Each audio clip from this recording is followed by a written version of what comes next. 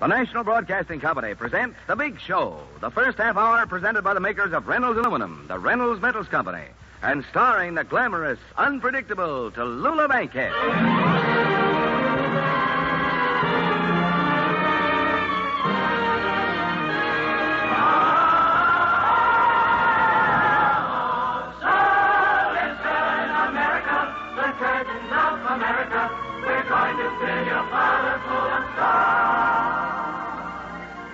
For the next hour and 30 minutes, you'll be entertained by some of the biggest names in show business. Such bright stars as Richard Easton, Bill Foster, Joe Frisco, Peter Laurie, Ethel Merman, Shepard Strudwick, Meredith Wilson. And my name, darlings, is Tallulah Bankhead.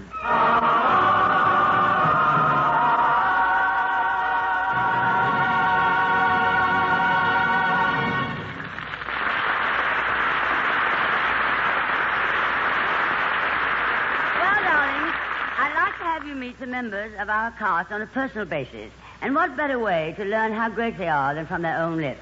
So I've asked them to prepare brief outlines of their careers in show business. Those who could write turned in the following little masterpieces. Phil Foster, for instance. Foster, Phil. Born 1919, Brooklyn. Died 1951, Polo Grounds. Goody. Cause of death, Ralph bronchitis. As a kid, I was very tough. When I was 6 years old, my mother and father ran away from home. I started out in show business as an assistant to a magician. There was 3 of us in the act. The magician, a girl, and me. One night, the magician got sick, and I took his place. After that, there were 4 of us in the act. The magician, me, and the girl I sawed in half. Okay, Foster, disappear. And next we hear a little about the life and struggle of Richard Easton. Easton Richard, singer, began in show business as a spear carrier in Medea, starring Judith Anderson. One night, my spear dipped, and I caught her right in the middle of the second act. Miss Anderson never reached greater heights. Then I became understudy to H.U. Pinza in South Pacific, but Mr. Pinza enjoyed good health for 6 solid weeks. Then one day he became indisposed, and I went on in his place. The applause and acclaim I received was well worth the $2 I spent for his Mickey Finn. And to think I've been drinking the coffee that boy's been handing me all afternoon. I hope this pain in my side is only appendicitis. All right, now let's see who's next. Oh, yes, a newcomer to the theater, Ethel Merman. Merman Ethel. After high school, I attended secretarial school where I studied dictation, typing, bookkeeping, and wrestling. On my first job as a stenographer, I was invited to a party on Long Island. They asked me to sing, and a producer heard me. He was sitting in his office on 42nd Street at the time. Since then, some of the shows I've been in have included Girl Crazy, Anything Goes, Panama Hattie, Annie Get Your Gun, Little Foxes, and Call Me Madam. Little Foxes? I just wanted to see if you ever listen while somebody else is talking.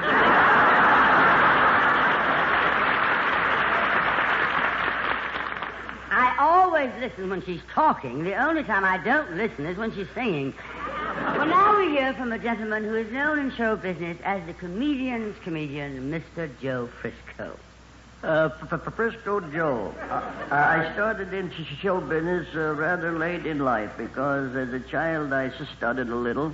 I played vaudeville a long time, and then I went into the radio as the announcer. They fired me. I was too short. I've been out in Hollywood, and I didn't intend to come to New York. But I was down at the depot seeing a friend off, and before I could finish saying goodbye, the train had pulled into the Grand Central. But for some years now, I've been making a living betting, yeah. Oh, you can ad-lib, too. Oh, brother, not with you, I don't dare. I'll bet on anything. What is the odds I don't finish the show? Darling, if this were a half-hour show, we could never use you, darling, Joe Frisco. Well, our next guest is a talented Broadway actor, Shepard Strudwick. Strudwick Shepard, or Shepard Strudwick. I never know which comes first. Actor in the legitimate theater and very proud of my profession. Miss Bankhead offered me a good salary to appear on the big show, and I accepted. I'm not that proud. I've appeared in many motion pictures. They're at that in-between age.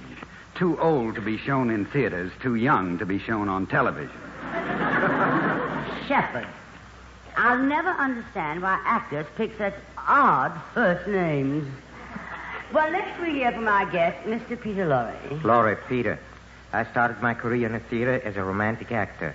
But against my will, they put me into horror pictures. I always want to be the actor who got the girl, but in my pictures, by the time I get the girl, she's dead.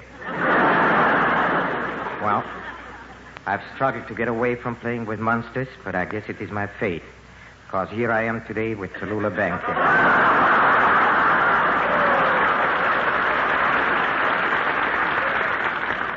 Well, that's my fault.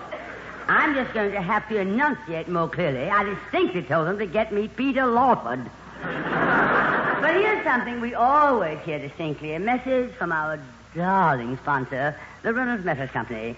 They want to tell you about another version of the legend of Sleepy Hollow. You know, Miss Bankhead, if a modern Rip Van Winkle should wake up now after a 20-year sleep, he'd be much more surprised than the original character. It wouldn't be just his wife and friends who had changed. The whole face of the world would be different. Because even 20 years ago, you couldn't have seen Reynolds aluminum roofs gleaming all over the countryside, or Reynolds aluminum windows and gutters on so many homes. The whole idea of reflective insulation was quite new. Radiant heat kept out in summer, kept in winter, by Reynolds aluminum foil. You see, aluminum was a one-company industry then, growing slowly. Reynolds' competition made it flourish, pushed production up, kept the price down. It's a fact that aluminum is the only basic metal which costs less today than before World War II. It's a fact that helps expand the age of aluminum. Reynolds aluminum.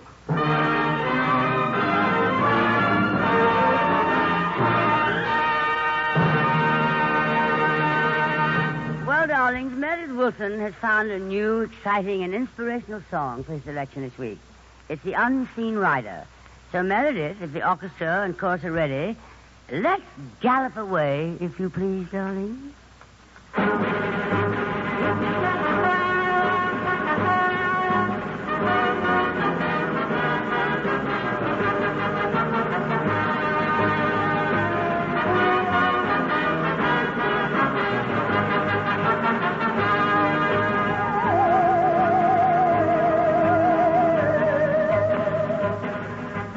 Unseen riders, horses' feet were thundering a mighty beat, sounded like an echo from the sky.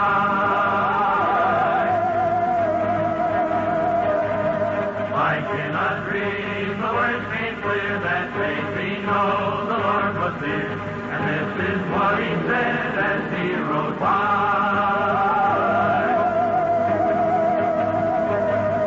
When the water in your canteen enough to wet your lips, when your horse is getting weary, when your faith in praying slips, start praying to the Lord above to let the sun go down. The unseen rider hears your prayer and tells you he's arrived. The unseen rider and the unseen rider brings hope in time of sorrow and distress. The unseen rider and the unseen rider will guide you on your way to peace and rest. Where are you, unseen rider? Have you passed my way today? And the echo kept on ringing as it traveled on its way. As the echo filled the valley, a voice said, "You must pray."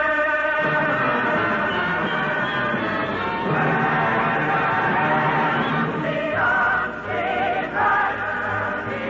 unseen rider brings hope in time of sorrow and distress.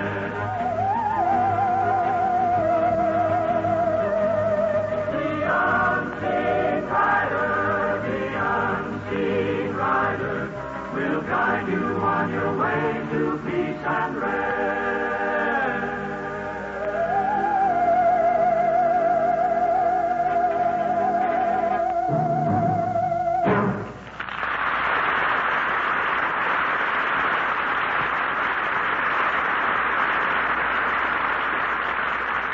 Divine Meredith as always. And now, darling, making his first appearance in the United States after a year's absence abroad, where his most recent triumphs he directed, produced, and starred in one of Europe's most sensational pictures, the distinguished artist, Mr. Peter Laurie.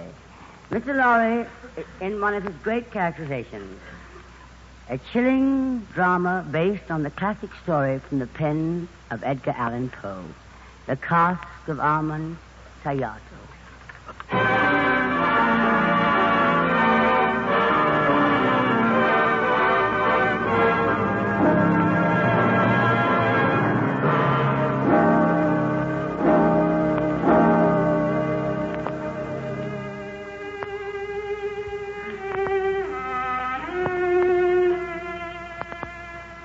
The night is soft and amorous, gentle with distant music, and gay with faraway laughter of masked people playing at carnival time.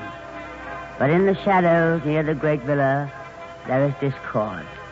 A guitar dragged by its carnival ribbons as a darkened shadow reels and with crazy caution makes his way towards the shining building.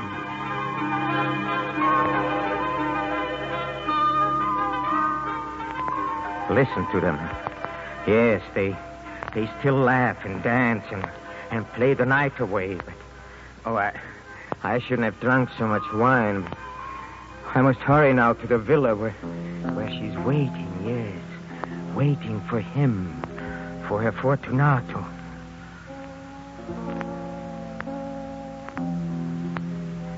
Oh, you at last. Oh, you're like a beautiful painting. Soft in candlelight. But your lips, they're cold. And your face, what has happened to your face?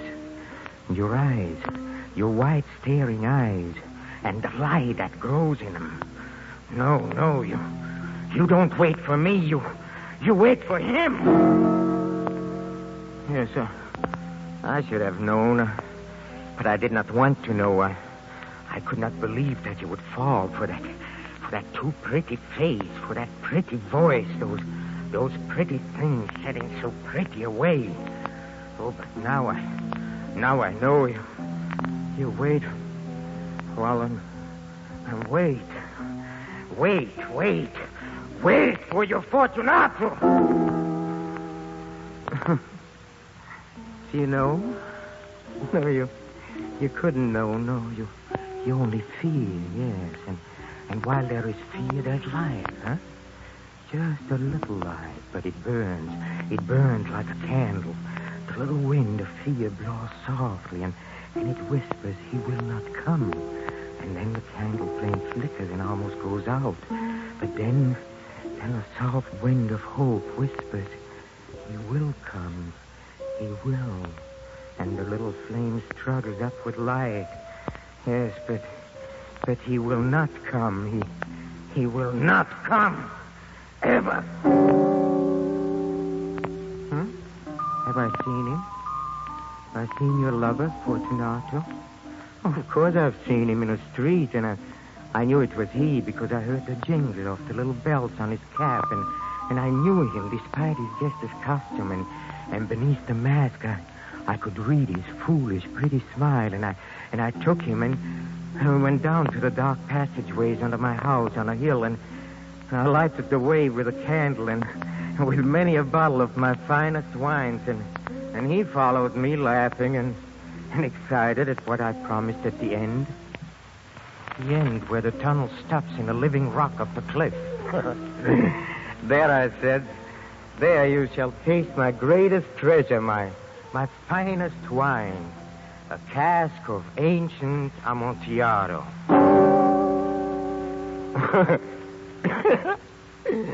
Then I took him by the hand and I pulled him toward the solid rock behind the shadows, where I had prepared an opening, yes, an opening to fit the form of you, Fortunato. I put down the candle and I said, now you shall taste the amontillado. And he turned, and I was upon him as he turned, and I shoved him, and he fell forward into the opening that was waiting for him, and then I slammed the stone into place. Soon as he was done, and I flung away the trowel, and I cried out to him, "Hear me, Fortunato." But he could not answer me now, for in his mouth there was stone, and in his heart there was ice, and I heard him shriek, and faintly the sound of his pounding hands, and faintly the little bells on his cap, jingling.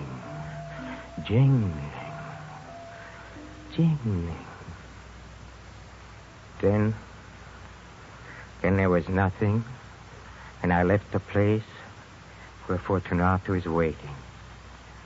Yes, he waits, and you wait, and you shall wait forever.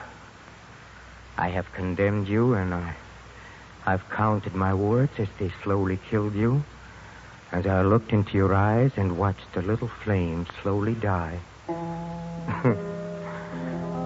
Now go down to him. Sit with him. Play for him. Sing for him. Put your golden head over to kneel. Embrace the stone with your beautiful arms. Press your body against the cold stone and cry to him. Whisper to him and listen. Listen, and perhaps you'll hear him breathe, and perhaps you'll hear a soft tinkling of his cap. Yes, the tinkling of the bells. And so, dead among the living, may you wait for your Fortunato as he waits for you. And me, I'm condemned too, condemned forever by my own love.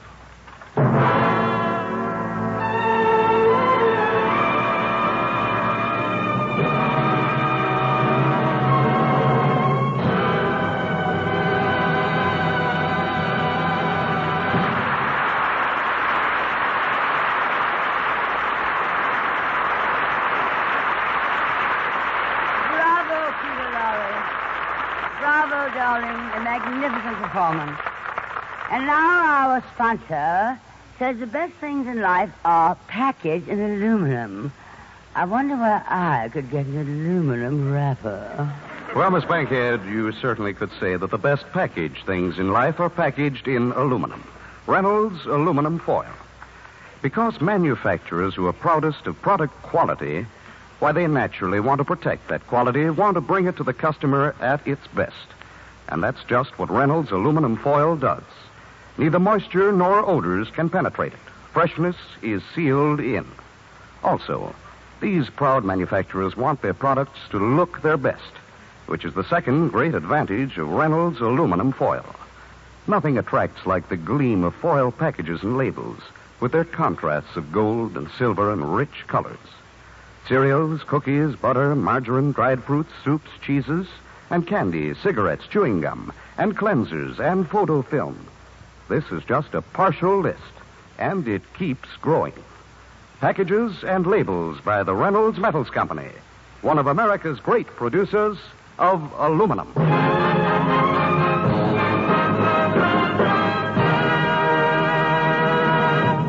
Well, darlings, we've planned a little surprise for you all this week. Out in Hollywood on March 11th, they're celebrating Wistful Vista Day. This is to honor two of radio's most beloved people, Marion and Jim Jordan. This is their 20th anniversary on NBC. We have asked Fibber, McGee, and Molly, as they are so lovingly known to all of us, to join the big show for a few minutes. So we'll skip across the country to Hollywood and bid them welcome. Hello, darlings. say something wistfully, Vista, won't you, sweetie? Did you hear that, McGee? Did you hear Miss Bankhead? She called her sweetie. Well, you can't blame the kid for getting carried away on a sentimental occasion like this, Molly. No. Our anniversary. 20 years on NBC, and they haven't found out what's the matter yet. No. Just think of that. You think of it. It gives me a headache. Okay, Mommy. I hope Uncle Dennis is listening to us right now, McGee. He was living with us, when we started on NBC. Yeah, boy, I used to get so tired of him sitting around the house while I done all the work. Now, that isn't true, dearie. Uncle Dennis tried to help, but he wasn't very strong. You remember the night the mosquitoes were so bad and he worked so hard swatting them? Some hard work. He killed 4 mosquitoes in the front hall and then went straight up to his bedroom and killed a 5th. 20 years ago. That was the year we first met the little girl who lives down the street from us now, McGee. The one who always giggles and says, "Hi, mister." "Hi, Miss McGee." Well, hello there, Teeny. I'm glad to see you. Hello, dear. We were just talking about you. I got a question for you, Teeny. As long as we've known you, you haven't aged a bit. How old are you, anyhow? 6 years old, I betcha. Boy, you were that old the first time we met you. Are you one of these leap year babies, February 29th, where your birthday only comes around every 4 years? I got a better deal than that even, mister. Oh? My birthday is February 30th. It doesn't come around at all. Well, I was only guessing, of course. As the guy said when the shark swallowed his girlfriend, Dorothy, it's only a dot in the shark. My gosh, don't you get it, kids? Shot in the dark, dot in the shark. It ain't funny, McGee. Come to think of it, it wasn't funny when I said it 20 years ago, either. So take it away, Tallulah. I tried.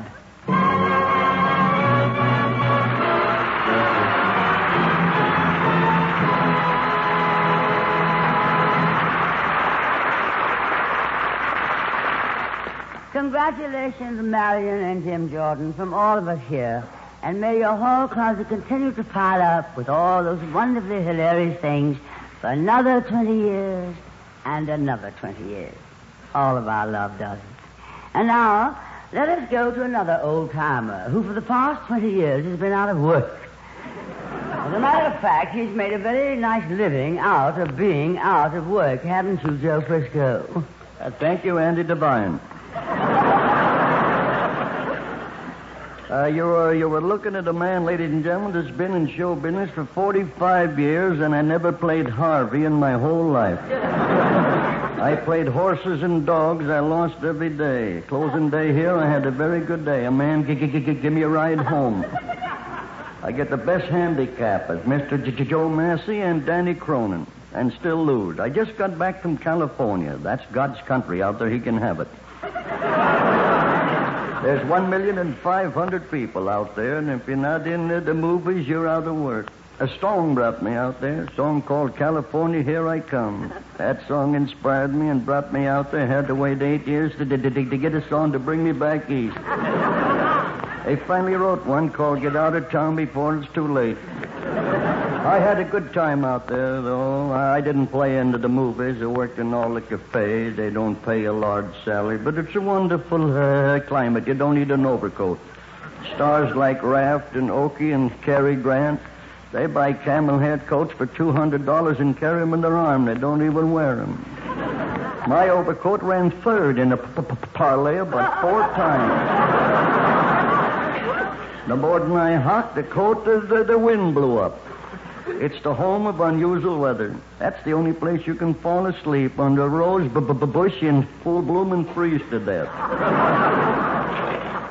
I met a native son out there, and he was bragging about the climate. He says, we don't have any snow out here. We may have a little rain. There's a pretty remark. They may have a little rain is right. I knew a man, he worked for MGM. He built a little, what sounded like a train coming in. And he built a little wooden home out in San Fernando Valley. It rained there about 4 years ago. He's down in New Orleans now with the same house.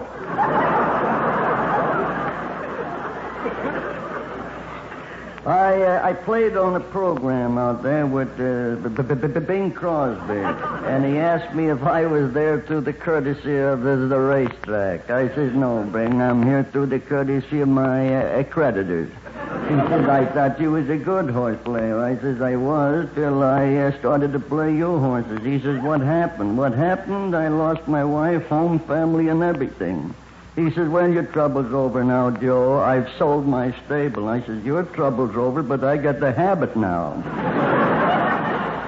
But I'm going to a doctor that cures you from the horses. He says, I never heard of it. I ought to go to him, too. He says, where's his office at? And I says, about 1.8 miles from here. He says, you couldn't make it 1 3/16, could you? And I said, the doctor's an old man. I don't think he can go that far.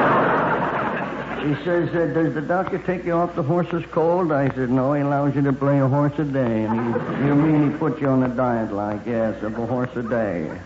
And he says, did you have any trouble with him taking you as a patient? I says, he didn't want to take me. He asked me how long I played him. I lied to him. I played him 30 years. I heard him say to the girl in the other office, I got a mental case out here. He says, how did you know he was talking about you? I says, I was the only one in the room. It wasn't an entry. But I went out to the track one day. They're doing a big $100,000 handicap. I couldn't see nothing. There was 60,000 people yelling and hauling. The guy in front of me was stepping on my feet. He had a Panama hat on. I looked at him. Who do you think it was? The doctor with my money.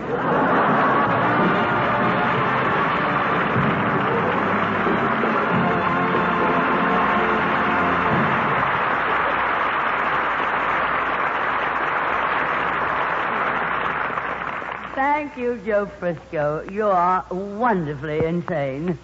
Since you haven't done anything for so long, you must be rested up enough to come back a little late in our show, huh? Now a word from the darling Reynolds Metals Company about ice. Just ice, darling. Yes, Miss Bankhead, just ice. And Reynolds aluminum, of course. Aluminum ice trays are just about the most common demonstration of aluminum in every home, demonstrating the high conductivity that freezes water faster, and frozen foods, too. Demonstrating rust-proof cleanness and freedom from chipping, lightweight and bright appearance, qualities that make aluminum preferred in modern refrigerators. Just as you prefer to wrap and cover foods in Reynolds Wrap, the original and genuine, the pure aluminum foil. It's hard to find Reynolds Wrap on store shelves today because military needs come first. But with aluminum production rapidly expanding, we hope there will be more soon. From the Reynolds Metals Company, pioneers of progress through aluminum. Songs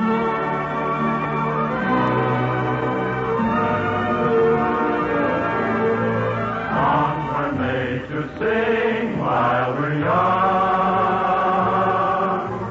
Every day is spring while we're young. None can refuse. Time flies so fast. Before we go to Act 2 with Ethel Merman and our other guests, I just want to take a moment to ring my chime. This is NBC, the National Broadcasting Company.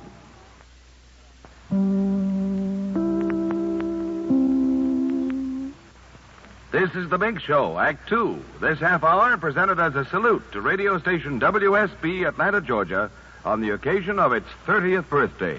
Well, darlings, there's no finer way to begin a salute of any kind than with a song by Ethel Merman. It's like a salute of 21 guns. Louder, if you ask me. However, tonight Ethel gives us a change of pace. She has become entranced with a beautiful French folk song all about Jimmy Brown. She offers it now. Meredith, if you please.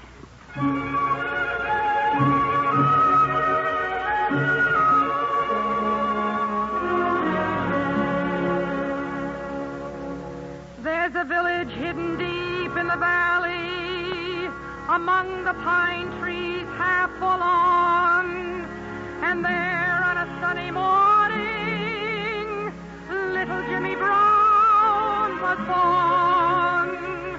So his parents brought him to the chapel when he was only 1 day old.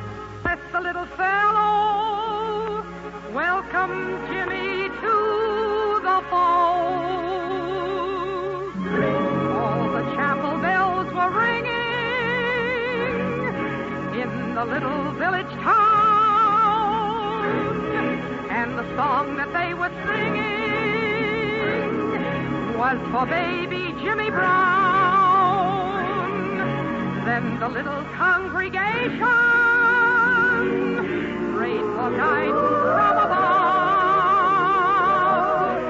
Lead us not into temptation, lest this hour of meditation guide him with eternal love. There's a village hidden deep in the valley, beneath the mountains high above. And there, 20 years thereafter, Jimmy was to meet his love. Many friends were gathered in the chapel, and many tears of joy were shed. In June on a Sunday morning, when Jimmy and his bride were wed, all the chapel bells were ringing. It was a great day in his life, 'cause the songs that they were singing were for Jimmy and his wife. Then the little congregation prayed for guidance from above. Lead us not into temptation, lest, O Lord, this celebration may their lives be filled with love. From the village hidden deep in the valley, one rainy morning, dark and gray, a soul winged its way to heaven. Jimmy Brown had passed away. Silent people gathered in the chapel to say farewell to their old friend, whose life had been like a flower, budding, blooming, till the end. Just a lonely bell was ringing in the little village town. 'Twas farewell that it was singing to our good old Jimmy Brown. And the little congregation prayed for guidance from above.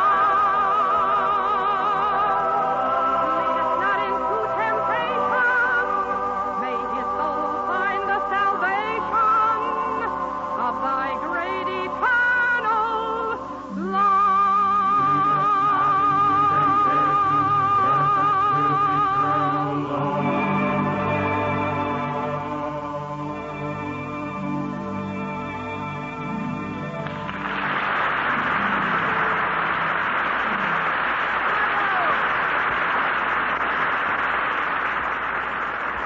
Beautifully done, Ethel. You made me cry, darling. You're just wonderful. As a matter of fact, you always fare well on this show. And so farewell. Now, our next act... Now, just a minute, Tallulah. Here's a dime. What's that for? That's a tip for the brush-off you just gave me. Well, I did it purposely, darling, because every time we meet up here, it always leads to some sort of unpleasantness between us, which you always start. I never start anything. As a matter of fact, I only wanted to congratulate you. I saw in Variety that you're going on television next season. Who read it to you? Now, I suppose I started that. Oh, I'm sorry, darling. I don't know why I said that. I could just bite my tongue. Well, don't do it. You'll poison yourself. Now we're even. How about this television, Tallulah? Are you really going on it next season? Oh, well, Ethel, darling, some men up at NBC have made some advances. Yes, but are you going on television? Well, I might, but how about you? Are you going to television after your play's finished, Ethel? No, I'm going into the movies. I'm going out to Hollywood to make the screen version of Call Me Madam. How cozy. And when it's finished, I'm going to send you a ticket to the first preview showing. Oh, never mind, darling. I'll see it on television. But that is.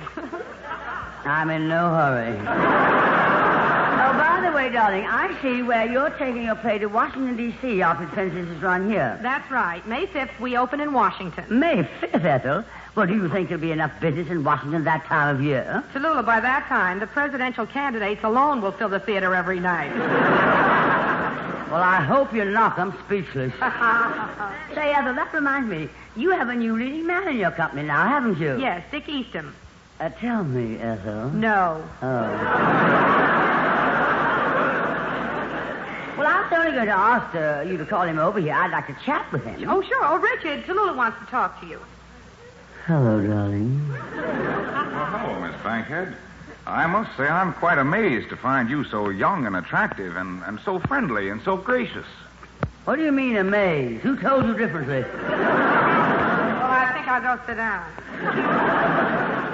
Richard, I have to introduce you so you can do your song.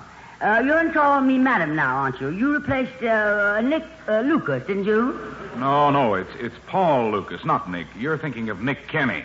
Oh, no, I must have been thinking of the fellow with the accordion, Kenny Baker. No, that's Phil Baker. Oh, no, darling, that was Phil Spitoni. I've got it now. Ladies and gentlemen, here is Mr. Richard Easton, formerly with Phil Spitoni's all-girl orchestra. Mr. Easton, who is now appearing in Call Me Madam, will sing a song from South Pacific. He will be accompanied by a man who saw both those plays, Meredith Wilson. The song, This Nearly Was Mine. Meredith, if you please.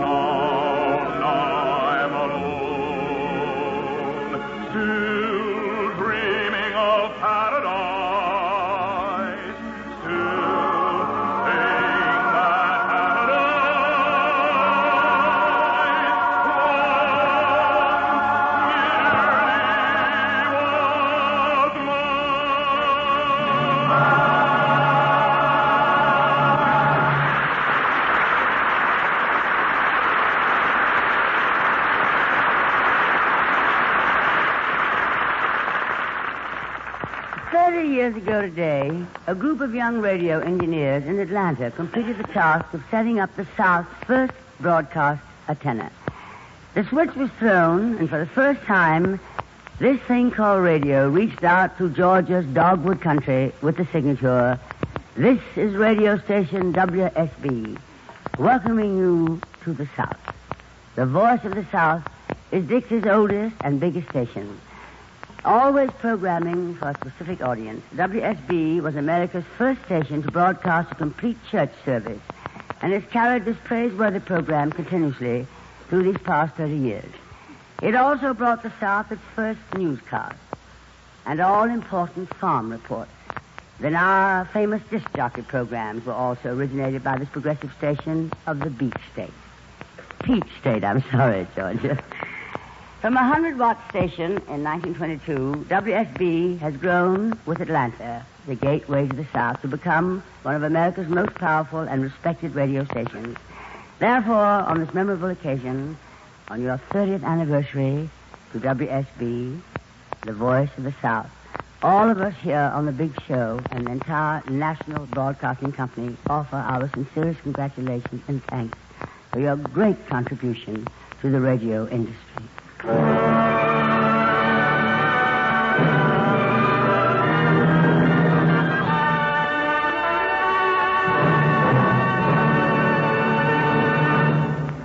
Our own Meredith Wilson is one of the most versatile artists ever to appear on the Big Show. He not only composes music, writes lyrics, conducts our music, has a television show, has another radio show, but also finds time to write a novel. Meredith has written a book which is fast climbing into the bestseller class. Tonight it is our pleasure to present a dramatization of a part of that novel, and we were fortunate to secure Shepard Strudwick from the smash Broadway success Affairs of State. And so, without further ado, here are scenes from Meredith Wilson's new novel, with the most intriguing title I've ever heard, Who Did What to Fidelia? Starring Shepard Strudwick as Wixbury.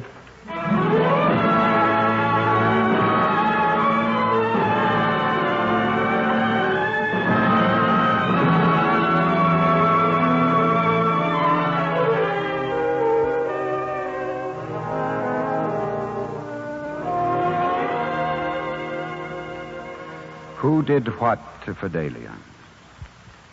Well, we are three who did. Spart Collis with his Broadway glibness and wisecracking cynicism. Then there's his sister, Florabelle, sure of a way around Park Avenue. And then there's me, Wixbury. Adelbert Wixbury, obnoxiously egotistical, sadistic, radio executive Wixbury. Although someone was kind enough to say this morning, my secretary, I guess, that I really have changed for the better. But our story begins in this case at the end, for Fidelia's missing, and there's a wake of sorts being held in Florabelle's flower shop. It's time I was getting over there, for I, more than any of them, have reason to find Fidelia.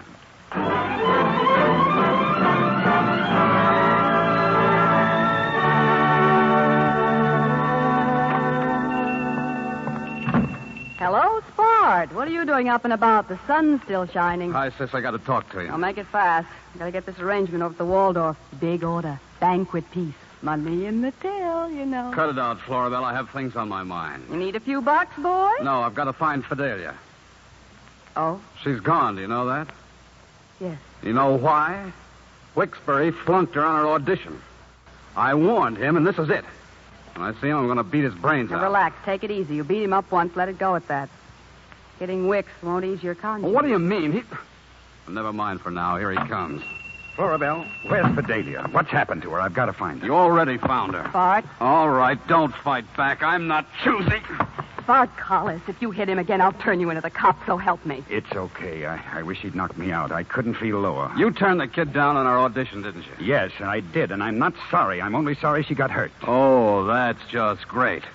What if she's gone down to the river and thrown herself in? Just because you had to play Nero in the stands and turn thumbs down. Now, hold the phone, you two. Let's not get emotional about Fidelia. All right. We met her. We learned to love her. We're somehow better people for having her pass briefly through our lives. Fidelia had something.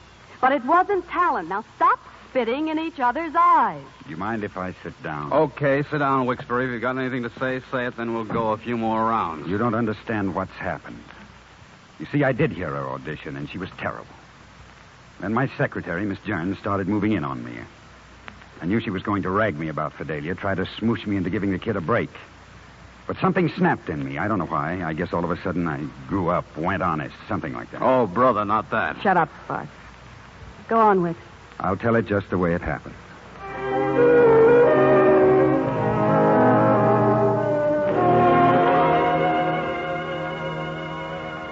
Sit down, Miss Jones. You may want to quit when I get through what I want to say, but you're going to listen. First, I want you to understand why I've never in my life made any exceptions in the way I treat the struggling talent and so-called talent around here. Take a kid like Fidelia Parker, being falsely encouraged by everybody and his brother because of her big eyes and her gold hair.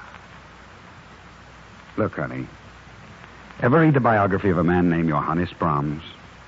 The greatest composer of music this or any world ever saw. Brahms said that the way to stimulate talent is to stifle it, strangle it, choke it, ruthlessly and relentlessly. Understand? Look, there are hundreds of thousands of good kids all over the world, just like Fidelia Parker, who've got a lot of poison stardust in their eyes. Somebody has to be the doctor and take the rap. Somebody's got to be concerned enough about their future to be the villain and try to turn them out of a profession in which they can be less than mediocre at the very best. And you don't ever have to worry about cutting down somebody who happens to have real talent either. The percentage who have any honest to God-given gift compared to those who are only stage-struck is maybe 1 in a million. They couldn't starve Schubert out or browbeat Handel. They couldn't break the spirit of a Schumann Heink or carry Jacob's Bond. They threw Caruso out of the chorus, and they laughed at Charlie Oppen. You can't stop talent. Real talent is an express train of hurtling iron and steel and steam. You can't derail it, can't sidetrack it. Fidelia has the courage, but she hasn't talent. Real talent. And all her courage and her work have been misdirected since she was a kid. Oh, no. Fidelia. Fidelia, how long have you been standing there? How much have you heard? Fidelia, wait! Fidelia, come back here!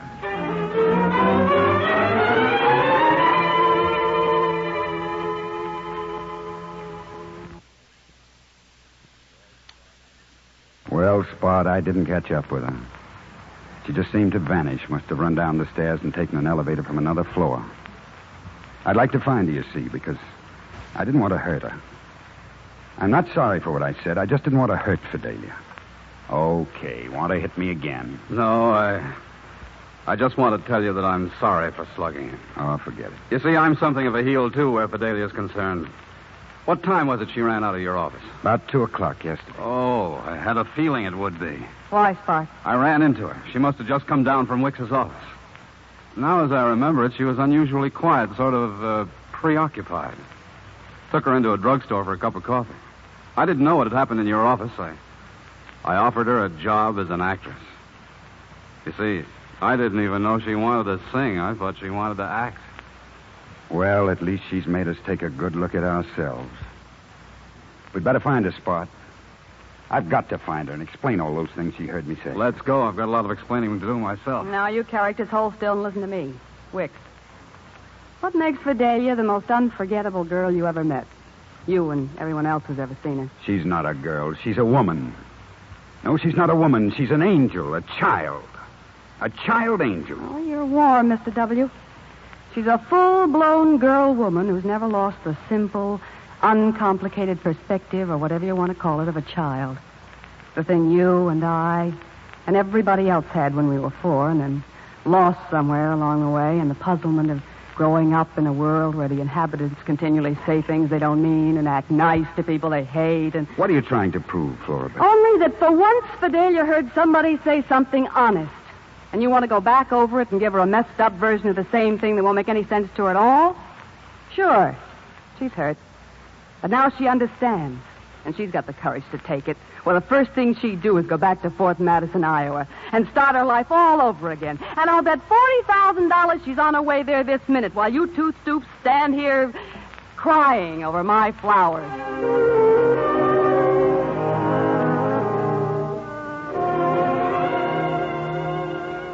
I just wanted to stop off here in the office for a moment, Spot, look over the mail, then we can go on and have that drink together. Go right ahead, Wicks. You know, another thing we owe Fidelia is that she's brought us together as friends. Right. But I still can't believe that she's gone. Wixbury speaking. Who? Wants an audition. What does she look like? What? Blonde, blue eyes, lovely. Fidelia. What's her name? What? Oh. Okay. From Akron, huh? Okay, ask her to wait. From Akron, huh? Name of Alma something or other. Look, Wicks, let's give her the biggest audition in town. Maybe this one's got something. If she's got real talent, we could give her a real break and kind of make it up to Fidelia. Now you're talking, boy. Let's put on our angel suits and strike a blow for Fidelia.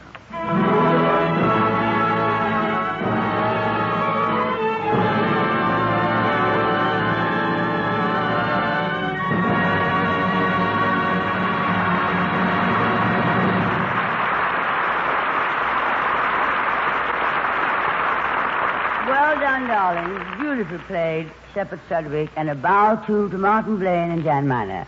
And to Meredith, congratulations. Your new book sounds like another bestseller. Just a minute, Tool. What happened with that new girl that came for the audition? Maybe we ought to do a sequel to Who Did What to Fidelia. Okay, we can call it What Did Fidelia Do to Wixbury and Scott, and make them do what they did to Alma by Meredith Wilson. Boy, I'm glad you said that instead of Joe Frisco. The show would have been over. Well, if Ethel Merman and Peter Laurie will join us, here is what did Fidelia do to etc., etc., etc. by etc. Wilson. And Meredith, darling, if you will put down your typewriter and pick up your baton, we'd like some music, if you please.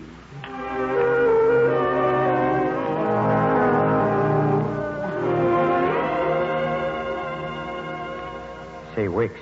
Yo, Spock, what is it? Girl is waiting outside for an audition. Alma? What do we want with her? Wicks, we must do it. It's for Fidelia. Well, for Fidelia. I'll listen to her. Let her in, Spot. Come in. Are you Alma? No, I'm Alma's mother. This is my little girl, Alma. Say hello, Alma. Hello.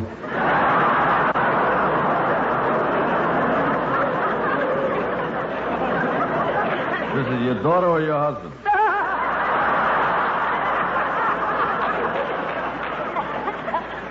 Wicks, we must audition her. It's for Fidelia. For Fidelia.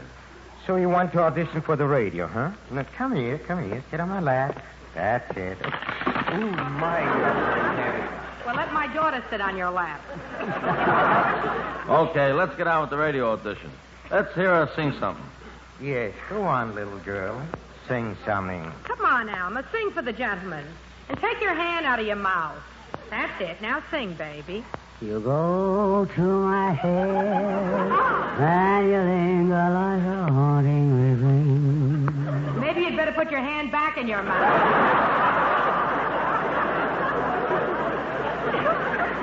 And I find you spinning around in my brain. What I could do to her brain with a pair of pliers. Her brain even a small tweezer. Remember Fidelia.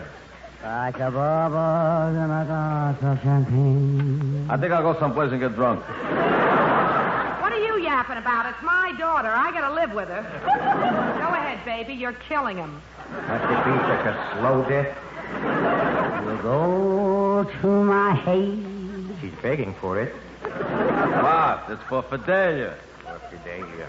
Like a sip of sparkling burgundy brew. I may join you for that drink. And I find the very mention of you like a kicker in a beautiful tree. Kicker? That's an idea. I never thought of that. The thrill of the thought that you might give a thought to my plea, 'cause the smell of a meal. Spell. S-M-E-L-L. And I say to myself, get a hold of yourself. I could get a hold of your throat and Can't you see this never can be? That's exactly what I said when the nurse brought her in to me. Go to my head with a smile that makes my temperature rise. This ain't doing my blood pressure any good either. I've heard enough. Well, gentlemen, what do you say? And remember, you're gentlemen. Well, if you ask me... Wicks, remember Fidelia. Oh, yes, Fidelia. Well, let me put it this way. It isn't that this girl has average talent. This girl has a sort of superior... No, not superior. A fine talent that, no, not fine. That's not the word. It's lousy. That's the word. Oh, but there is a place for that kind of talent, and we have just the spot. We are going to put her on radio. It'll be an hour-and-a-half show, and there will be so many guest stars around that nobody will notice that.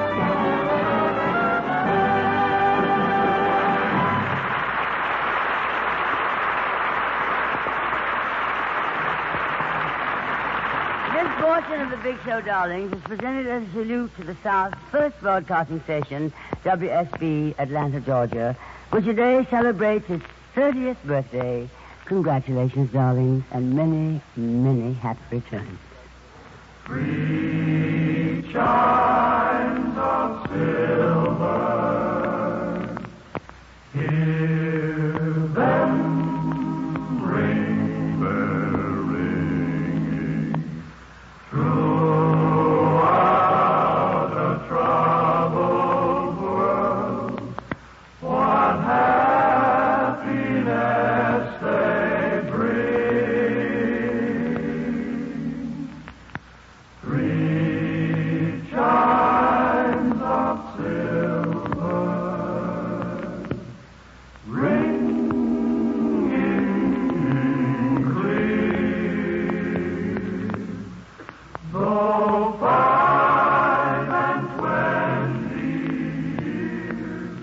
years have gone. We'll be back in a moment, just as soon as I ring my chime. This is NBC, the National Broadcasting Company.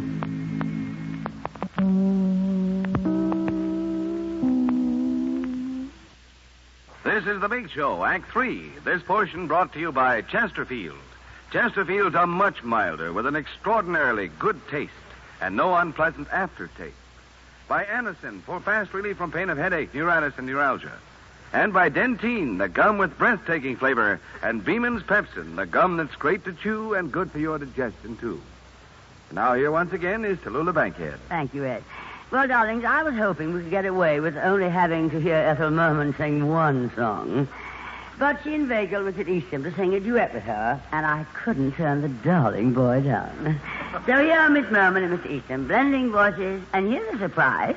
They're actually going to sing a song from their own show. So listen now to The Best Thing for You from Call Me Madam. Meredith, darling, if you please.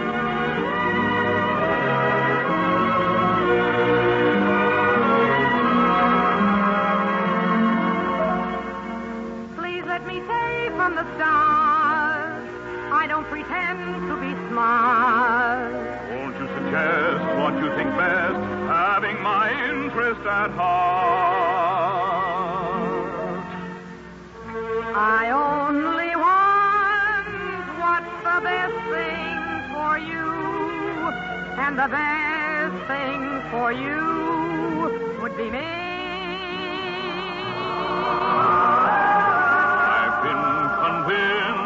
After thinking it through, that the best thing for you would be me.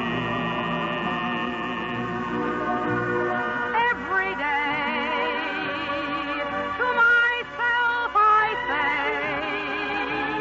point the way, what will it be? I ask my myself what's the best thing for you, and myself and I seem to agree.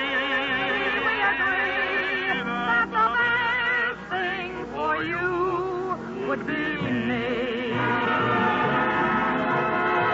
Every day to myself I say, for it's the way, what will it be?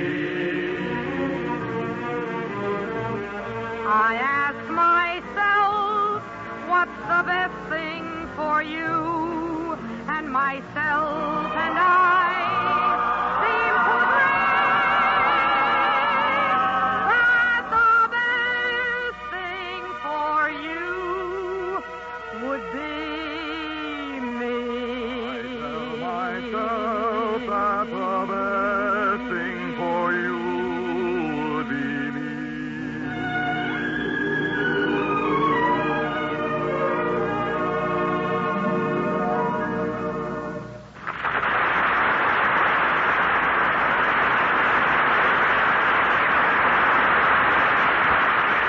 The mask is off. The mask is off in cigarette advertising. Chesterfield is first to name all of its ingredients, and here they are. Chesterfield uses the right combination of the world's best tobaccos, pre-tested by laboratory instruments for the most desirable smoking qualities, and kept tasty and fresh by the only tried and tested moistening agents proved by over 40 years of continuous use in USA tobacco products as entirely safe for use in the mouth. Pure natural sugars and chemically pure, harmless, and far more costly glycerol. Nothing else. You can be glad if you smoke Chesterfields because they give you every advantage known to modern science. For you, that means that Chesterfields are much milder, with an extraordinarily good taste and no unpleasant aftertaste. All for your smoking pleasure and protection. They satisfy millions. Sound off for Chesterfields and do it today.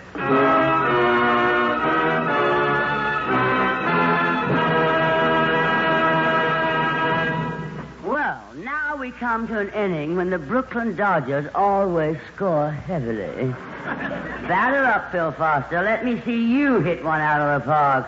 Are you listening, Bobby Thompson, darling? Ad-lib. What's been going on at your home, honey child? Well, I don't know if you know, but around my neighborhood in Brooklyn, everybody's out of work. No, nobody likes to work. We only got one fellow in the whole section that is working steady, and he works every Christmas at the post office. And so when I go home, my mother said to me very nicely, I hope you haven't been seeing Schuyler because he's a hydromatic vagabond. I said, Ma, stop being so fancy. What is that? What's a hydromatic vagabond? She said he's a shiftless bum. Well, I can remember when I was out of work, I used to live in Coney Island. That's the last block in America. The next block is Avenue A, Paris.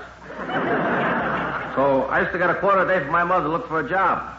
And those days used to be a quarter at the New York Paramount before 1 o'clock. And from Coney Island to the Paramount was easily 16 miles. So I couldn't make it. So one day I used to hide under the boardwalk, on top of the boardwalk. I used to, in the pool rooms, the libraries. And about 3 o'clock I go in the hall, take the dirt off the wall, put it on my head, walk into the house, say, Ma, I couldn't find a job. I was a very big liar. Then the second day I get another quarter. That's a half a buck. But with a half a buck, you're in action. You can move around a little bit better. For instance, I blew on car fare. Another quarter to pay my way into the picture, 35 cents, a nickel for my meal. What are you laughing? You get a bar of chocolate with some water. You mix the whole thing up, you don't want to eat nothing for the rest of the day. And like that, I lived for a couple of years. I could have found a job, except that I knew I was going to be an actor someday, and I was practicing how to be out of work. So one day I woke up the second day, instead of having 50 cents, I got 30 cents. And there's a reason for that. The night before, I took out a girl. I blew 20 cents on her. Then I found out that she was going steady. I could have killed her altogether. So here it is, 30 cents, 6:30 in the morning. What am I going to do? I'll walk to New York. How far could it be? So I went down Epsom Avenue. I turned left on 17th Street. This must be very interesting to the people from Iowa right now. But if you ever come to New York, you follow this route. You'll see it's very interesting. And I went left. This is the shortcut, incidentally, on 17th Street. If you don't know this way, you got to go to Ocean Parkway. Much longer. So I went to the left. I turned over a little bridge. I went to Bath Beach, Bay Ridge, Fort Hampton Parkway, 4th Avenue, Borough Hall section, over the bridge, another bridge. And then I got to New York, Broadway. I finally got to the picture. I think I was too tired because I can't remember the picture. Then with the remaining nickel, I got on the subway. I came home. I walk in the house. There's my father, both feet stuck in a pail of water. I said, Pa, what happened to you? He went, I said, my mother, what's wrong with him? She said, he followed you.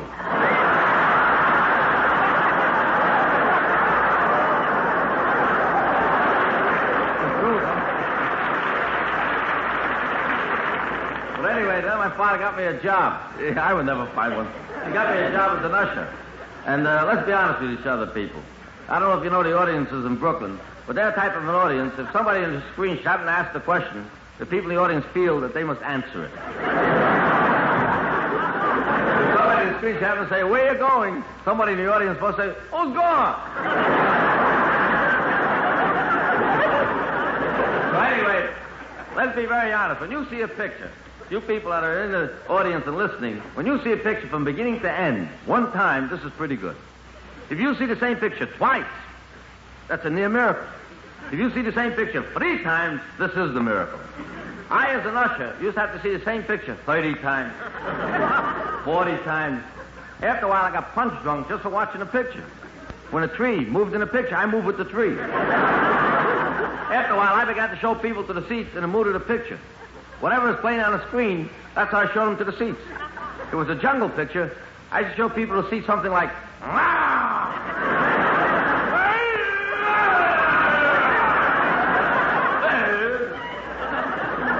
and it was a western picture of something like, howdy, partner. I reckon you're looking for a deuce in the old corral.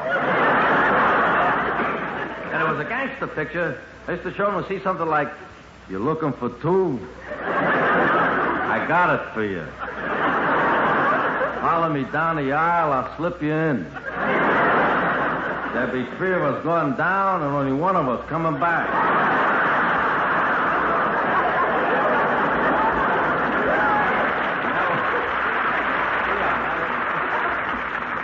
And that one wasn't me because I went on the stage. That's how I became an actor.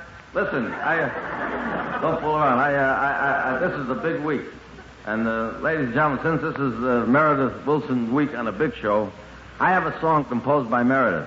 It seems like every 4 years, especially during election year, you hear phrases like dim view, I point with pride, I view with alarm, legislation, a situation. You hear all these things, you know. So Meredith Wilson put all these ingredients into one song, sort of a political love song, and I do it. Oh, boy. So here is the song, I take a dim view, and that's exactly what I think is going to happen to the song. I take a dim view.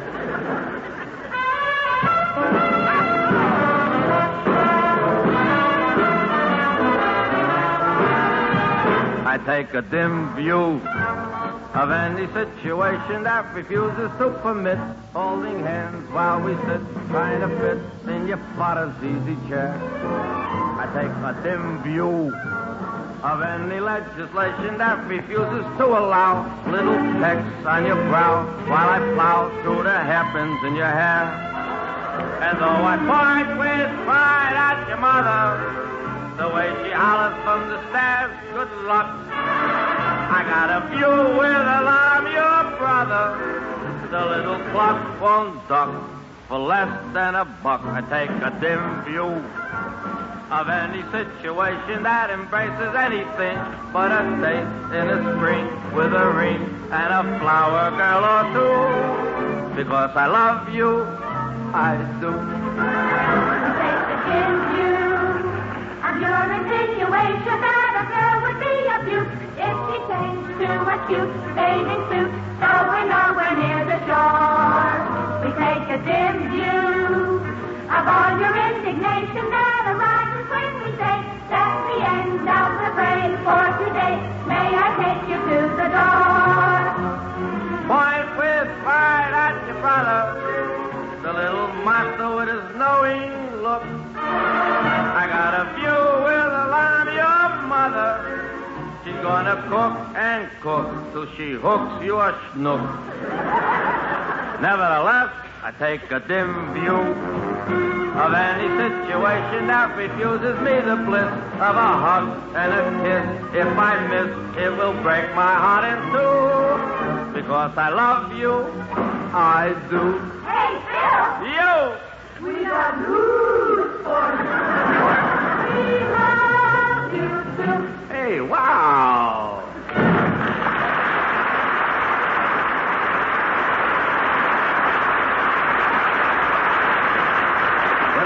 You to try Aniston for the relief of pain due to a headache, neuritis, or neuralgia, we are not asking you to try a new or unproved method. For there are many people listening in now who have been introduced to Aniston tablets by their own dentist or physician. You who have received Aniston this way know the effective, incredibly fast relief these tablets bring. Aniston is like a doctor's prescription. That is, Aniston contains not just one, but a combination of medically proven active ingredients in easy-to-take tablet form. People by the thousands are using modern Aniston today instead of other ways. Doesn't their experience seem worth following? Try Aniston the next time you suffer pains from headache, neuritis, or neuralgia. You'll be delighted with the results. Ask your druggist for Aniston today. Aniston is spelled A-N-A-C-I-N.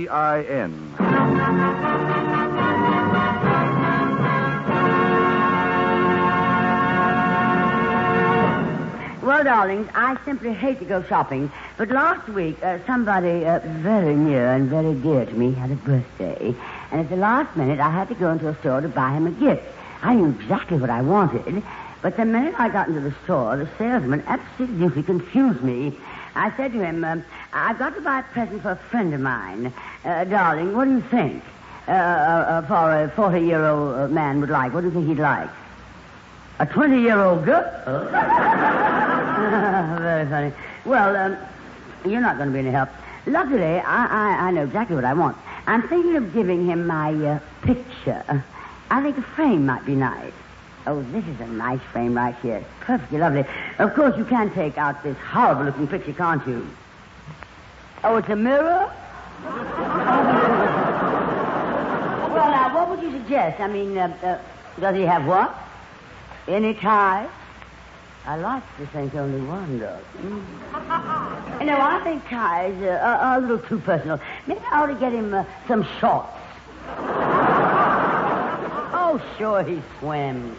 And let me see what else you have. A diary. He wouldn't dare. Not unless you have one with an asbestos cover. Now, how about showing me something else? What do you mean you're going to wait on this man first? I came here ahead of him. If you're going to make me stand here until you wait on this common, ordinary, tall, dimpled, attractive, blonde man... oh, well, go right ahead, sir. No, I have plenty of time. No, please, really, I have plenty of time. Go right ahead, darling. I mean no rush. I mean worry, hurry. Oh, nothing important. I was only trying to find something for a friend I used to know. Suggest something? Oh, of course. You go right ahead. And be as suggestive as you want to. Shirt? Oh, what an original idea. I always say it takes a man. What do you mean, for what? For anything, darling. Of course, I should have thought of shirts. A waiter, pilot, innkeeper. What do they call these salesmen? Oh, salesmen, yes. Of course. Darling, you're not only handsome, but clever, aren't you? A salesman, I'd like to see some shirts, please. What material? Well, something like this gentleman is wearing. Do you mind if I just feel the... thank you. What, cold hands? Well, you know the old saying, cold hands, what is the rest of that? Oh, yes, cold feet. Thank you, darling. Yes, salesman, I'll take a shirt like my friend here is wearing. What do you mean, what size? Neck? Well, I hope so. Oh, neck size. Oh, well, let me see. Do you mind, Blondie? I'll just put my fingers around your neck and, just let me tighten my finger just a little there. That's the size I want. And by the way, salesman, I also like the color he's turning. That's the most interesting shade of purple. What do you think, darling? What? Oh, my fingers around you. Oh, yes, I'm sorry, darling. My, you look all worn out. Yes, I know. Shopping is so tiring. I say, how about you and I going next door and shopping around for a drink? Well, good. Just a moment. Oh, salesman, I'll take that shirt. Have it sent to me. What? A monogram? Oh, that would be lovely. Oh, yes, let's have a monogram. The initials? Well, now, let's not rush into these things before we see how they work out. I'll call you tomorrow and let you know whose. I mean, what initials you should put on. Come along, darling. I just love to shop in men's stores. I always pick up the most divine things.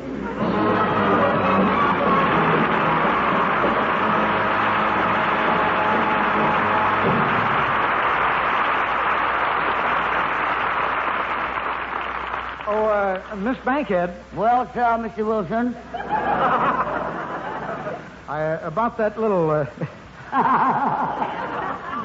about that little takeoff you did before on my book, you know. People might get the wrong idea about the book. Can't we talk a little like they do on that program? Author meets the candidate. You mean, darling, author meets the critic. All right, Meredith. We'll set up a little forum here. You'll be the author, the cast will be the critics, and now we need a moderator. The moderator should be somebody literate, intelligent, fair-minded, talented, and who doesn't talk so much, so the people on the forum can talk. I accept the nomination. So while we're setting up our round table and our square heads, here is something else of interest to you. For breathless moments. For your breathless moments. Chew Dentine, the gum with breathtaking flavor. Dentine tastes so good. Dentine freshens your breath. Dentine helps keep your teeth sparkling, clean, and white. Dentine, the gum with breathtaking flavor. Before you go out, and always after eating, drinking, smoking, refresh your breath with Dentine. You'll love Dentine chewing gum. For Dentine has a wonderful, tingling, nippy flavor that lingers on and on. It's delicious. And remember, Dentine helps keep your teeth white, too. Keep Dentine handy. You'll enjoy refreshing your breath when you chew Dentine. So, for breathless moments, for your breathless moments, Chew Dentine, the gum with breathtaking flavor.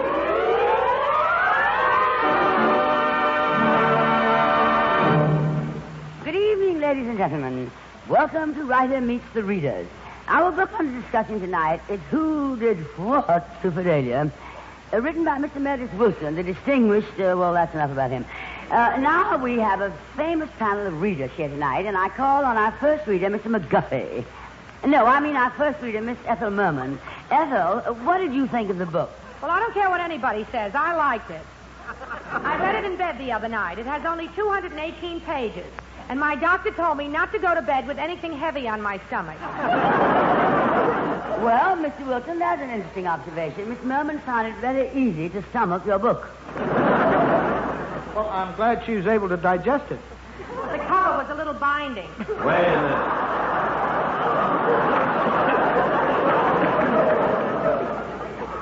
I got news for you. I just want to read you one little excerpt from the book. Mr. Foster, it is not your turn. Well, just let me read this. Here it is. Copyright 1952 by Meredith Wilson. All rights reserved. Library of Congress, catalog card number 52-5228. How about that? How about what? I got news for you. This Meredith Wilson is a card-carrying member of the library. Mr. Foster, I don't want politics in this forum. No politics. We are discussing a work of fiction. No fiction in politics? Mr. Laurie, you'll have to wait till I call on you. I don't care what anybody says. I like the book. You told us that before, Ethel. Well, I did like it. I bought it in the bookstore in the Roosevelt Hotel, and Darling, I told you no politics. Anyhow, I don't care what anybody says. I like the book. Ethel, there are other members on this panel, and everyone gets a chance to say something. That's the democratic way. I thought you said no politics. Silence, Let's hear now from another book lover, Mr. Joe Frisco. How did you find the book, Mr. Frisco? I've been trying to find a book ever since I got to New York. I can't make a bet. I can make a bet. I'm talking about who did what to Fidelia. Did you read it, darling? Well, I bought the 3 copies of it, and then we sat down and read it, 2 fellas and myself, all the night long. And? And I finished third and paid $3.80. So you think Mr. Wilson's book is not a good bet, all right. Now, how about you, Mr. Easton? You look as if you have something intelligent to say. Well, I read the book from cover to cover. Uh-huh. Did you like it? Oh, it was great. I can't wait to get to the pages in between. I want to call your attention to the first 2 pages in the book. They're blank. Philip, please. And there are 2 blank pages in the back of the book. So what? So, I held a match between those pages to see if there's any secret writing on them. Well? I got news for you. There wasn't any secret writing. And that made me suspicious. I knew I was on the right track. If you're going to the track, Phil, I got a good thing. Don't confuse me. I read those spy stories. I know how to bring out invisible writing. So I took a lemon and squeezed the juice on those blank pages. And? The book left a sour taste in my mouth. I don't care what anybody says. I like the book. Oh, shut up. Let's hear from Shepard Strudwick. I am happy to announce from the rock-ribbed coast of Maine to the sunny shores of California. Not so loud, darling. Don't stand so close to the mic. Why not?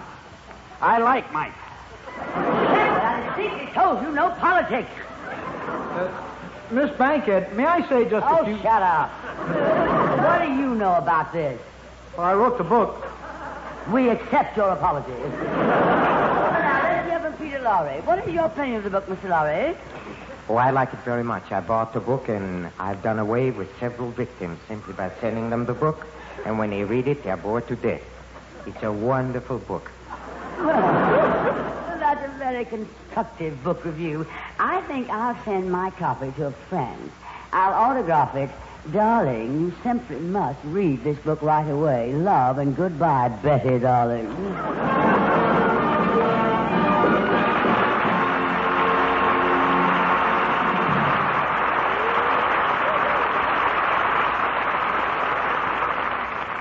Well, that's our show for this week, darling. Be with us next Sunday when our guests will be Fred Allen, Peter Donald, Bill Gargan, Portland Hopper, Helen O'Connell, Frank Sinatra, and others.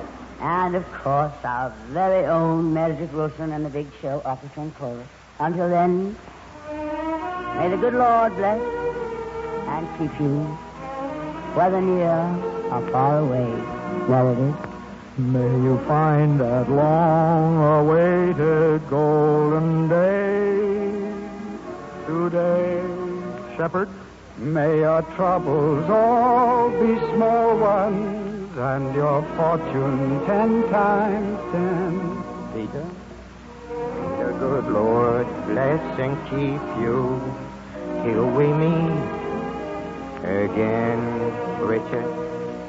May you walk with sunlight shining and a bluebird in every tree. May there be a silver lining back of every cloud you see. Fill your dreams with sweet tomorrow. Never mind what might have been. Joe, may the good Lord bless you and keep you till we meet again. Ethel? May you long recall each rainbow, then you'll soon forget the rain. May the warm and tender memories be the ones that will remain. Fill your dreams with sweet tomorrows. Never mind what might have been. May the good Lord bless and keep you until we meet again. May the good Lord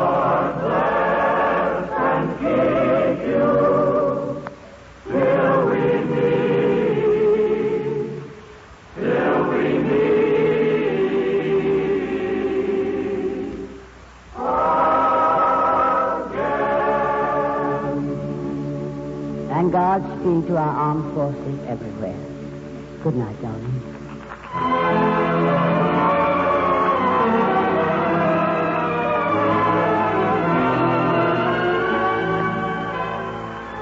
This portion of the Big Show has been brought to you by Chesterfield. Remember, Chesterfields are much milder with an extraordinarily good taste. And from the report of a well-known research organization, Chesterfields leave no unpleasant aftertaste. By Anacin for fast relief from pain of headache, neuritis, and neuralgia. And by Dentine, the gum with breathtaking flavor, and Beeman's Pepsin, the gum that's great to chew and good for your digestion, too. The first half hour of the Big Show is presented by the makers of Reynolds Aluminum, the Reynolds Metals Company, who also bring you the Kate Smith Evening Hour on the NBC Television Network. The Big Show is produced and directed by D. Engelbach and written by Goodman Ace, Selma Diamond, George Foster, Mort Green, and Frank Wilson. The chorus is directed by Ray Charles. Special musical arrangements by Sidney Fine. This is Ed Hurley, he saying good night.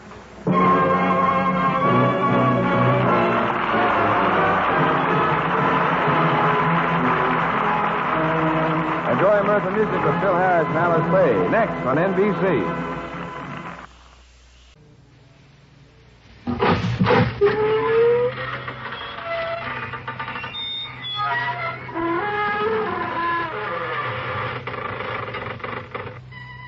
Good evening, friends of the creaking door. This is your host to welcome you once again into the inner sanctum. Come on in, and never mind looking back over your shoulder. Whatever it is that's behind you can't be half as bad as what's in front. As the man whose throat had just been made the scene of an experiment with a razor while he slept said, I'm going from bed to hers.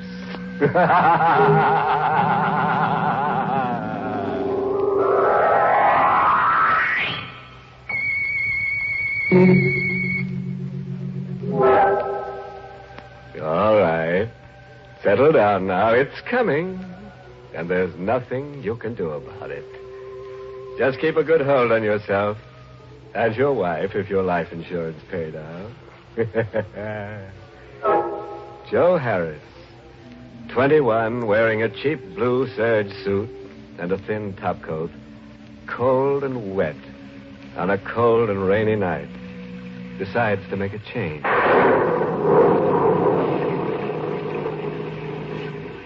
Kansas City's okay, but there's nothing there for me. I gotta get out. My wardrobe ain't built for a hard winter, so I figure it could be more comfortable on the coast, California. But I ain't paying for rail transportation this year, so I head for the KC freight yards. And I picked me out a nice long freight job that happens to have an empty car. And pull the sliding door over, leaving just a crack for air and finger hole for when we reach the land of oranges. The old boiler up front's got the steam up. And we're off. I relax. All I gotta do is let a couple of days slide by and... sunshine. Hey. What? I didn't notice nobody else was in the car. Didn't you now, Pally? No. That's too bad. He leaned back into the darkness of his corner so I couldn't see him very good. He was a young guy, maybe my age, maybe a couple of years older. My size, too. Same color hair and eyes. Almost close enough to be brothers, but there was something in his eyes that had never been in mine. I was scared. You know something funny? You look like me. Yeah, I kind of noticed that myself in a... Why? Well, lots of guys look a little like each other. No. I mean... Huh? Nobody looks like me. Well, okay, so I don't. You're trying to. That means you must be one of... One of what? They have ways of changing their appearance. You're one of them. You can't fool me. Look, I don't know what you're talking about. It's no use. You can't fool me. I'll have to punish you. Hey, watch out with that knife. I'm gonna cut the resemblance away and find out what you really look like. You're crazy. Stop it. Let go of my hand. I've got to cut you away. No! I got your arm twisted. And the knife is pointing at your heart. Now drop it, No, nobody's as strong as me. Stop it! I warn you, stop it! Oh. Then I gotta do this. No. I told you. I told you. I told you.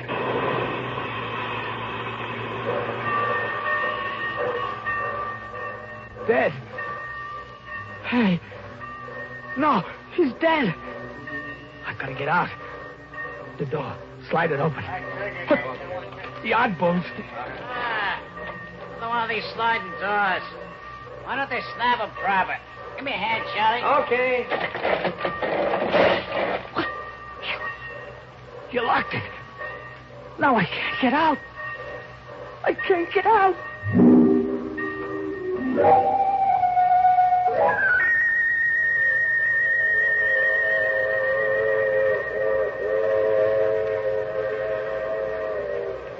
So there I was, locked in with him, in the dark. He was dead, so I wasn't afraid of him. At first. I even gave him a going over. His eyes were open, but I flopped him over, and I went through his pockets. Just a couple of bucks and some small change, and his draft card. Funny, he was 4F, just like me. His name was Martin Pell. That's a laugh, too. Finding out who a guy is after you kill him. Kill him? Yeah. I was a murderer. I just realized it. They'll hang me for that. No, it was self-defense, but what chance have I got of proving that? Me with a record, too. But maybe I can lose that record. Maybe. Yeah. So I switched draft cards with him. And now he's Joe Harris. And I'm Martin Pell. Martin Pell of, that says on his card, of Wisey, Oklahoma.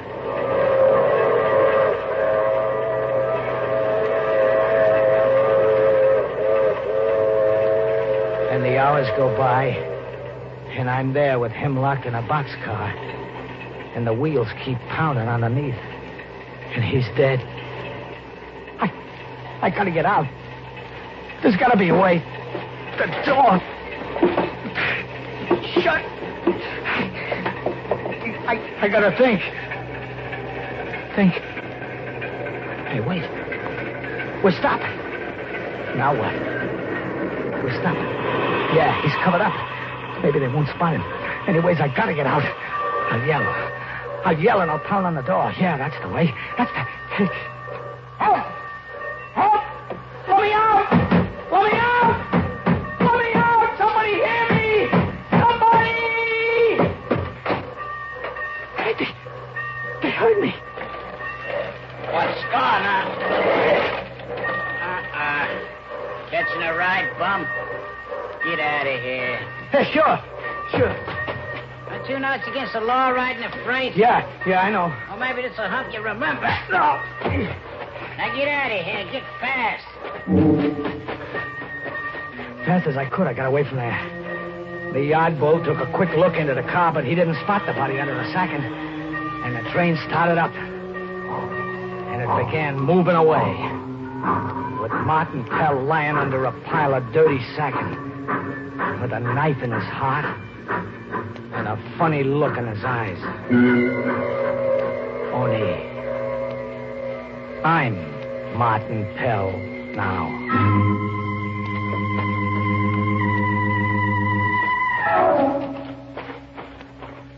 It was only a watering stop where the train stopped, so I walked across the prairie. Not knowing where I was going and not caring much. Well, I keep walking across the dark face of the land until I spot a light. A couple of lights. A small town, it looked like. A small town, somewheres. Where? Right on the edge of town, there's a lunch wagon, and it's open. And there's a light shining in it, and I'm hungry. So I go into the lunch wagon. hi. How about something to eat, huh? Sure thing, Martin. Sure thing. What did you say? I said, sure, you can have something to eat, Martin. What'll it be? Martin? What town is this? Why, you ought to know, Martin. This is Wisey. Wisey, Oklahoma. Wisey? But that's the same place. It can't be. Oh, that's no way to talk about your own hometown. Of course, you've been away quite a few years. You look good now. Wouldn't you say I've changed? Oh, no more than's natural. Of course, you're only around 16 when you left. Kind of an advanced 16, though. Yeah? Ain't many kids that age would have stuck up the bank, knocked off the night watchman. I killed him? Oh, don't get modest, fella. Sure. Old man Henshaw. Hey, I was near forgetting. You said you're hungry. Not anymore. Oh, come on, have something to eat. Don't you believe in putting anything in your stomach before doing a job? Doing a job? Me? Why do you think I sent for you? Why should I promise you $1,000? I don't remember. Oh, for Pete's sake, Martin. How many men have you killed that you don't remember a job like this? Never mind the act. Play it straight, huh?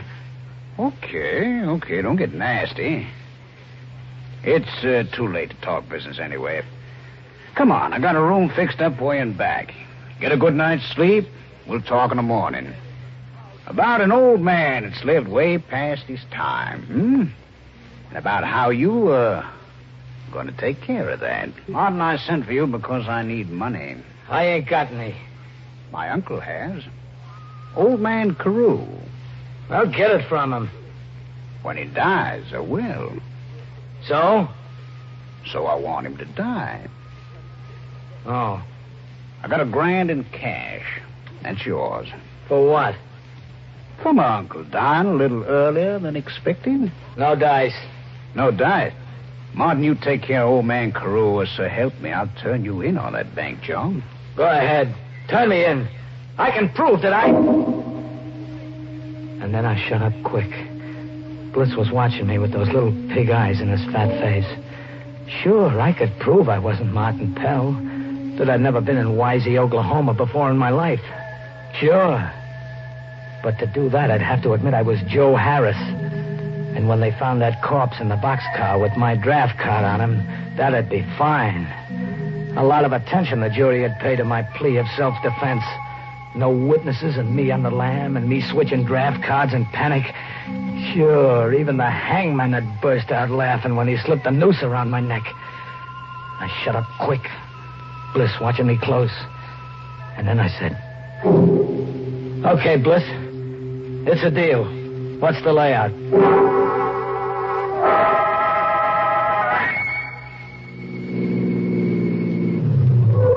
I'll pull in here. Trees will cover the car in case anybody happens to be out late on the highway. Can't be too careful. Ain't that so, Martin? That's so. It's only a short walk. Let's get going. Oh, here. You better take this. What? Oh. A tire iron. I picked it up in a junkyard. They'll never trace it to me. It's for old man Carew. They bother you? I ain't used to them. Anymore, huh? The house. Old man Carew never believed in buying curtains for the windows. There he is, rocking in his chair. Now watch the porch step. It's busted. I guess we knock. It's polite.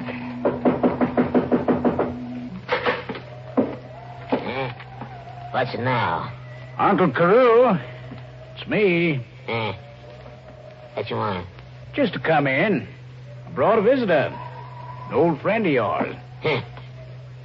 Man. Sit where you like. Sit in my rocker. Nobody sits in it but me. Who's the man with you? Don't you recognize him? Looks like Pell boy. That's who it is. Martin Pell. Never was any good. Like you, Bliss. All right, you visited. Go on home now. Kind of cold out. Give us a chance to warm up, huh? I don't care what you do. I don't care what you do. Just dozing off a bit. Go on, Martin. What? You ain't looking this way. Now's the time. I ain't gonna. He's an old man. Give me the iron. What are you... Give it to me. All right, here. Yeah. Uncle. Uncle. Yeah.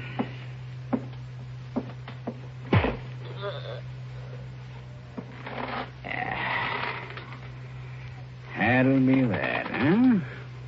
Pockets. Yeah. Uncle was carrying quite a bit of dough on him. Martin. Here. Huh? Here, take the money. It's your payment. No. I'll put it in your pocket myself. That's very important. When they find you here, knocked out, tripping over that busted porch step, they'll know why you killed old man Carew. What are you talking about? Sure, and knowing your record, Martin, they'll never look for anybody else. Now, when they find you on the premises with the old man's dough in your pocket and your fingerprints on the tire iron... No. After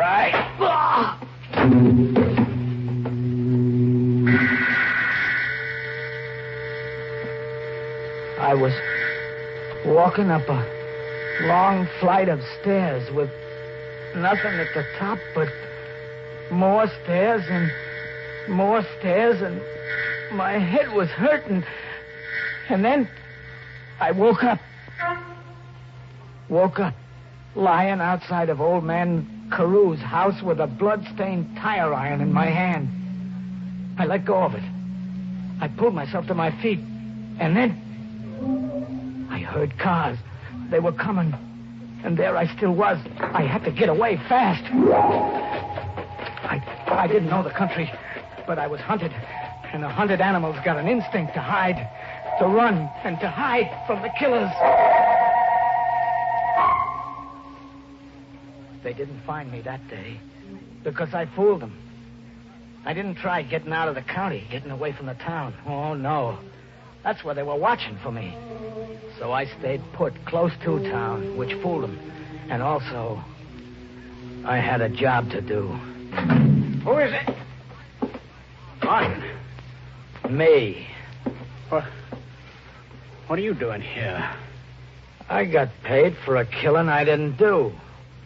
So I figured maybe I better do a killing now for no pay at all. Stay where you are. No, we're alone here. I got this knife. No. Bliss, you got a pencil? A pencil? Yeah, sure. Then sit down and write a little note about how you killed old man Carew. No. I got the knife against your heart. Sit down and write. All right. Well, just write. I killed my uncle because I wanted his money. You got it? Good. Got it. Now sign your name pretty. I signed it. Take that knife away. Sure. After I... Yeah. Goodbye, Mr. Bliss. Now, I'd better put the knife in your hand. Like this. Too bad your nerves went back on you. You committed suicide, Mr. Bliss. That's what you did. And now they'll stop looking for me.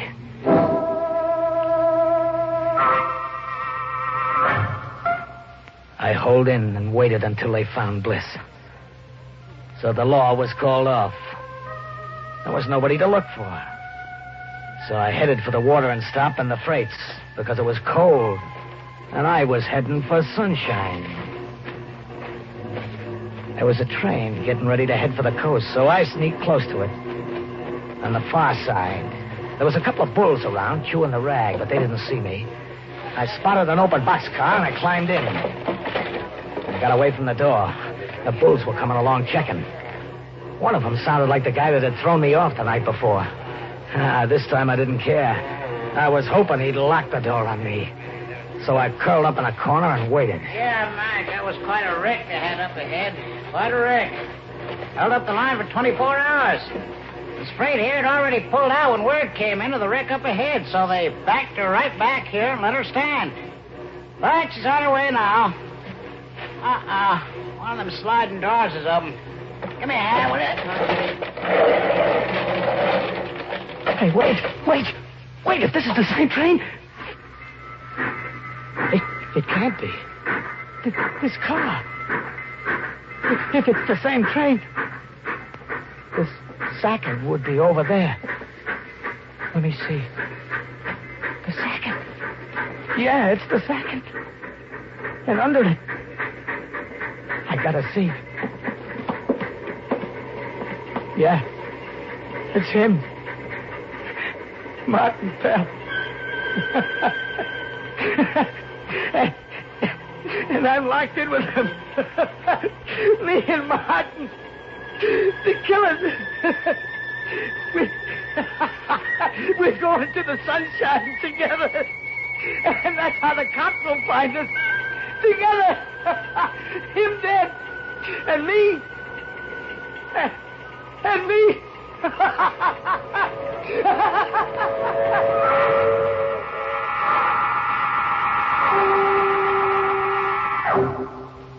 Well. Alas for poor Joe, who couldn't keep out of boxcars. He was a nice boy, but he couldn't stay put. I guess they'll give him the Order of the Rolling Stone. Tombstone. And to leave you with a happy parting thought, whenever you hear a freight train whistling in the night, think of Joe and wonder, is he still in it with Martin rattling? Well, friends, it's time once again to close that creaking door. Until next week at the same time, when we'll be back with a little hunk of horror. You'll be sure to listen, won't you? Until next week, then. Good night. Pleasant dreams.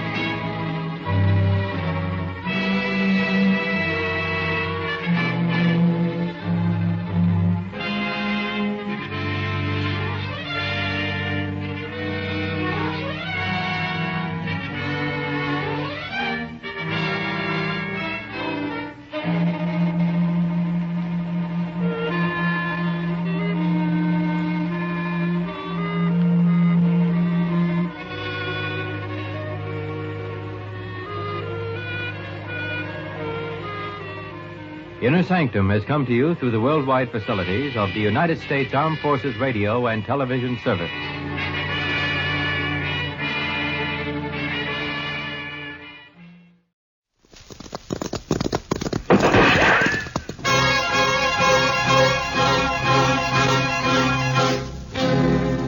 Around Dodge City and in the territory on west, there's just one way to handle the killers and the spoilers, and that's with a U.S. Marshal and the smell of gun smoke.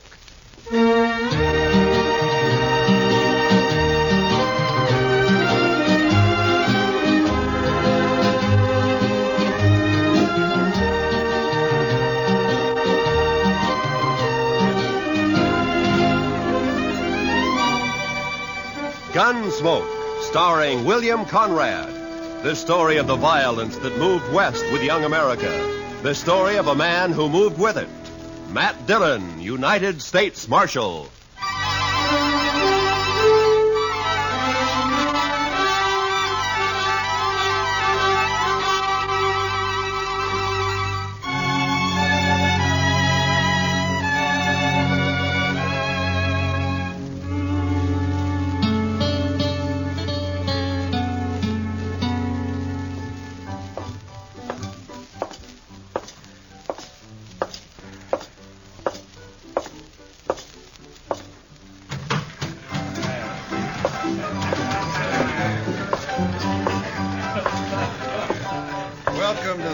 Cherokee Palace, Marshal. I see you received my complaint. I got it, Mingo. Where's Stanley? Where do you think? Upstairs. Brandy? Naturally. She always does mother him when he's in trouble. Be careful, Marshal. He might be dangerous.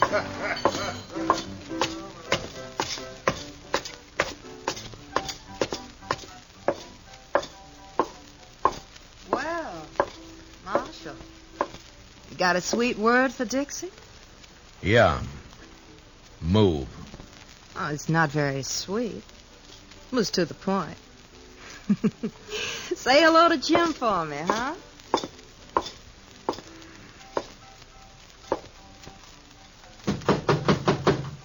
Go away. It's me, Brandy. Matt. Come in, Matt. Join me in a drink? Where is he, Brandy? In the next room. Cried himself to sleep. Save it, Brandy. I gotta take him. Oh, why, Matt? Jim Stanley never did a mean thing in his life. He's no bad man. He stole money from Mingo's roulette table, and he threw a bottle at him when he was caught. Mingo's pressing charges. Stanley can clear himself in court. Huh? Against Mingo's witnesses? Do you bring Stanley out, or do I go get him? Go get him. But I wouldn't be proud, Matt. Stick to running dance hall girls, Brandy. Let me run the law, huh?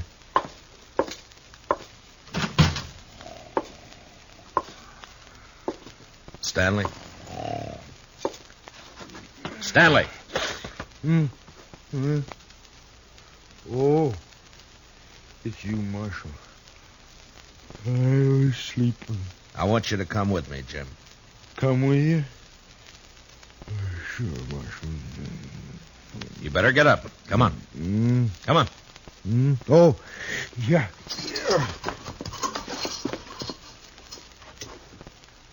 Oh, where are we going, Marshal? Would you like to visit my ranch? I got a new colt. The prettiest little sorrel you ever saw. Jim. What? We're going to jail. Jail? Me, Marshal? Do I have to? Yes, Jim. I've never been in a jail. I'm sorry, Jim. No. I can't go in there. No, Marshal, I ain't never been locked up before. Please, don't make me. I have to. I didn't mean to do it. Honest. I just lost my head when I realized my money was gone. I wouldn't have kept those chips. I know that. I just grabbed them. I don't know why. They were there, and I just grabbed them, and then Mingo started in on me. He kept saying things, bad things about... Take it easy, Jim. I wouldn't have cared, except that, well, Dixie was there. He kept yelling at me that I was a thief right in front of her. I tried to make him stop, and he wouldn't. Then something happened. The bottle was there. You threw it at Mingo? No, I just threw it, Marshal. I was crazy. I didn't mean to hurt nobody. I believe you, Jim. Marshal, will you ask Dixie to come and see me later? Yeah, sure, I'll ask her. Thanks. I just want to tell her not to blame Mingo for all this. She might say something or give up her job. Don't worry, Jim. I don't think Dixie's going to give up anything.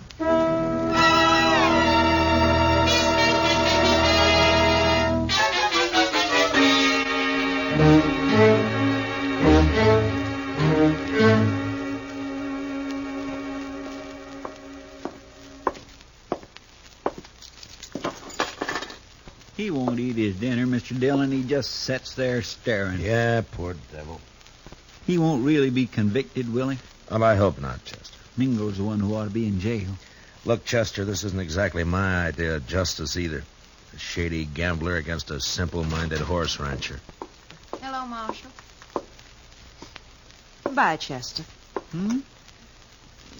Oh, goodbye. I'll run along. You stay put, Chester. Oh, now, Marshal, I want to be alone with you. I sent for you to come and visit Jim Stanley, and you better be nice to him. Most fellas are tickled pink if I like them. They say I'm pretty. You're pretty enough. That's better. I knew you liked me. I said you were pretty. I didn't say I liked you. Oh, now that's nasty. Would you like to hear what I really think of you? No, don't bother. I get the idea. You're Mingo's girl. When I feel like it. And why do you have to tease a man like Stanley, drive him to drinking and gambling and trouble like he's in now? He's sweet. He thinks I'm beautiful. Yeah. But even men like him wake up. Stick to Mingo.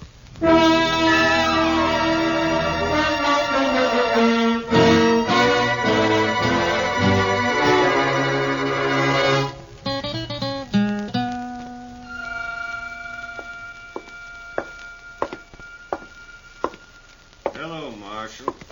Thought I'd drop in and see if your prisoner was all set for trial tomorrow. Mingo, I want you to withdraw those charges. And let that potential murderer go free? No. You got back the chips Stanley took from your table, and his assaulting a man like you is ridiculous. He doesn't even wear a gun. A bottle constitutes a deadly weapon. Look it up, Marshal. Why are you doing this, Mingo? Why pick on a man like Stanley? Let's say I don't like him always slobbering over Dixie. She's private property. For that greedy little vixen, you'd send Stanley to prison knowing that it'll probably crack his mind completely? That's his problem. You don't understand, Mingo. I don't like to see people pushed around. Well, don't cross me, Marshal. I already have. People get dead that way. Yeah, so I've heard. Now, just who are these witnesses of yours against Stanley? Ned Cole, Saginaw Henry. Both on your payroll? Dixie. Some of the other girls. All working for you, huh? Jim Stanley's as good as convicted, Marshal. There's not a thing you can do about it.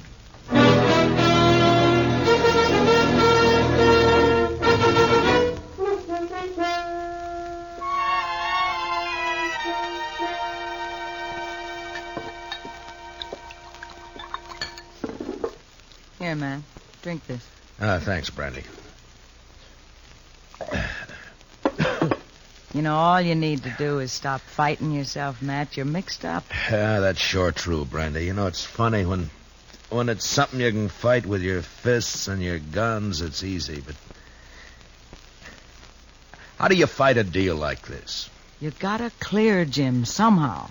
With those witnesses against him, Jim can't win in court. Technically, he's a criminal. Oh, criminal, my foot. He admits the crimes. The judge will have to sentence him to at least a minimum jail term. We know there are witnesses who can prove he's innocent. Now, a smart man would find a way to make him talk. I've been thinking about it. Well, I'll tell Jim you were asking after him. I think he'd like that. He's Dixie's. I had me a man once, Matt. I traded him for a bottle of brandy. I paid a stiff price for my name. You're not through yet, Brandy. Oh, sure. I play mother to everybody. Take everybody's troubles on my shoulders. Help salve my conscience. Don't ever hurt a person, Matt. You never get through paying for it. Well, I better be going. Where? To try to get some of those witnesses to talk.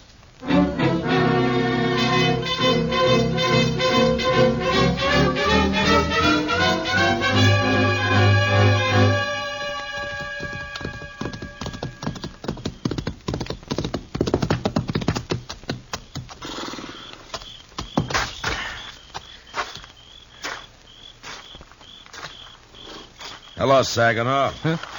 Oh, it's you. I've been looking for you. Then you've been looking for trouble. Well, you're beginning to sound like your boss, Mingo. It's late. What do you want? I want to read you something from this book. What book? This law book. Oh, so? First law I see says that anyone giving a drink to an Indian is liable to fine up to $500. I saw you buying Indian Pete a drink only last week. Pete's a stable boy. He ain't no savage. Law doesn't say savage, says Indian. Pete's an Indian, so technically you broke the law. You can't make Next any... one says any man that disrobes in a public place is guilty of committing a public nuisance. Carries a fine of $100. Look, what the devil is all this? I saw you breaking a horse down in Harrison's Corral a little while back. You took your shirt off, and that's disrobing in a public place. Technically. You can't get away with this, Dillon. How much you make a month, Saginaw? 50, 75. Uh-huh. Well, the way it looks, I can get you fined on enough of these laws to keep you broke for about 5 years. 5 years? Then we can start all over again. You're bluffing. I never even heard of these laws. Well, look for yourself here. If you witnesses are going to send Jim Stanley to jail on a technicality, then a lot of you are going to jail the same way. Well, laws may be there, but they ain't fair. All right, Saginaw, if that's how you want it. Come on, let's go to jail. No, wait. Well, then start talking. Well, Dixie shilled Stanley into losing his money, and me and Ned Cole egged him into grabbing a couple of chips when the wheelman wasn't looking. On Mingo's orders? Sure. Stanley looked down at the chips we swiped, and he reached out to hand them back when Mingo jumped him. What was Dixie doing? Trying to keep from laughing. Yeah, I'll bet. And then what? Mingo rode Stanley hard to make him break down in front of Dixie. Finally, the poor lunkhead seemed to go crazy. He yelled and tossed a bottle at the bar. Not at Mingo? No, missed him by 10 feet. Stanley was just working off his mad by busting the bottle. Paid for it. I guess he had the right. Yeah, I guess he had. First, I think Mingo was just deviling Stanley, and then he got the idea to press charges and send him to jail. We got orders out to testify. Uh-huh. Well, thanks, Saginaw. Marshal, I'd like you to know something. Yeah? I'm glad I told you about Stanley, because framing him into prison isn't my idea of something to be proud of. It shouldn't be.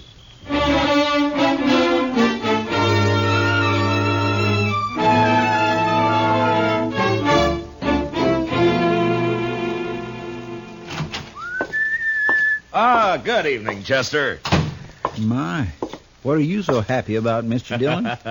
Everything, Chester, everything. Is it about Jim Stanley? It is about Jim Stanley. He's going to clear himself in court tomorrow. Come on, let's go tell him. Well, gracious, that is good news. He couldn't have taken much more of being locked up. I know. Hey, Jim, wake up. We're going to Jim. Mr. Dillon, he's gone. Both window bars are cut. Yeah. And here's what cut him. A hacksaw blade. And look yonder, there's another. Oh, that fool. Why couldn't he have waited one more day and he'd have been free?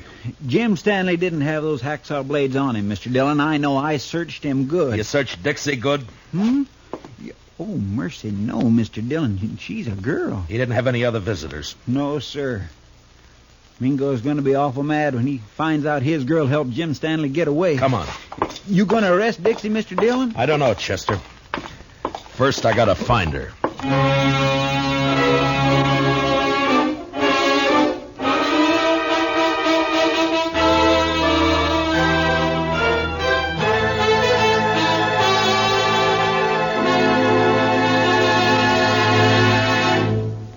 We will return for the second act of Gunsmoke in just a moment. But first, every Sunday on CBS Radio, hear both sides debate the issues on Pick the Winner.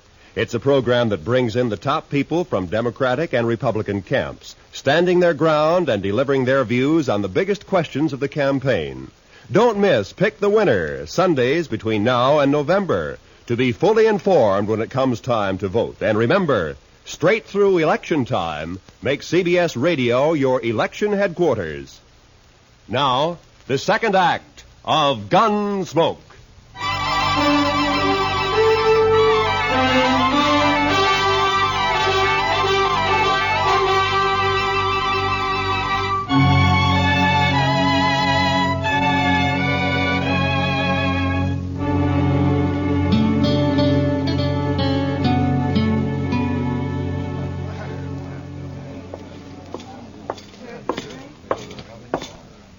Up kind of late, aren't you, Marshal? Where's Dixie, Mingo?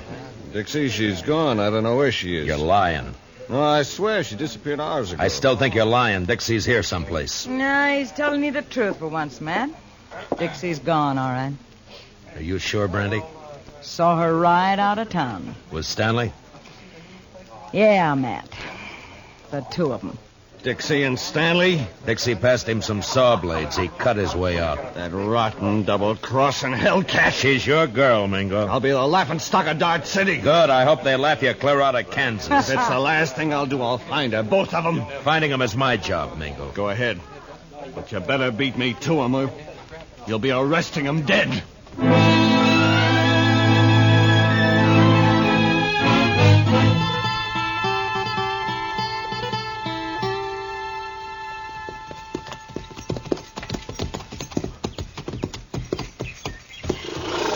Yeah, they stopped here, all right. Probably changed horses and got some supplies. That wasn't why Stanley came home. Look, Chester. What? Water in the stock trough is right up to the top. The barn's open. Feed pulled out where the stock can reach it. Even scared to death, Jim thought about his animals first. Mr. Dillon, you think Mingo's trailing Stanley and Dixie, too? Perhaps. It's one good reason why we better catch him quick. Come on.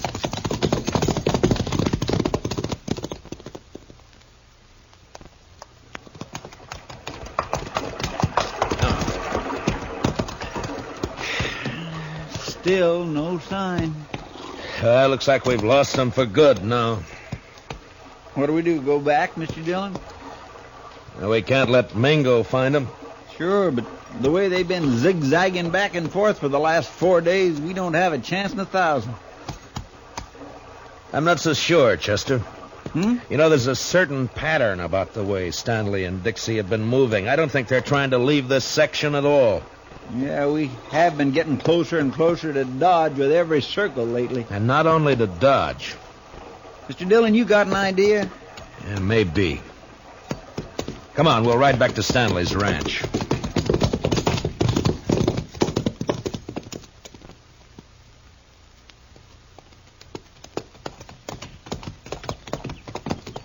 You think they came back here? I will soon find out. But from what we saw here before, I'll bet Stanley's not the kind to stay away from his ranch for very long. What? Hit the dirt, Chester. Behind the trough. Yeah. It's Jim Stanley. There's his horse. Yeah. All right, keep your eyes open. Stanley!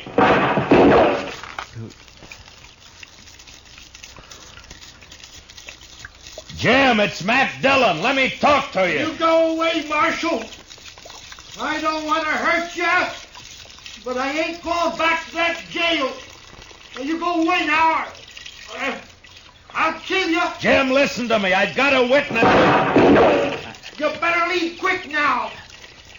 Please, Marshal. Mr. Dillon, I'm getting wet. That's better than getting shot. Keep your head down. Yes, sir. Sure is wet. Stanley's in a good position. Closest cover for us is the barn. That's across 50 yards of clearing. That's a long run. He could pick us off before we made 10 feet. Yeah. Jim, I'm not leaving until I've talked to you. Leave me alone, Marshal. Can't you leave me alone? I'm coming to talk to you, Jim. No! No, stay back! I warn you! Mr. Dillon, don't do it. That's a crazy man. That's a frightened man, Chester. I'm coming unarmed, Jim. I don't think you're a murderer, but if you are, this is your chance.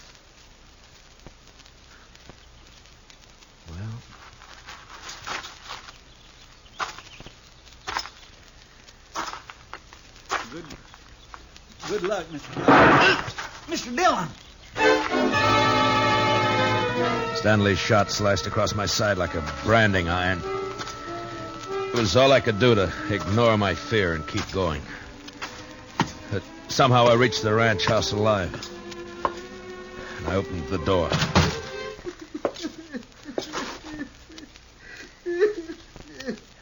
Jim Stanley stood there holding his gun and crying.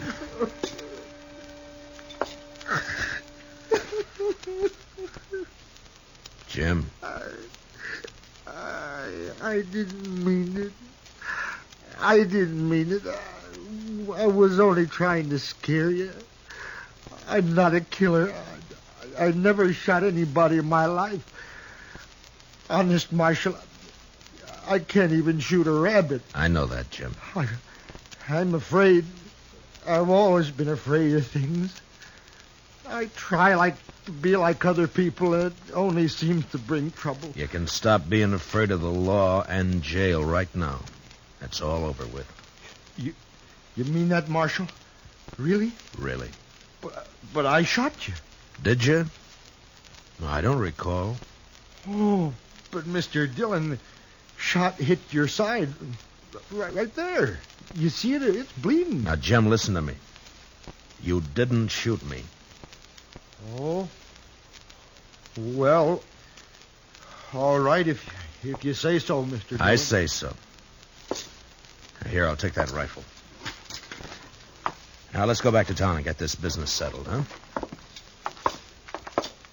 You've been good to me, Marshal. Forget it, Jim.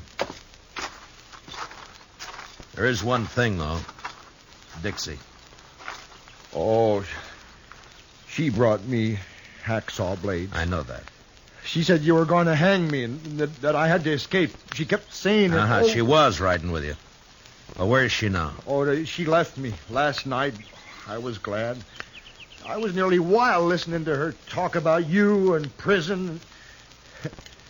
I even swore I'd kill myself before I'd go back to jail. I'm glad you didn't mean it. Oh, I meant it at the time. Oh, I was sure scared. You feel better now? Oh, yeah. Yes, I know everything's just going to be fine.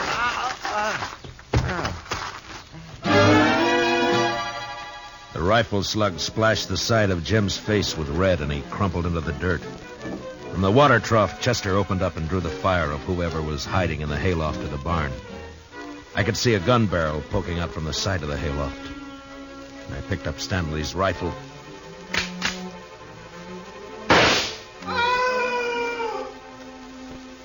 Mingo. Mr. Dillon, are you all right? Yeah, Chester. But Mingo's dead. Well, how about Jim Stanley, Mr. Dillon? Yeah, he was scared more than hurt. He should come to any minute. Well, my goodness. Oh, this looks like a sure enough war's been happening around here. Where have you been, Dixie? Oh, sure now, Marshal. A girl's got a right to look after her investments. My Mingo and Stanley both dead. Well, now that's a real shame. Hmm? Oh, but Jim Stanley's going to Chester. You said investments. The only investment you've made is prison time for helping Jim escape. Me? Well, how are you going to prove anything, Marshal? With Jim dead. But he's the Chester, why don't you go look after the horses? But Mr. Dillon... Yes, sir. It's a right good thing because I'm going to be terribly busy, you know, taking care of poor Jim's ranch and money and of course, the funeral and everything. Why should all that concern you, Dixie? Because I'm Jim Stanley's widow. What? I married him 3 days ago in this city. It was such a sweet wedding. Yeah, I'm sure it was. And now all I have left are some memories.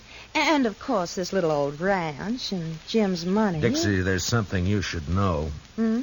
You also got a husband. Have you heard enough, Jim? Enough. Jim!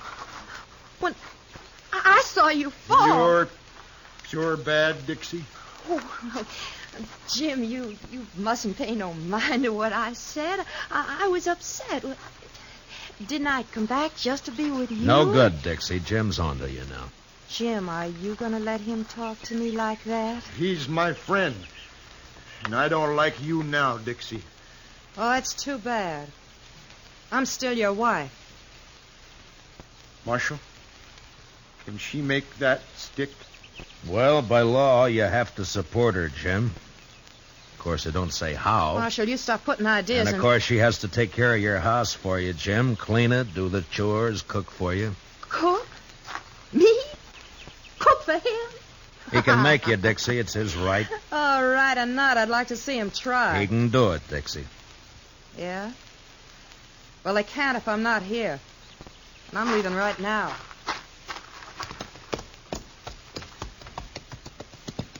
You want to ride into town with us, Jim? No. I think I'd rather stay here for a while, Marshal. If it's all right. Yeah, sure. I'll fix it. But in a few days, when you feel like it, come in and see me, and we'll help you get that divorce taken care of. Divorce? On grounds of desertion. She just deserted you, remember? Chester and I are your witnesses. Oh. Well, thanks, Marshal. I sure do thank you. So long, Jim.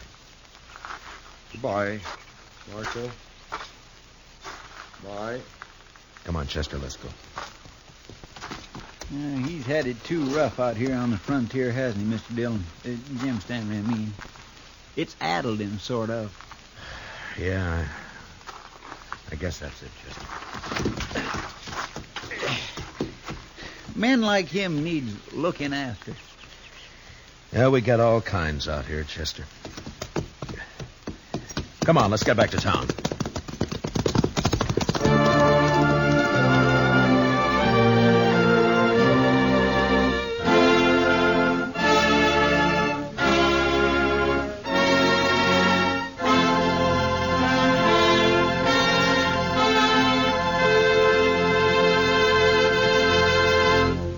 Gunsmoke, under the direction of Norman MacDonald, stars William Conrad as Matt Dillon, U.S. Marshal. Tonight's story was specially written for Gunsmoke by Herb Purdom, with music composed and conducted by Rex Corey. Featured in the cast were John Daner and Michael Ann Barrett, with Paul Dubov, Vivi Janis, and Bill Lally. Parley Bear is Chester. Join us again next week as Matt Dillon, U.S. Marshal, fights to bring law and order out of the wild violence of the West in Gunsmoke. Tomorrow's speakers on Pick the Winner, representing both the major parties, will be Harold Stassen, Republican, and George Ball, Democrat. Listen for this important program, Pick the Winner, tomorrow and every Sunday from now to November. This is Roy Rowan speaking, and this is the CBS Radio Network.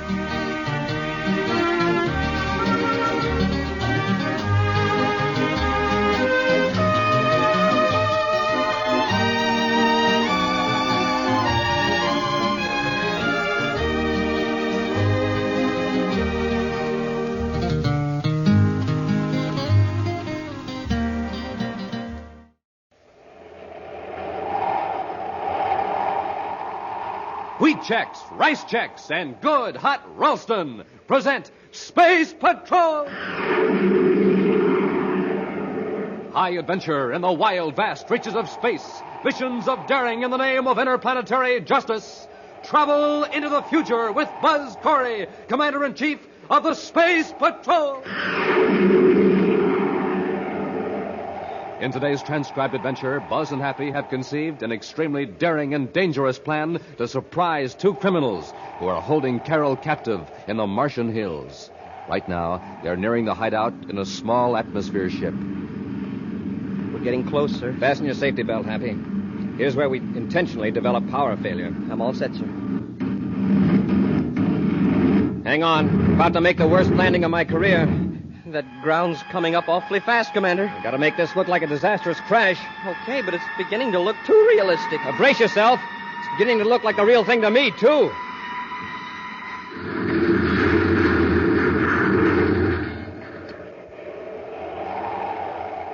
We'll be back in just a moment with today's Space Patrol story, Crash Landing. Yes, it's Space Patrol, but first, a direct broadcast from the yard of Public School Number 10 on the planet Terra. It's recess here, gang, and I've got my eye on a fast-moving boy named Jeff Fisher. Man, is he supercharged. Hey, Jeff, come on over here and tell the gang how you get supercharged every morning. I just do it the way Buzz Corey does it. I eat a good breakfast with a checkerboard super cereal, like Rice Chex. Rice Chex? Say, that Rice Chex is real swell eating, right? I'll say, and it's bite-sized, too. Only bite-sized rice cereal in the universe. Only rice cereal for me, boy. It's plenty keen. You betcha. So, boys and girls, don't you think it's about time you tried Rice Chex? Remember, to think fast, to act fast, you have to eat a breakfast that supercharges you. A power breakfast with a checkerboard super cereal. So today, make it Rice Chex, the delicious bite-sized super cereal that helps to supercharge you.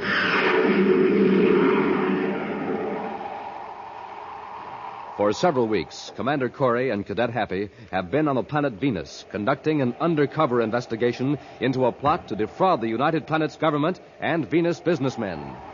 Now, in civilian clothes, Buzz and Happy are in a surface car in Venus City, headed for the Venus City spaceport. Between them is a sealed pouch containing the results of their intensive work. There's a private space cruiser waiting for us just inside the east gate. Well, sir, do you think Vio knows that you've been investigating him personally? I can't be sure, but by using private ships instead of Terra 5 or other official ships, we stand a good chance of not being detected. Well, it sure was a bad break running into Carol last night in the lobby of the Venus Hotel. Well, luckily, I don't think anyone overheard when she called out our names.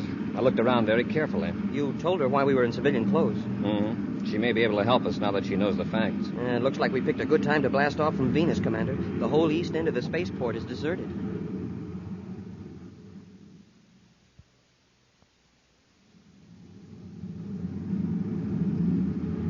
We're in luck, Mr. Veal. Corey's car is the only one on the side road. Well, we'll need a lot more luck to get that evidence away from him. That's a break for us that he picked this deserted end of the port. Speed up, Bob. We can pass him before he gets to the gate. Then inside the gate, I make a quick turn, slam on the brakes, and you tumble out of the truck. Yeah. Chances are Corey won't suspect anything when he sees that this is a regular Space Patrol maintenance truck. They're usually in a hurry anyhow. Pour on the power, Bob.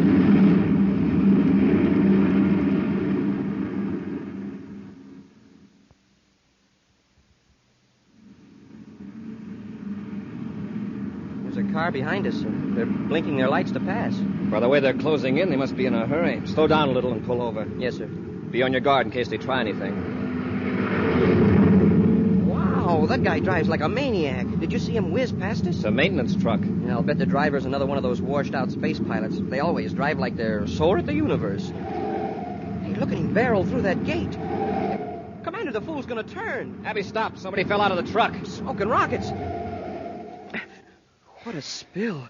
He turned so fast it tossed the other guy out. At least the driver stopped. Come on, Hap, let's see if the man's hurt. Yes, sir. There's no excuse for that kind of driving. It's lucky we weren't going much faster. We might have run over him, Commander. Drop the commander, Hap. Oh, sorry, I forgot. The fall must have knocked him cold. I'll turn him over gently. Okay. He didn't know I was going to turn. I slammed on the brakes just as he pitched out of the truck. Yes, I saw it. His head doesn't seem to be injured. I hope there are no bones broken. Let's have a look at him. It's none of my business, friend, but you shouldn't make a turn at that speed. Yes, I know. I was in a hurry to get to the other end of the spaceport. My leg. Just take it easy now. You'll be all right. Now, don't move. Let's have a look at that leg. Yeah. Have a good look. Hey, put down that wrench. Hey, what do you think you're doing? Grab the cadet Veal. I got him. Slug him, Henry. Let go of me. Hurry. Get to their surface car and grab the evidence. Okay.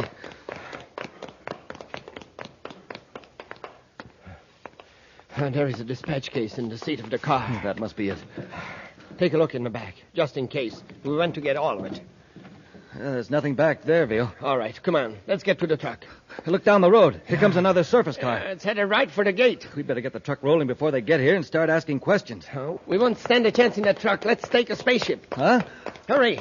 We can blast off before the car gets here.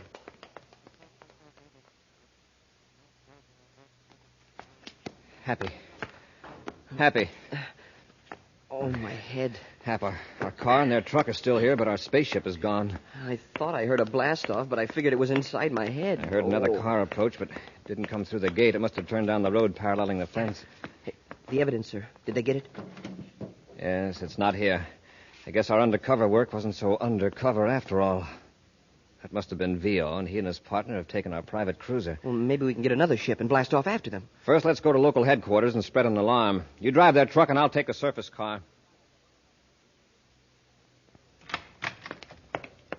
Commander, an all-planet space patrol bulletin on VO is being spaceophoned now. Good. I hope our units can intercept him before he has a chance to change shifts. We aren't going to stay here at Venus City headquarters, are we, sir? Right now, there's nothing we can do that the search units can't handle. Besides, I want to investigate this gadget we found in the truck VO was using. Oh, that funny-looking electrical device. What is it?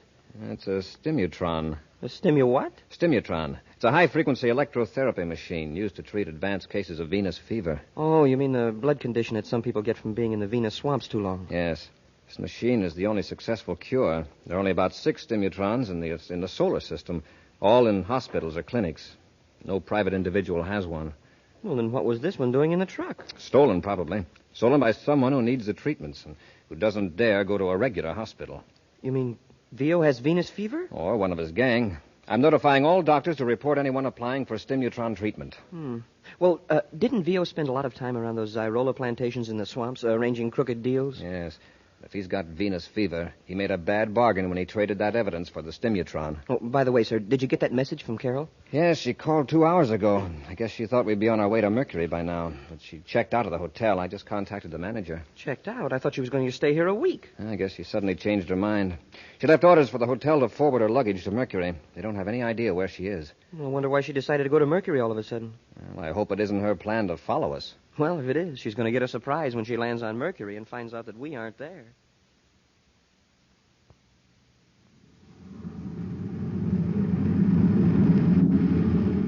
Be on Mars in a couple of hours, Mr. Veal. That was a great idea of yours, taking Corey's space cruiser. Well, I've been checking over this evidence Corey gathered. You know, if this ever got to court, I'd be finished. Well, there's nothing to worry about now. All we've got to do is lay low. Henry! Oh, no. What's the matter, Mr. Veal? Oh, the stimutron. I left it in the truck. Oh, well, there's probably one in Lowell City Clinic on Mars. I can't just walk into the clinic with every space patrolman in the universe looking for me. I got to have those treatments. You know what that Venus fever does to me. Makes me helpless as a baby. Well, what are we going to do? We can't go back to Venus. Of course not. Henry, this is awful. Listen. What? I thought I heard the compartment door close back out. Oh, you're just nervous. Relax, Mr. Veal. You'll think of a way to get those treatments. Yeah, sure. I just got to. Buzz, Happy, I hope you won't be angry. What are you doing aboard? Well, I thought Mr. this Veal. was... It's the girl we saw at the hotel. Shut up, Henry. All right, miss. What are you doing aboard our ship? Your ship? This is Commander Corey's ship, Mr. V.O. You know who I am. You have the advantage of me, Miss... Carlisle. Carol Carlisle. The Secretary General's daughter. That's right, and I demand you return this ship to Venus immediately. That's impossible. We can't keep her with us, Mr. Veal. She's dynamite. The smartest thing for us to do is drop her off somewhere and be sure she's safe. Yes, I know. You're right, Henry. But if we do, we're running a good chance of being captured. Why did you have to spoil everything by being aboard? I had some information to give Commander Corey about you, Mr. V.O., and your friend Bob Henry. I was going to tell them where they could find you. Well, your attempt at playing detective has put you in a delicate position, and me in a dangerous one. Can't let anything happen to her, Mr. Veal. I'd say it's worth the risk to see she's returned safely. Wait a minute. Maybe this is a break for us after all. Yeah, some break. We can get this girl off our hands and still have a chance to avoid being captured. Henry, we'll go on to my hideout on Mars. I know how we can contact Corey without the risk of being captured.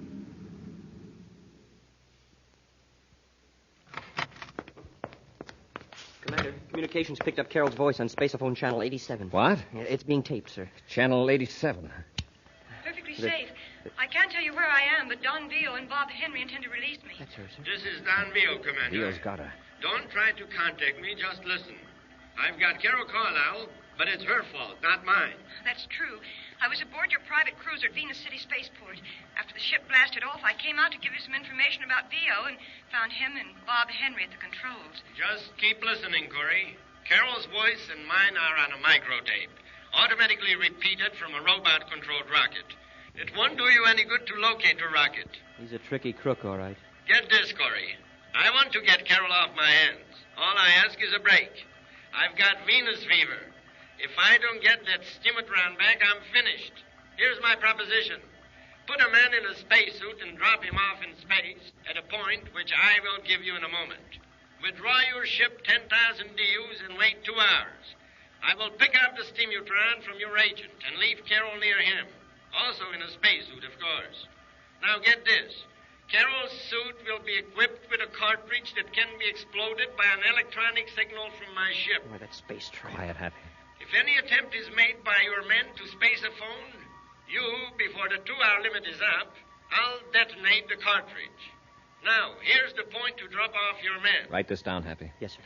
Sector 4, Jupiter orbit, at intersection of celestial meridian 22, sun ecliptic angle 2 degrees, 23 minutes, 15.84 seconds. Got it, sir. If you agree to these terms, spaceophone your answer on 139 megacycles. I'll be listening. Stand by for a repeat of this tape. VO out. Cut it, Happy. The tape is on automatic rewind.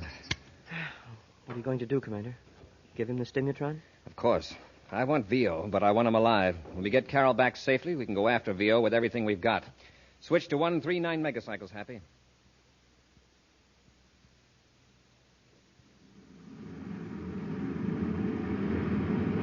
As I computed, Happy, this is the location VO specified. I'll reverse rockets and stop the ship. Right, sir. I'll get into my spacesuit.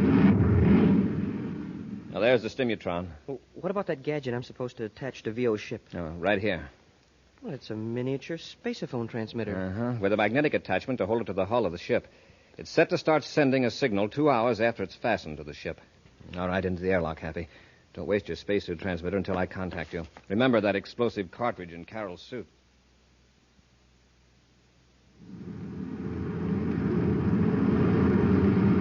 Commander Corey aboard Terra 5, calling Cadet Happy. Come in, Happy. Happy to Commander Corey. Are the 2 hours up? Yes, did VO show up? Yes, sir. Everything worked fine. He dropped Carol out quite a distance from me, and I've been using my jetpack to get over to her. Is she all right? I don't know, sir. She hasn't moved. She's just floating. I haven't been able to contact her by spaceophone. I'll come and pick both of you up. I've reached her now, sir. Why, that sneaking crook. What's the matter, Happy? Carol isn't here, Commander. The spacesuit is empty. We'll be back with Space Patrol in just a moment. Hey, you want to have some fun, gang? Listen to this jet cycle. Why, it's just a putt-putt, that's all it is, because all it has to go on is ordinary fuel. But pour in some super fuel and then see what happens.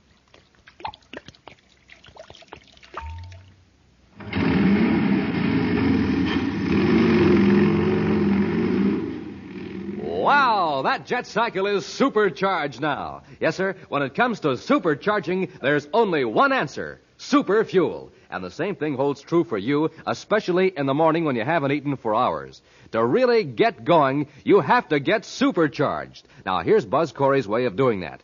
He eats a power breakfast with rice checks or wheat checks, the super cereals. And boy, oh boy, you ought to see how the commander dives into that checks. Yes, sirree, gang. Checks are really good. They're so good, you grab the biggest bowl you can find, you shake in the checks, pour on the milk, sprinkle on the sugar, and that's it. You're eating the best tasting cereal in the universe. And to make a good thing even better, rice checks and wheat checks have that modern bite-sized design for easy eating. Zip, zip, zip. That's how easy it is to eat checks. Now remember, gang, a rip-roaring breakfast with checks is Buzz Corey's way of getting supercharged. So get going in the morning the way he does. Get out a big bowl and fill it with rice checks or wheat checks, the super cereals that help to supercharge you.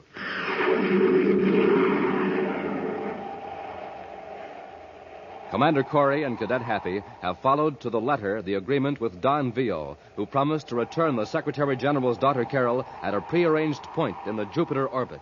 But instead of Carol, Vio pushed an empty spacesuit out of his ship. The commander has arrived at the scene of the rendezvous, and Happy, now aboard the commander's ship, is removing his spacesuit. That double-crossing, underhanded space rat. Vio is all of that, but now we've got to help Carol. He must have done something to her, and now he's got the stimulotron. He's also got a miniature spaceophone attached to his ship. Hey, that's right. Do you think we can pick up the signal yet? Now turn on our receiver. Hey, it's working, sir. Now we can track him down. Yes, but we've got to be careful. As long as Carol's in his hands, we can't take a chance on closing in on him. Oh, doggone it. Cosmic ray interference. See if you can filter it out, Happy. Yes, sir. All the times for that to happen. Well, it seems to be getting worse. We'll keep on this vector. Maybe we'll pick up the signal again.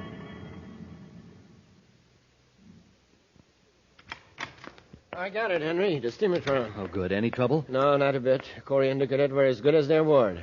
Have you found Carol yet? No. Frankly, I haven't looked. If she was stupid enough to crawl out the back room window, let her take the consequences. Don't you understand? If she's not found, we'll have to take the consequences. Oh, all right, Mr. Veal. Come on. We'll look for her. No. You look for her. I got to hook up the steamertron and take a treatment. I'm getting an attack of Venus fever.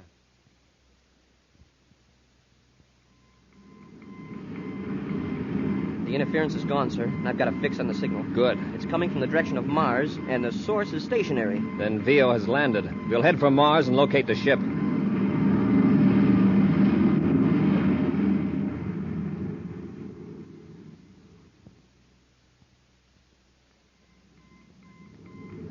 I've got it, sir.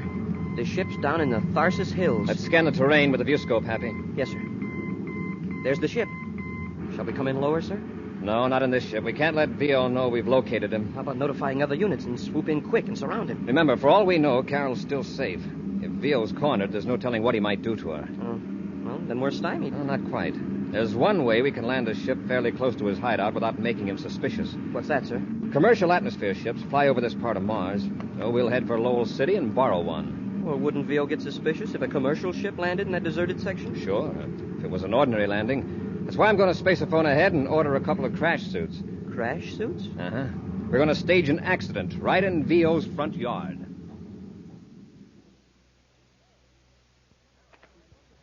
Carol! Miss Carol, I see you. Don't try to get away. Come here. You little fool. Where do you think you're going? I thought I could get to a relay station. There isn't one for miles. Besides, you're heading the wrong direction.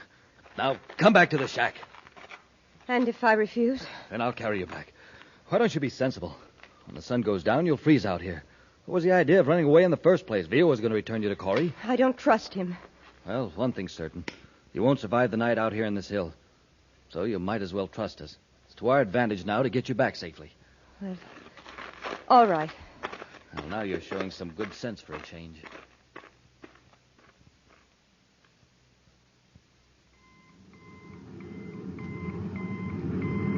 We're getting close, sir. Yes, we can cut the signal now. Well, fasten your safety belt, Happy. Here's where we develop power failure. I'm all set, sir. I guess. Now, Hap, here's where I make the worst landing of my career. Nervous? When I put the shock suit on, I thought I could jump off a skyscraper in it, but now I'm not so sure. Near that knoll, Hap. 100 yards from Vio ship. Now, brace yourself. Here we go.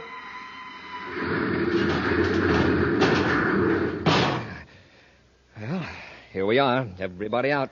A very realistic crash, sir. Are you all right? I guess so. Except I can't move my right foot. It's caught in the wreckage. Does it hurt? No, sir. The padding of the suit protected it. It's just wedged in. Vio or his partner will be running out here very soon. Maybe I can pry that bent duralloy apart and get you out before they get here. But why don't we go ahead with our original plan? Leave me here in the ship while you circle around to the shack. Our original plan didn't call for you to be helpless. Well, that'll make it look all the more like a real crack-up. Besides, Carol may be in danger. Yeah, you may be right, Hap, but you'll be safer if you pretend to be unconscious. Yes, sir. I'll climb out the port. Hey, we did a good job. What a mess. If you're in trouble, use your miniature spacer-phone. I'll keep mine on. Here, where are you going? To the ship. Oh, no, you don't. I'll get back to the shack. But somebody might be hurt. We've got to help them. Nobody could be alive in that mess. Well, I'm going to see anyway. Carol, come back here. We've got to get Vio and blast off before the rescue ships arrive. Get Vio if you want. I'm going to help. Carol, come away from that wreck. It might explode.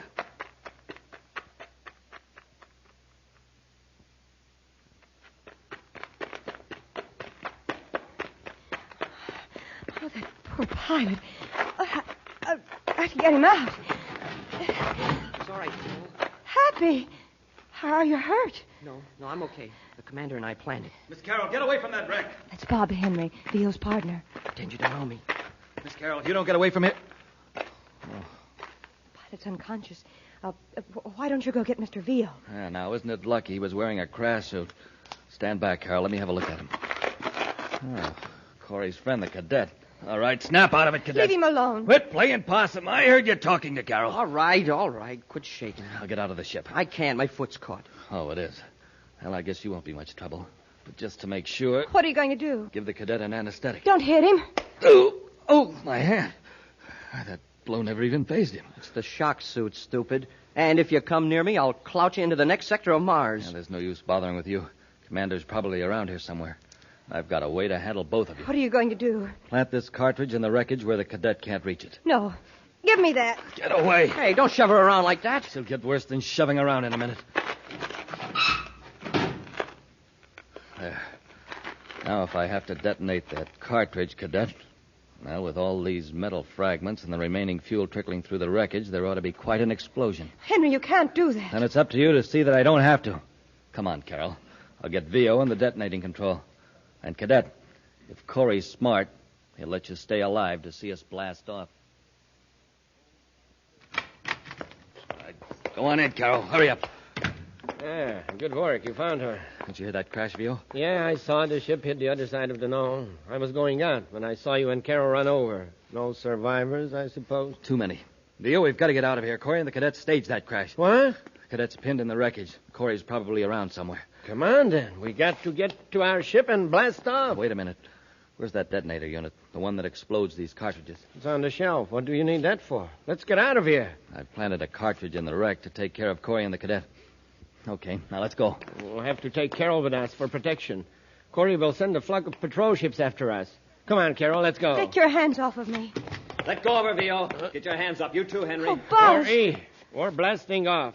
Put that gun away and step aside. If you don't, I'll fix that cadet of yours for good. Buzz, he means it. Henry put one of those electronic cartridges in the wreckage. And all I've got to do is press this button and transmit a signal that'll blow that wrecked ship to bits. Play it smart, Corey. Give me that gadget, Henry. I warn you, don't come any closer.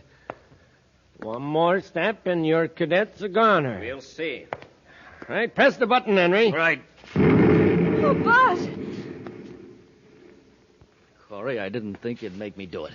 Oh, well, it was a wreck anyway. Happy, I thought that you... Carol, stand back. Rush them, Henry. Carol, get out of the way. Henry, get the gun. Oh, no, you don't. Oh. Have any more ideas, Vio? No. Buzz, I nearly died when that wreck exploded. I thought that Happy would be blown to bits. I caught a glimpse of Happy through the window. He'd already gotten out of the ship. I couldn't tip you off in front of these two. I pried myself out of the wreck with a hunk of loose metal. Happy, let's get these characters into their ship and take them to Terra. Yes, sir. Come on, Henry, on your feet. Vio, where's that pouch full of evidence you stole from us? They destroyed it, Buzz. They burned it. Yeah, at least we got ahead of you there, Corey. Now you can't convict us of larceny and fraud. That isn't going to help you, Vio. No, compared with what we've got on you now, larceny and fraud are going to sound like flattery. An exciting preview of next week's thrilling Space Patrol adventure in just a moment. But first... Hi, boys and girls. This is your commander reminding you to send in today for a pair of space binoculars. Send in today because this offer is soon going to end. You see, I don't want you to get left without one of these swell new binoculars. They're an item I want every single one of you to have. I just couldn't get along without my space binoculars. And for you to be a real space patroller, for you to be one of my own gang, you should have a pair of official Space Patrol space binoculars, too. So don't get left out. Send for your space binoculars today. They make everything in the distance look bigger and clearer. You don't even have to hold them. You slip them over your head, and a strong elastic band holds them snugly to your eyes. You can study birds in the trees, spot planes in the sky, read faraway signs, see who's coming up the block, and do all kinds of other things with them all year long. Yes, sir, they're the real McCoy. 4-power space binoculars exactly like mine. Big plastic binoculars, 5 inches long and 5 inches wide. When you wear them, they stand out from your eyes 3.5 inches. So you see, they're not flimsy celluloid goggles or a mask. Now, don't get left out. This is the biggest value we've ever offered, and the offer soon ends. Captain Dick Tufeld, tell the gang how to get their space binoculars. Buy a box of Instant Ralston. Then, with your name and address, send 25 cents in coin and an Instant Ralston box top to Space Patrol, Box 686, St. Louis, Missouri. This offer good only in the USA and may be withdrawn at any time. Gang, if you don't agree your binoculars are tops, return them and we'll return your money. That's Space Patrol, Box 686, St. Louis, Missouri. And now, an action preview of next week's exciting Space Patrol adventure. Buzz and Happy have descended into a canyon on Venus to rescue a wounded space pilot. As they reach the injured man, a flash flood roars down the river, piling water up behind the dam above them. We gotta get him out of here quickly, Happy. The water's rising fast. Once we get him to the ledge, we shouldn't have any trouble carrying him to the top. It's a landslide. Press close to the dam and keep your head down. Smoking rockets, that was close. Hurry. We gotta get him up the path. There may be another landslide. Commander, look up there. Most of the ledge is swept away. We're trapped. Be sure to be with us next Saturday for the exciting story, The Mysterious Meteor, when wheat checks, rice checks, and good hot Ralston again present Space Patrol.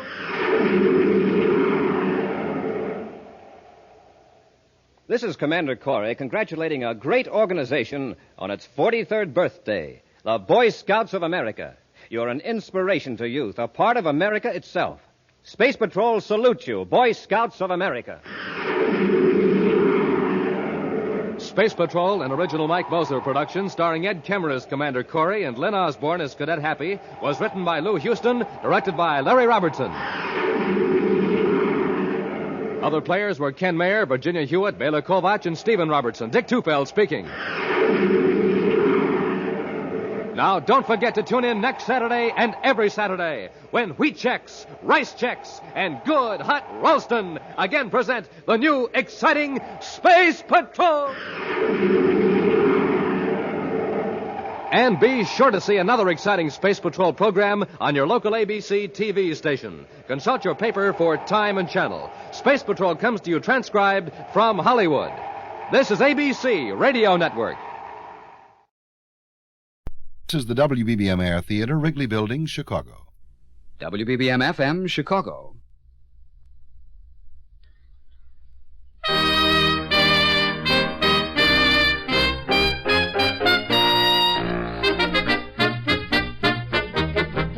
The makers of Wrigley's Spearmint Chewing Gum invite you to enjoy Life with Luigi, a comedy show created by Cy Howard, directed by Mac Benoff, and starring that celebrated actor, Mr. J. Carroll Nash, with Alan Reed as Pasquale.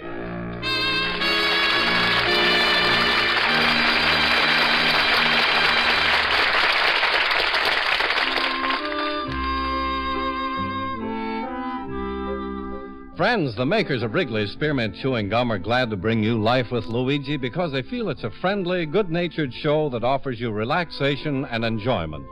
And you know, Wrigley's Spearmint Chewing Gum offers you relaxation and enjoyment, too. It's pleasant to chew on a smooth piece of Wrigley's Spearmint, whether you're working, shopping, listening to your radio, or doing just about anything.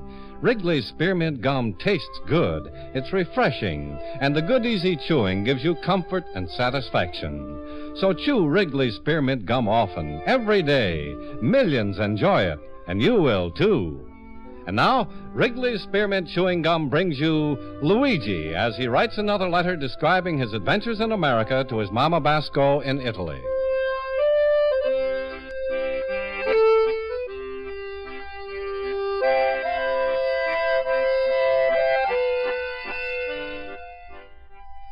Dear Mamma Mia, in a few days we're celebrating the birthday of a great American. No, it's not to me, it's Abraham Lincoln. Mamma Mia, if George Washington was the father of his country, then I think Abraham Lincoln was his favorite son. Here in America, there's hundreds of things named after this great man. And they got a Lincoln Memorial, a Lincoln Nebraska, a Lincoln Laundry. And I read that once in Los Angeles, they even got a Lincoln jail. But you should have seen my shirts, Mamma Mia. Today they come back from the Lincoln Laundry, and in honor of Lincoln's birthday, they freed all the buttons. Here in America, Mamma Mia, if you're very big, then they put your face on the money. Well, they put Mr. Lincoln on a $5 bill. But to show you how fair Mr. Lincoln was, he's also want the poor people should see him, too. So he's put his face on a penny. Anyway, tonight when I'm... Oh, how do you do, lady? Something I can do for you? Yes, you have something I'd like to buy. That Lincoln picture over there. Oh, lady, you picked out the one thing you can't have. Why not? I can't sell a Lincoln on his birthday. What? Here, why don't you buy Washington? He's a very nice man. I want Lincoln. I want him too. Huh? Lady, please understand, huh? You like your husband, huh? All year, maybe you get the mad on him, you could sell him. But on his birthday, you make a party for him. Same with me and a Lincoln. Oh, but that's ridiculous. No, it's not ridiculous. It's a respect. Here's a very good antique. That's a Washington bed. I don't want it. Besides, every antique shop has a Washington bed. You're right, lady. There's so many Washington beds for sale, you would think Washington has slept all through the Revolution. But how's about this nice picture of Washington? And in 10 days, I don't sell him neither. Why not? That's his birthday, then. I never heard of anything so crazy. Please, lady, don't be mad. Wait, I'll show you something else. By Andrew Jackson, Betty Ross. You're going to be very happy living with them. Huh? Look at this statue of Paul Revere. He's so alive, you want to feed his horse carrots. But I want the Lincoln picture. I want to give it to someone on Lincoln's birthday. But if you give it to someone, then I want to have it. Well, if you don't want to sell it, what are you in business for? You're right, lady. Maybe I should be in a popcorn business. Popcorn is never have a birthday. Goodbye. Goodbye, Ann. I'm sorry. Mamma mia, this day is no start out right. I'm afraid it's a bad sign. But don't you worry, Mr. Lincoln. You and me, we're going to celebrate your birthday together, even if somebody's offering me about $1,000 for you. $1,000? Well, for $1,000, I sell both of us, and we're still together. Luigi, my friend. Hello, Luigi. Hello. Hello, Pasquale. Tell me, little banana nose, how's your business? Is it picking up? No, Pasquale, is still laying down. Could it be, Mr. Big Businessman, because you don't sell a Lincoln pictures on a Lincoln's birthday? Maybe because of her? Oh, you was listening from your restaurant, huh, Pasquale? Oh, no, Luigi. I got a portable ears that they was hiding under your chair. Oh, what a boob. Lady, I can't sell you Lincoln. That's his birthday. We're going to celebrate it together. Luigi, maybe I could make you happy and start the Civil War over again, huh? Well, Pasquale, I tried to sell her something else. Sure, I heard you. Lady, buy Washington's bed. Even if she said everybody else's had got it, you could have said yours is a different. You could have shown it's got an inner string mattress. But, Pasquale, in Washington's day, they didn't have any string of mattresses. I know. That's what would have made it so different. Oh, what's the use to talk to you? You couldn't sell a straw to a drowning man. Pasquale, that's silly. What the for a man wants to drink when he's in the water? What a greenhorn. Millions of countrymen, and I had to bring you from Italy. Why couldn't I bring Petrillo? Petrillo? Sure, he's a man who's make a bigger success. Every time somebody's a go peep on a piccolo, he's a get a penny. Well, all right, Pasquale. So I'm not such a good businessman. That's the way I am. That's not the worst thing in the whole world. Ah, listen to him admit it. You like to hear yourself called a flop. Flop? Yes, a flop. F-L-A-P, flop. You're a failure in America. Pasquale, don't say that. I'm no failure. Yes, you are. Look at this old junk you got here, and you turned down the sale of a picture. Is it not all a junk? Oh, no. What are you going to do with this broken down harp? Slice of hard-boiled eggs?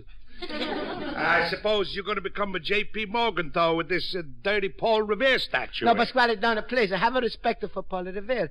Maybe you don't know this, but his famous ride is maybe saved this whole country. Yes, I know. So what? So he's a ride around on his horse all day and he's a yell, "Hi-yo, Silver!" I don't know. Look who's going to teach me about geography. Pasquale, you mean history? History, eh? Luigi, when a horse is a run, does he hiss or does he jog? He's a jogger. That is a geography.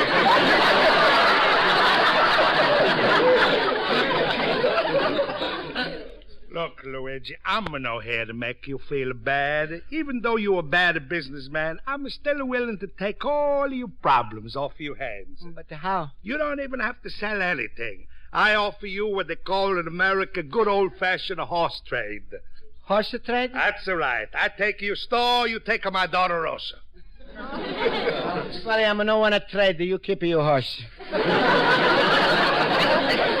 Listen, Mr. Flop. You got no right to act that way. The only reason you don't marry my Rosa is just because she's a happened to weigh 250 pounds, all right? Right. Well, that's the proof of what a stupid businessman you are. When you marry a woman, you gotta look for value. Value? Sure. When you buy toothpaste, what do you buy? The small size or the medium size? No use, Pasquale. I'm not going to buy the giant economy sizes. Luigi, don't forget that famous slogan. Good things that come in big packages. You mean little packages? Today, I'm pushing the big packages. No use to talk to me, Pasquale. I'm not taking them. All right, Mr. Bankrupt. You a failure, a flop, and you always will be. What? Pasquale, you go get out of my store. You can't talk like that. I said it where it hurts the most, huh? Well, if you don't believe in me, you ask your school chumps if you ain't a failure. Since you've been here, you ain't accumulated 10 cents. Why, if Eisenhower ran the country the way you run your business, the whole army would be down to one meatball. Pasquale, go on and get out. I'm no failure, I'm no flop, and I don't want to hear no more from you. And I bet you're afraid to ask your school chumps, too, huh? No, I'm not afraid. In fact, there's a time for my night school now, and I'm going to go and ask him, so goodbye. Maybe I insulted him too hard. Little pup Squeakies is so sensitive. Tell him he's a failure, a flop, ain't got a dime, and never will have, and should go into bankruptcy. Right away, he's a feel bad.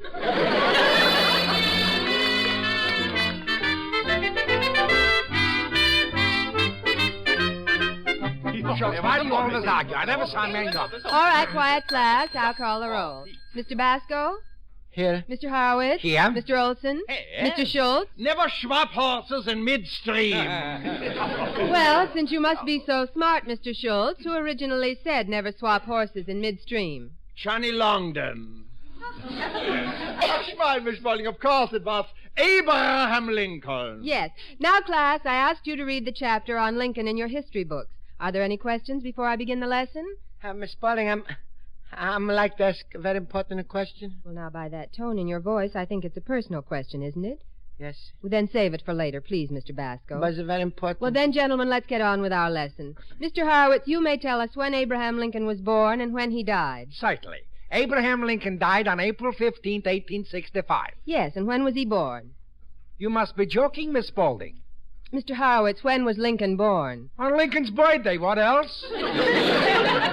Tell us the year, Mr. Horowitz. 1809. Go on, the month. February. The day. The 12th. All right. Now, Mr. Schultz. If you ask me what time it happened and who was the doctor, I am finished. Mr. Olson, tell us something about Lincoln's boyhood, please. Miss Spaulding, I would be just overjoyed to tell you. Well, there he goes. Old Faithful is about to spout some hot air. Well, he was born in a log cabin in Kentucky. During his youth, he worked on a boat. He owned a general store. He was a farmer, a rail splitter, a postmaster, a surveyor. Yeah, but he wanted a job with more security, so he became president. Oh, stop that, Mr. Schultz. Go on, Mr. Olson. Oh, Miss Spaulding, I have dozens of books about Abraham Lincoln. Before I continue with his youth, perhaps you would like me to recite his Gettysburg Address, or his second inaugural address, or his famous reply to Douglas, or perhaps I could quote excerpts from his most famous letters. Oh, well, then why don't you just go home and bake Lincoln a birthday cake? Mr. Schultz, you'd better stop that. No, Miss Spaulding, I can't bear it. When I hear such brains showing off, somebody's got to stick up for the dumb cops in this world. Well, let's continue. And thank you, Mr. Olson. Thank you. Now, Mr. Basco? Well, Miss Spaulding, is it all right if I ask that a question now? You better let him, Miss Spaulding, or he's going to explode and blow up the whole school. Oh, all right. I suppose you want to have some more information on our weekend excursion. Week and excursion, what's that? I didn't have a chance to talk to him about it yet, Miss Spaulding. Well, I've decided to take the class on a 2-day bus trip in and around Chicago, pointing out the various sites. We eat our meals out and we sleep in a hotel. Oh, that's a wonderful idea, Luigi. Very educational. Yeah, besides, it gives us a chance to get away from our wives. Mr. Schultz, please. Mr. Basco, we're all going, and the cost of the entire trip, including meals, is $18.75. Huh? But, Miss Spaulding, I'm not got the 18.75. Luigi, don't you ever have any money? Well, it seems every time you're broke, Luigi. Himmel, instead of Luigi Basco, they should call you Luigi Bankruptcy. What do you say, Schultz? I'm a bankrupt. Now, Luigi, don't get excited. I'm only kidding. I loan you the money. I'm gonna want a loan. I'm gonna want to nothing. Well, Luigi, if you don't go, we won't go. Then the whole trip, which was going to be such a success, is going to be a failure. Failure? Don't say that to me. All right, a flop. Failure. Flop. Bankruptcy. Mamma mia. Mr. Basco, where are you going? Mr. Basco! He's gone. Now, what do you suppose we said that chased him out? I don't know. But if I ran out every time my wife said a nasty word, I would freeze to death in the cold.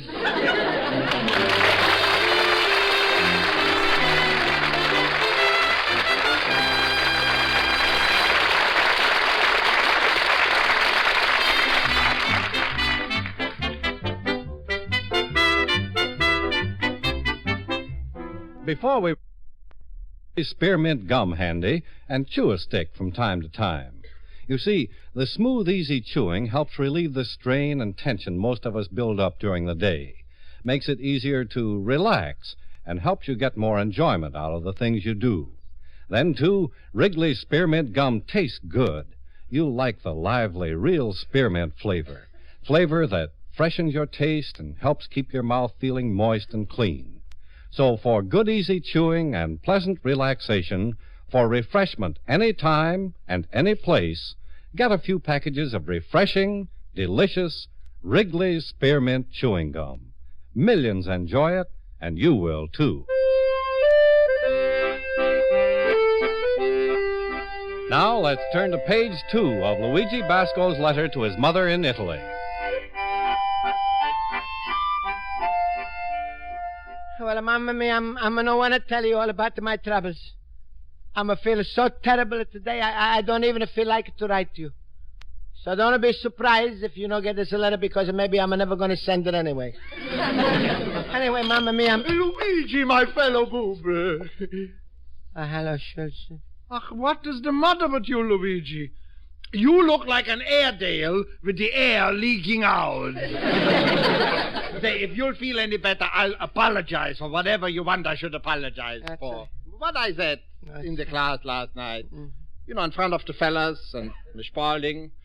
I'm sorry, in the school house. I know. But Schultz, it's not to you.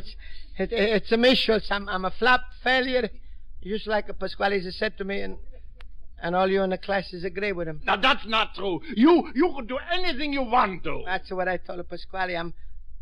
I'm not good in the antique shop, but I told him I could get a job as a painter, carpenter, maybe bricklayer, but he said you got to belong to the union. But that's right, Luigi. He said only job I can get, I'm sure to succeed, is a job as a husband. Then what did you say? I said the way his daughter eats, I could never pay the union dues. Don't tell him. Yeah, but don't make me a success, Schultz. Schultz, what am I going to do? Ach, Luigi, smile. Don't worry. We'll think of something. No, Himmel, into my head an idea just pooped. What? Luigi, tell me, do you think you could be a barber? Well, Schultz, once in a while I used to give a haircut. Oh, that's wonderful. You could open your own barber shop right away. Who did you give the haircuts to? Uncle Pietro's goat. Well, Luigi, here we don't let our beards grow so long, yeah. But I still think I got a good idea. You're going to learn to be a barber. I learn, but who's going to learn me? Himmel, Luigi, what grammar? It's who is going to learn I. Schultz, do the barbers make good money? Money? Well, sure, there's plenty of profit, and it all comes off the top. now, smile, Luigi, you are not going to fail. You are going to go to barber college. Schultz, I'm not even finished high school. Stop it, Luigi. I'll give you the money, and when you become a barber, you can pay me back in haircut. No, Schultz, thanks, but I'm going to want nobody's money. I'm going to start on my own. On your own what? You ain't got nothing. Schultz. No, don't run. It's your store. If anybody leaves, it's got to be me. Please, I'm appreciate what you... No, stop. I'm not going to let you alone. Schultz, the truth is nothing for me to do. I can't sell. I'm a failure. That's not true, Luigi. Anybody can learn how to sell. Look at me. I never sold a thing in my life till I opened up my delicatessen store. Today, there ain't a case of heartburn in the neighborhood that can't be traced to my salami. I don't want to be a salesman. No, Luigi, you got to want. You are living in a country where everything is competition. If you don't learn to sell, you can't exist. Everything is salesmanship. Everything? Certainly. Without salesmanship, we would all be bachelors. All right, Schultz, I'm going to try. What I should do? Well, the best way to learn is to get a job as a salesman. Here, let me look in that newspaper. All right, here, here's the newspaper. Here's the salesman's jobs right here. Vacuum cleaners, photography. Most of these you got to know something about. Now, here. What? Clothing salesman needed for Lincoln's birthday. Oh. Luigi, this is ideal for you. You don't even have to lose a day off from business, and you can see how you're going to make out. All right, Schultz. I try. Yeah, and when you get back, we're going to have a little celebration prepared for you, Luigi. Yeah. Now, take the paper and let me see one thing. No, stop it, Schultz. No, don't worry. I'm got the car fare in my pocket. I got the car fare to the store. No, I mean a smile, Luigi. That's it, smile, Luigi. Be like me, Luigi. Always happy, always laughing. Oh, what? My rheumatism is killing.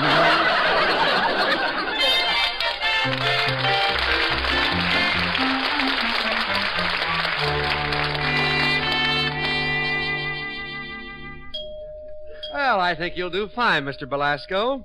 No, it's a Basco, Luigi Basco. Oh, yes, Basco, and I'm Whitehouse. Whitehouse. Exactly. We have many strangers coming in here, and with today Lincoln's birthday being their day off, they'll be down here buying suits. You'll handle them. Well, thank you, Mr. Lighthouse. That's it. It's White House.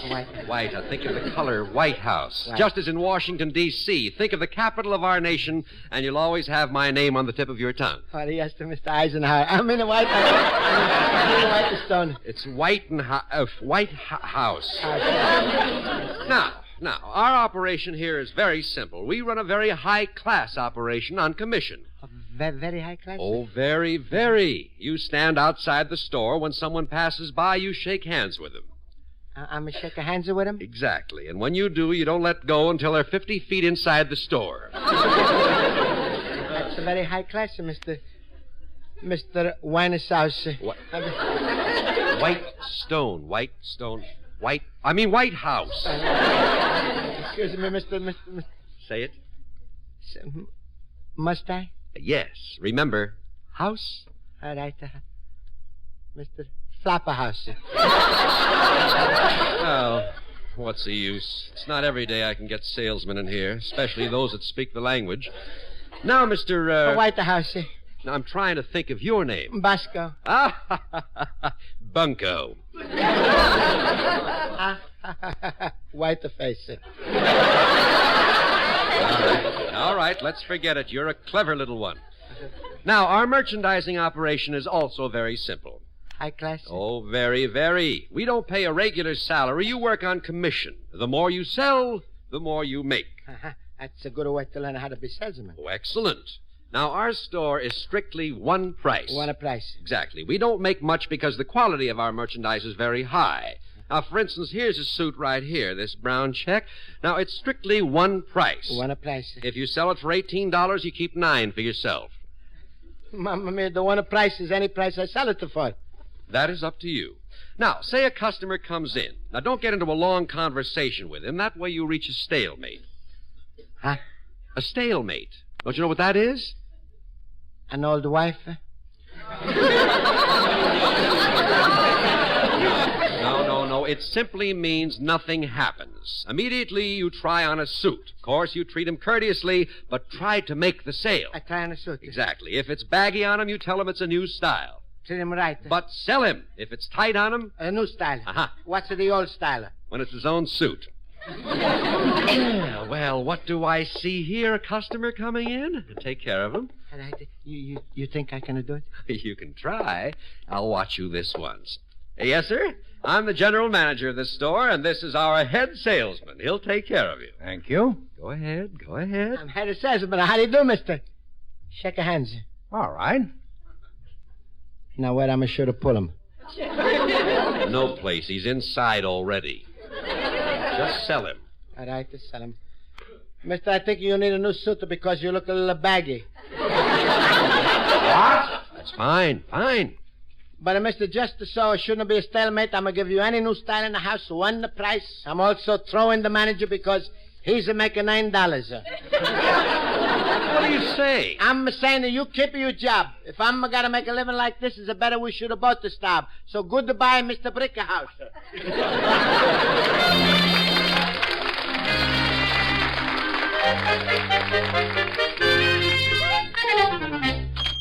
How are you? Pasquale Schultz, Horowitz, Olsen. Miss Spaulding, what are you doing here? Well, I told you we was going to have a celebration. This is sort of a surprise for you. Yeah, Luigi, where was you? Yeah, so we called the store downtown. They said you were going hours ago. What you do in the meantime? Well, I'm going to want to go home, so I'm walking around the town to see the planetarium, zoo, lake, library, and... Luigi, don't tell us you got a job as a guide. Please, this is nothing to laugh at. I appreciate how you want to help me out, the friends, and make me salesman and everything, but I'm a flop, failure. I'm a nothing. Luigi, you are taking a very pessimistic view. Nothing good can come from it. All right, what's up, Pasquale? He knows what I mean. Luigi, look on the cake. Huh? It's for you. Happy birthday, Mr. Lincoln. And I paid for it myself, Luigi. Maybe you're right if you don't want to sell the picture. If you want to celebrate Lincoln's birthday, then we all are going to celebrate. Sure, come on. No, please, it's no use, but thanks, everybody. Still, it only changed me that I'm a failure. I couldn't even sell a suit. Nothing. Mr. Basco, let me tell you something about a failure. A man you idolize, Abraham Lincoln. Failure? These are facts. Abraham Lincoln had less than 1 year of schooling. He could be considered a failure as far as education goes. He worked as a rail splitter, he clerked in a store, he did odd jobs, even managed a mill. If you said he couldn't hold on to a job, you wouldn't be far from the truth. He couldn't even run a store. Store like me? Yes, that's right. He even had a partner, but the store went into bankruptcy. He served a term in Congress, but considered himself such a failure there that he retired to private life. Even then, when he did come back into public life, he tried to become a senator and failed. He failed again as a possible candidate for vice president. He changed his party and again ran for the Senate, and again he failed. Mamma mia, I'm a failed in as many things as Lincoln did. Yes, and you know what that means? Yeah, that means that Luigi is going to be our next president. Mr. Basco, it means very simply you're never a failure until you consider yourself one. Miss Spaulding. Thank you, Miss Spaulding. Well, come on, everybody. Let's cut the cake. I got us some wonderful food away. All right. And speaking of waiting, Luigi, you know who else is awaiting? No, who, Pasquale? Who you think? Rosa! Rosa! Rosa! You called me, Papa.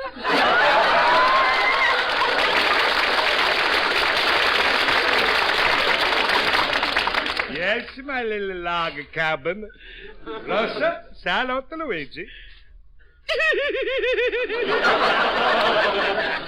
Hello, Luigi.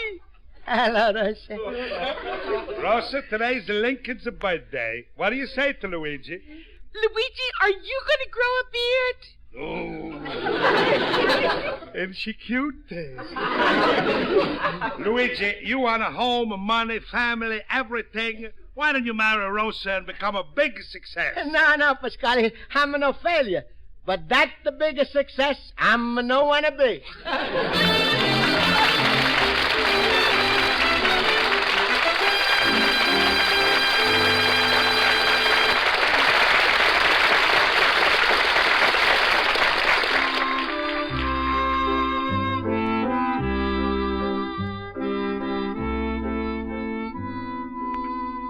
Friends, the makers of Wrigley's Spearmint Chewing Gum hope you enjoyed tonight's episode of Life with Luigi. And they want to remind you that chewing Wrigley's Spearmint Gum is enjoyable, too. Yes, the moment you sink your teeth into a smooth piece of Wrigley's Spearmint Gum, you start to enjoy the lively, real spearmint flavor. Flavor that tastes good and helps keep your mouth feeling fresh and clean. Then, too, you get a good feeling from the pleasant, easy chewing. The kind of natural chewing that helps relieve strain and tension, makes it easier for you to relax. And you know, you can enjoy Wrigley's Spearmint Gum just about any time and any place. So get a few packages of Wrigley's Spearmint Gum next time you're out. Millions enjoy it, and you will, too. That's Wrigley's Spearmint Chewing Gum. Healthful, refreshing, delicious.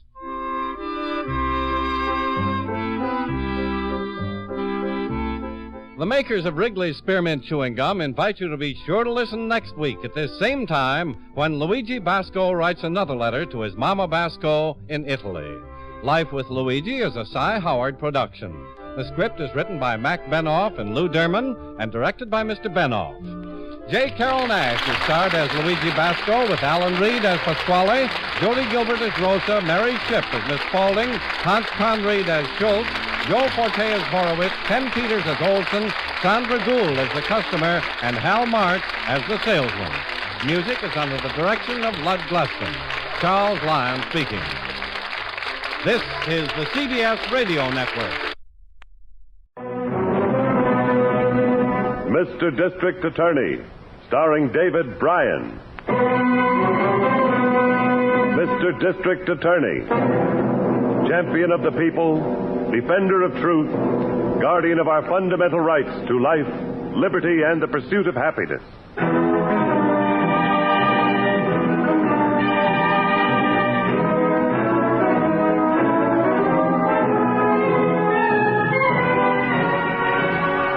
And it shall be my duty as district attorney not only to prosecute to the limit of the law all persons accused of crimes perpetrated within this county, but to defend with equal vigor the rights and privileges of all its citizens.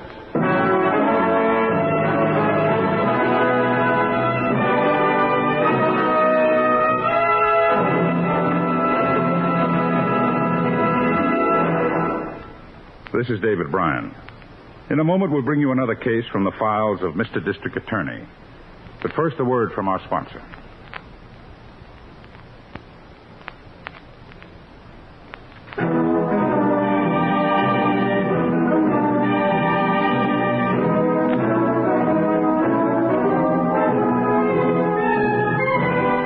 And now, here is our star, David Bryan, as Paul Garrett, Mr. District Attorney.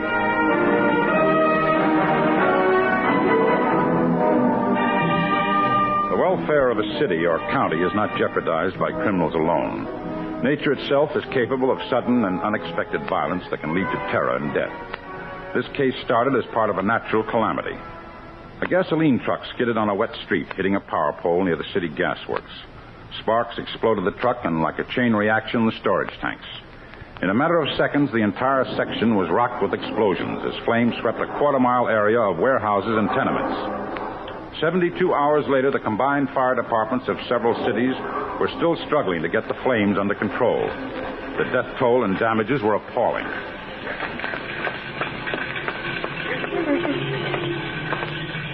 Look. Just look at that smoke. Did you get the late edition of the paper? Yeah, 300 dead so far, more than 100 still missing. Lots of bodies unidentified. What are the names of that? The list of dead. Oh, right there on page 1. Only about 20 identified so far. Is Ralph's name one of the... No. He's probably all right. A working square like him would be all right. But he had a job washing dishes in that diner right by the gas tank. The explosion started. Stop blubbering. Do you want to draw attention to me? No, Bert. But he is my brother. I've got to worry about him, too, don't I? He's probably dead. Yeah, he probably is. Your brother Ralph is probably one of the unidentified dead. Oh, man. You'll have to go to the emergency headquarters the police have set up in the high school, Lil. If Ralph is dead, you'll have to identify him. If he is there, in with the ones they don't know, there's nothing you can do to help him. But you can help me, Lil. What? What do you mean? If you find him there, baby, what harm can it do if you identify the body but tell the police it's me? Don't you see, baby, it's a chance for me to get in the clear. They'll stop looking for me if they think I'm dead. Now, look, I'll leave town right now, see? I'll let you know where to meet me. Maybe at that resort place we passed near Lake Blue Water. We'll be free, baby. You and me, free from there on. But Vance, how? What'll we do for money? There's a safe in Landstone I've been itching to get at for a long time. One last safe job, baby, and enough to see us through. From then on, we'll be riding a gravy train. Nobody ever arrests a dead man. Now, get going. All right, Red. Good girl. Go on.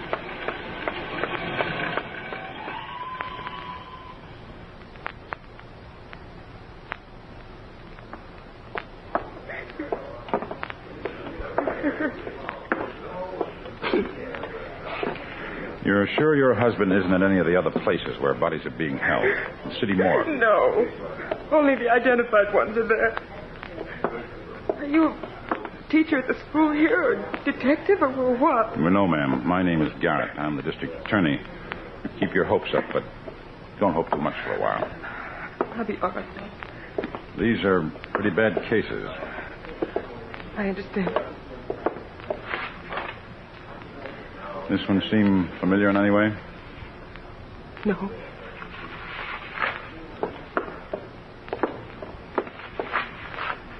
This one? No.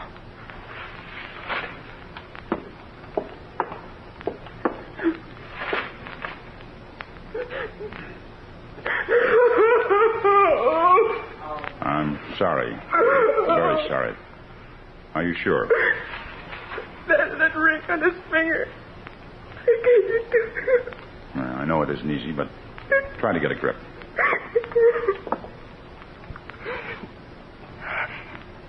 I'm all right now. You'd better give me his name for the identification tag. His name is Vance. My husband, Vance Young. Vance Young? I'm afraid I'll have to ask you a few more questions, Mrs. Young. Would you mind stepping over here into the alcove?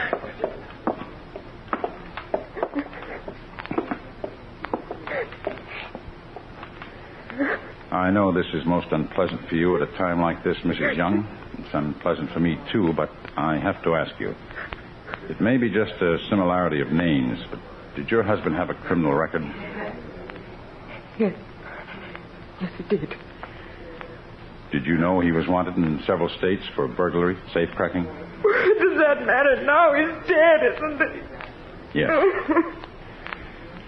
I'm sorry I had to do this, Mrs. Young. You will find several men at desks outside that door at the back of the gym. They'll help you with the funeral arrangements. All right. Thank you. That's Young. Excuse me, please. Oh, hello, Chief. No. Hello, Harrington. The mayor and the head of the disaster committee want to see you. Where are they? Riverside Garage. They're converting it into a temporary emergency hospital. Regular hospital's overflowing. You'll be ready for your hospital yourself soon. You look tired. Oh, I'm all right. I'll be glad when this is over, though. I hope we never see anything like it again. Yeah. This identification job is the worst of it. I've helped with 5 today. You stand there with somebody, watch their lives fall apart because of a freak accident. That woman I just saw you with, did she find somebody? Yes, her husband. Harrington, the man she identified was Vance Young. Vance Young? The safecracker? Yes. Was he hiding out in the tenement district? No, she said he had gone to visit a friend at a diner near the gasworks just about a half hour before the explosion. Well, I guess the explosion closed our files on him for good. Oh, when you check back to the office tonight, have Miss Miller put out a bulletin to all law enforcement agencies. Take Vance Young off the wanted list. There's no point in looking for a dead man.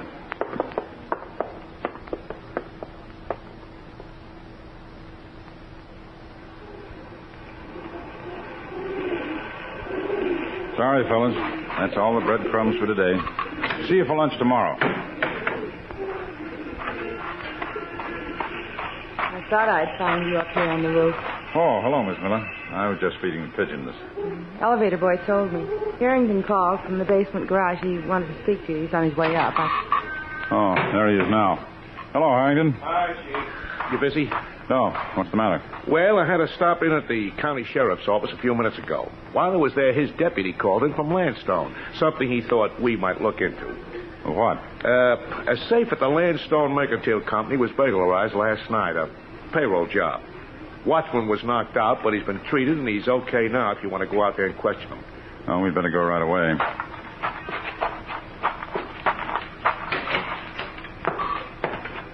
The elevator. I'll ring.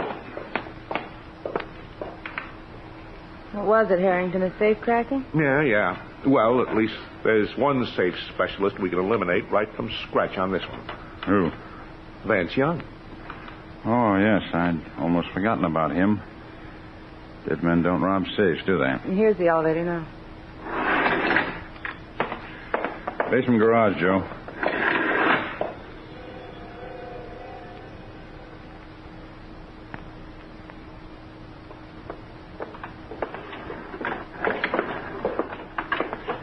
Well, this is the layout, Chief, according to the deputy's report. These back rooms are used for storage. He came in through the back, went through that door over there to the general office. That's where the safe is. You want to see it? Yes. There it is. Out over there beside the filing cabinets in the corner. Yeah, Lucas Hercules, huh? Mm-hmm. Yeah, new model, too. Steel and wrought iron plates and more alarm wires and a police switchboard. Yes, but a good safe cracker could divert the alarm circuit without tripping it. Then the box is a cinch because he's got the wire holes to start working on. Take a look. All right. Back plate is blown clear off. Doesn't even look like he used a drill. No, small nitro charges in the wire holes, and it was as good as having the combination. Oh, give me a yell for the watchman, will you? Yeah, sure. Hey, you from the sheriff's office. Yeah, you. Send that watchman in here, will you? Oh, here's where the circuit was jumped, Harrington. Neat hookup. Mm-hmm. Lab crew take a complete set of photos? They always do. Oh, here comes the watchman. You fellas want to see me? I'm the watchman. Yes, what's your name? Edwin Winkler. Everybody calls me Winky. I understand you were knocked out. How's your head? Well, aspirin ain't going to help it any, I tell you. Think you're going to get that fella that did it? We'll be able to answer that better when all the fingerprints are checked. Fingerprints?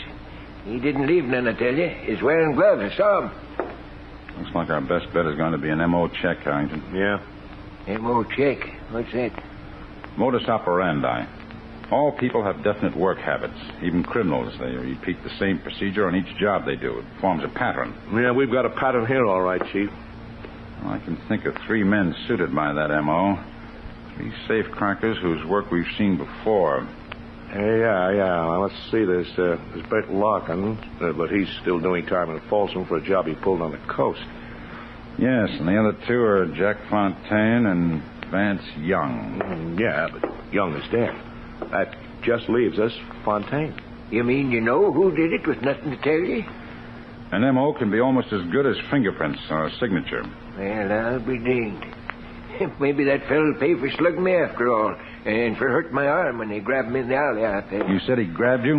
Why, yeah. He whipped my arm up behind me, then jabbed a thumb up behind my ear. It hurt like crazy. I got it, a judo trick, Chief. That still fits Fontaine. It fits Vance Young, too.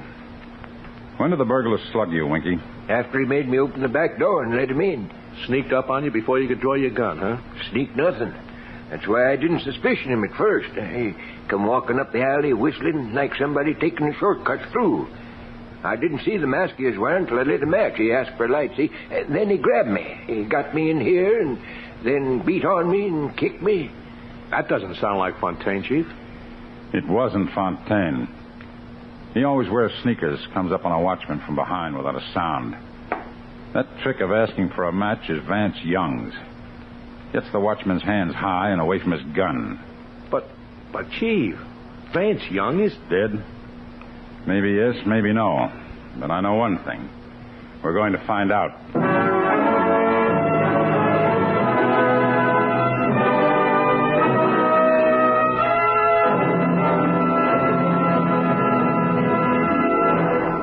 This is David Bryan. Before we continue with Mr. District Attorney in the case of the living dead man, here is an important message from our sponsor.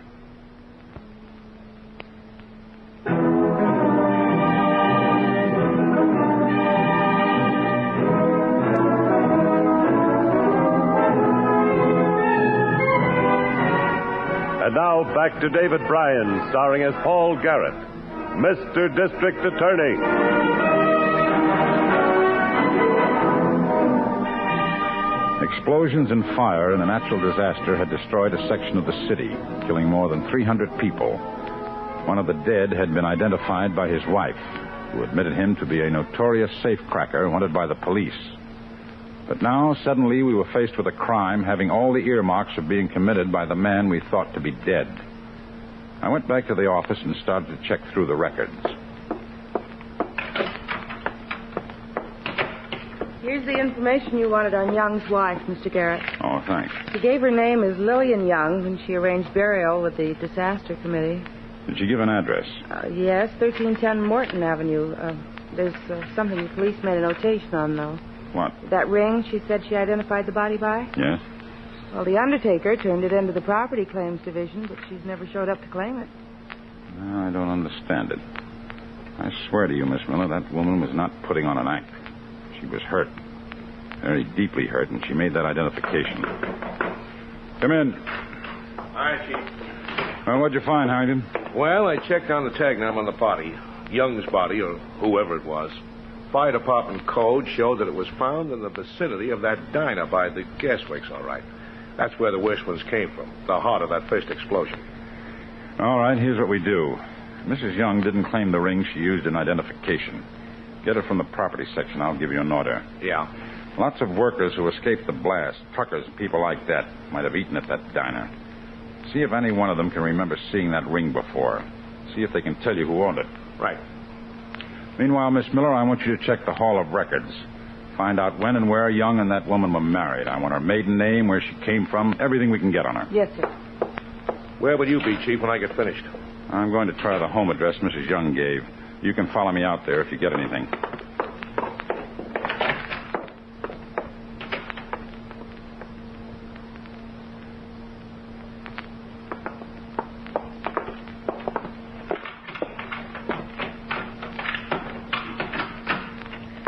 Now, this was the room, mister. If there was anything they did, I didn't know about it. My wife and I run a respectable place here, and I'm sure you do, Mr. Johnson. I just want to look around. Yeah, well, as I said, they didn't leave a thing. They only lived here 5-6 weeks, all told. You get to know the husband very well? To tell the truth, I hardly ever saw him. Come to think of it, I haven't seen him in more than a week since the big fire. He went out one night while that was going on and never did come back. But you say his wife left only yesterday. Yeah, right after the morning mail come. She gave him the keys to the room and packed up and left. After the mail, hmm? You know if she got a letter from anybody? Yeah, but I didn't see who from or where from. She waited for the postman most every morning. I got a house to take care of. Maybe Charlie can tell you where she went. Charlie? Yeah, the cab driver has the hack stand right up in the corner. She called him when she got packed. Oh, there's Charlie's cab now. You can see through the window. He just pulled up. Thanks. I'll talk to him. Yeah, so long. So long.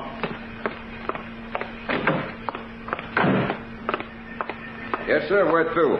What makes you think I want a cab? The way I seen you coming to me, I can spot a fare a mile off. Where to? Well, that's up to you, here or the police station. Oh, cop, eh? What'd I do, forget to answer the ticket? I'll ask the questions. You pick up a fare yesterday at 1310, the rooming house up the street? Yesterday? Now, let me think. Think faster. The landlord said you did. A woman named Lillian Young. Okay, so I picked her up. So what? Where'd you take her? Bus depot. You know which bus she took? Oh, no, I don't. But whatever it was, it left 11:05. You're sure of that?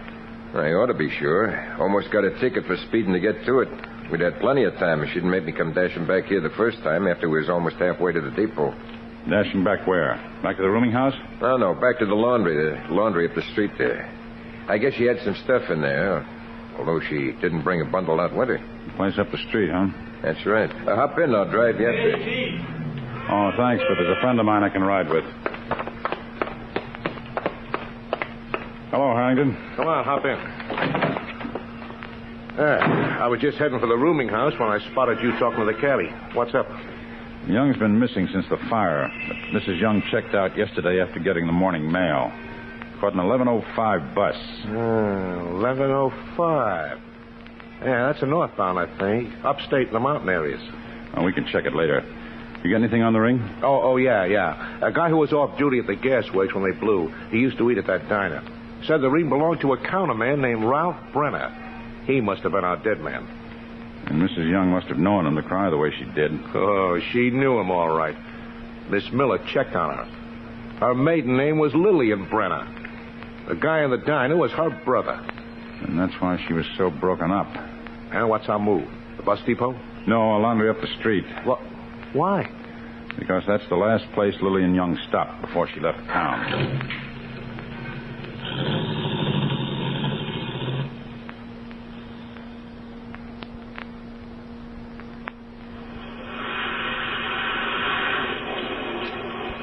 Yeah, she was real upset because the things wasn't ready. You know how things was. We're 5 days behind on our regular work because of the fire. Funny thing, the only one who complained about the laundry being late was Mrs. Young. Maybe that was only because she had to leave town. She had taken the stuff with her, finished or not. It hadn't been in the tubs. Oh, what did she leave? Oh, just shirts.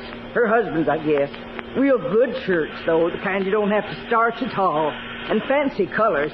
Oh, my old man wouldn't be found dead in some of them. She says she'll be back to pick up the shirts? No. She wanted them sent to her COD. Said she needed the money she had on her for traveling. Shirts like that, you'd think her and her man was rolling in money, but... We understand, but did she give you a forwarding address? Yeah, I got it right here in this book. Here we are. See, she wrote it down herself. Let me see. General Delivery Chief. Lake Blue Water. It's ready now. They're there on that there shelf up there. I'm going to wrap them and mail them out tonight. We'll save you the trouble. Just wrap them and we'll deliver them for you. Young's Laundry isn't going to get there until we do.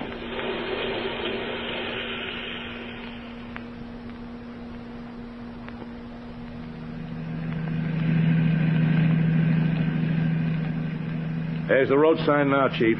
Blue Water. 25 miles speed limit. Better slow down. Yeah, not that there's any need to. That's mostly for summer. Season's over now. Regular residents turn in early. Oh, just the same. It's the law. Yeah.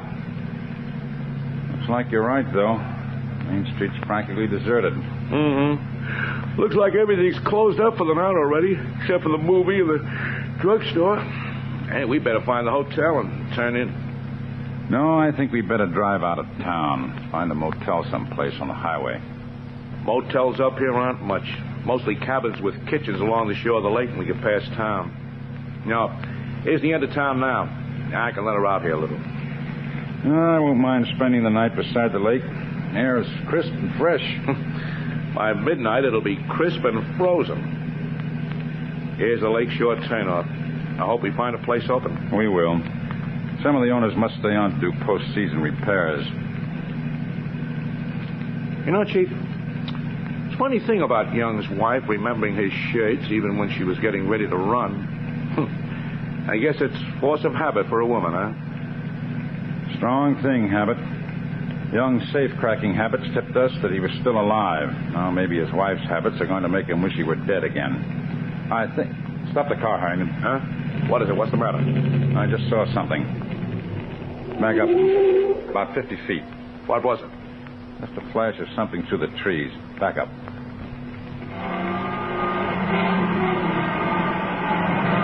Headlights picked it up as we came past. Little road goes down there, that's all. Wooden sign on that tree. Foster's Cabins. Oh, yeah. See the backs of the cabins down there? It's all dark, though. I see something else, don't you? Put the bright lights on again. Yeah. Wash hanging on a line behind one of the cabins. Look at the two men's shirts on the end of the line. Looks like a couple of rainbows even in this light. Hey. That's the kind of color scheme Vance Young goes in for.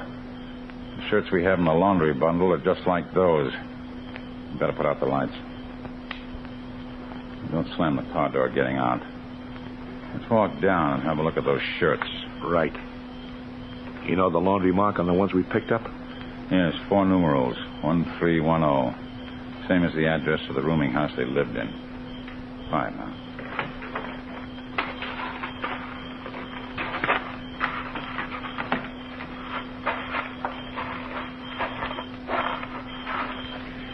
Got your flashlight handy?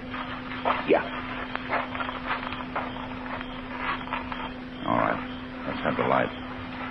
Feel it as much as you can. Marks will be inside the collar. There it is.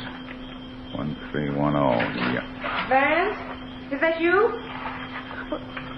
Who are you? What do you want? Come on, Harrigan. Vance! Vance! Don't run, Mrs. Young. It won't do you any good. Grab her. Vance, it's the police! Where is he? I don't know. He's gone. He's not here. He went into town. Down there, Harrington. Oh, where? The boat dock by the lake. I saw a shadow moving. Let her go. We'll pick her up later. There he is, Chief. Hurry. He's getting oars out of the boathouse. Stay out of the rowboat, Vance. He's pushing off. I'm going to jump through. Look out, Harrington. The oar. Oh, please, you cover it. Oh, not as easy, you thief. Look out. You can't fight it. I can't swim. Ah! He can't swim. He wasn't lying. He can't swim. I got you, Junior. Just relax. That's better. Ladder over here, Harrington. I'll give you a hand. Grab him. He's starting to come to. I got him. Heave. I told you I couldn't swim. Well, where you're going, mister, it won't matter. Man, look at him.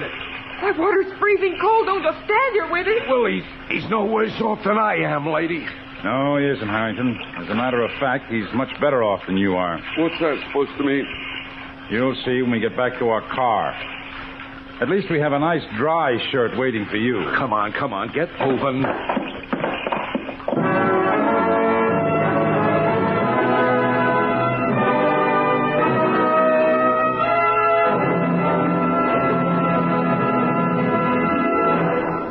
This is David Bryan again. I hope you've enjoyed this case from the file of Mr. District Attorney.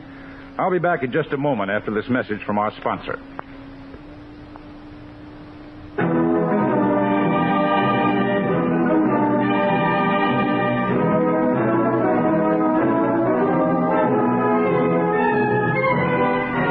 Now, here's the star of Mr. District Attorney, David Bryan, with a word about the program you have just heard.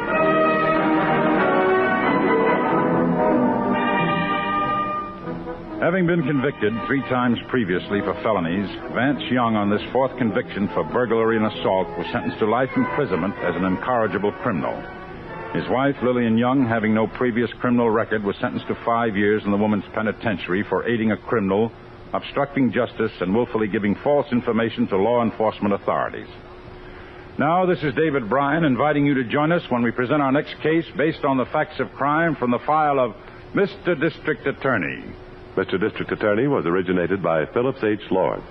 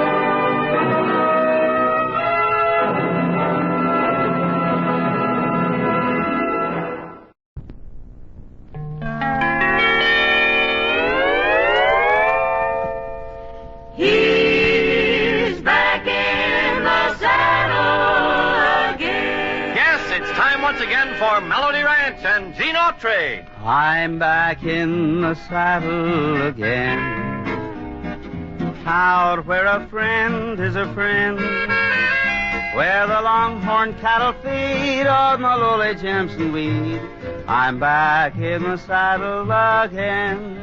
That's right, folks. Your friendly local merchant who sells and displays healthful, refreshing, delicious double mint chewing gum invites you to another transcribed Sunday night visit with all the gang here at Melody Ranch. There's Pat Buttram, the Cass County Boys, the Gene Autry Blue Jeans, Carl Cotner's Melody Ranch Hardway 6 featuring Alvino Ray, and yours truly, Charlie Lyon. Right now, though, meet the boss man himself, America's favorite cowboy, Gene Autry.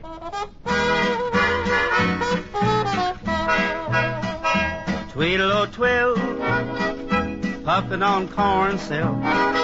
Tweedle-o-twill, whittling wood, setting there wishing he could go fishing over the hill.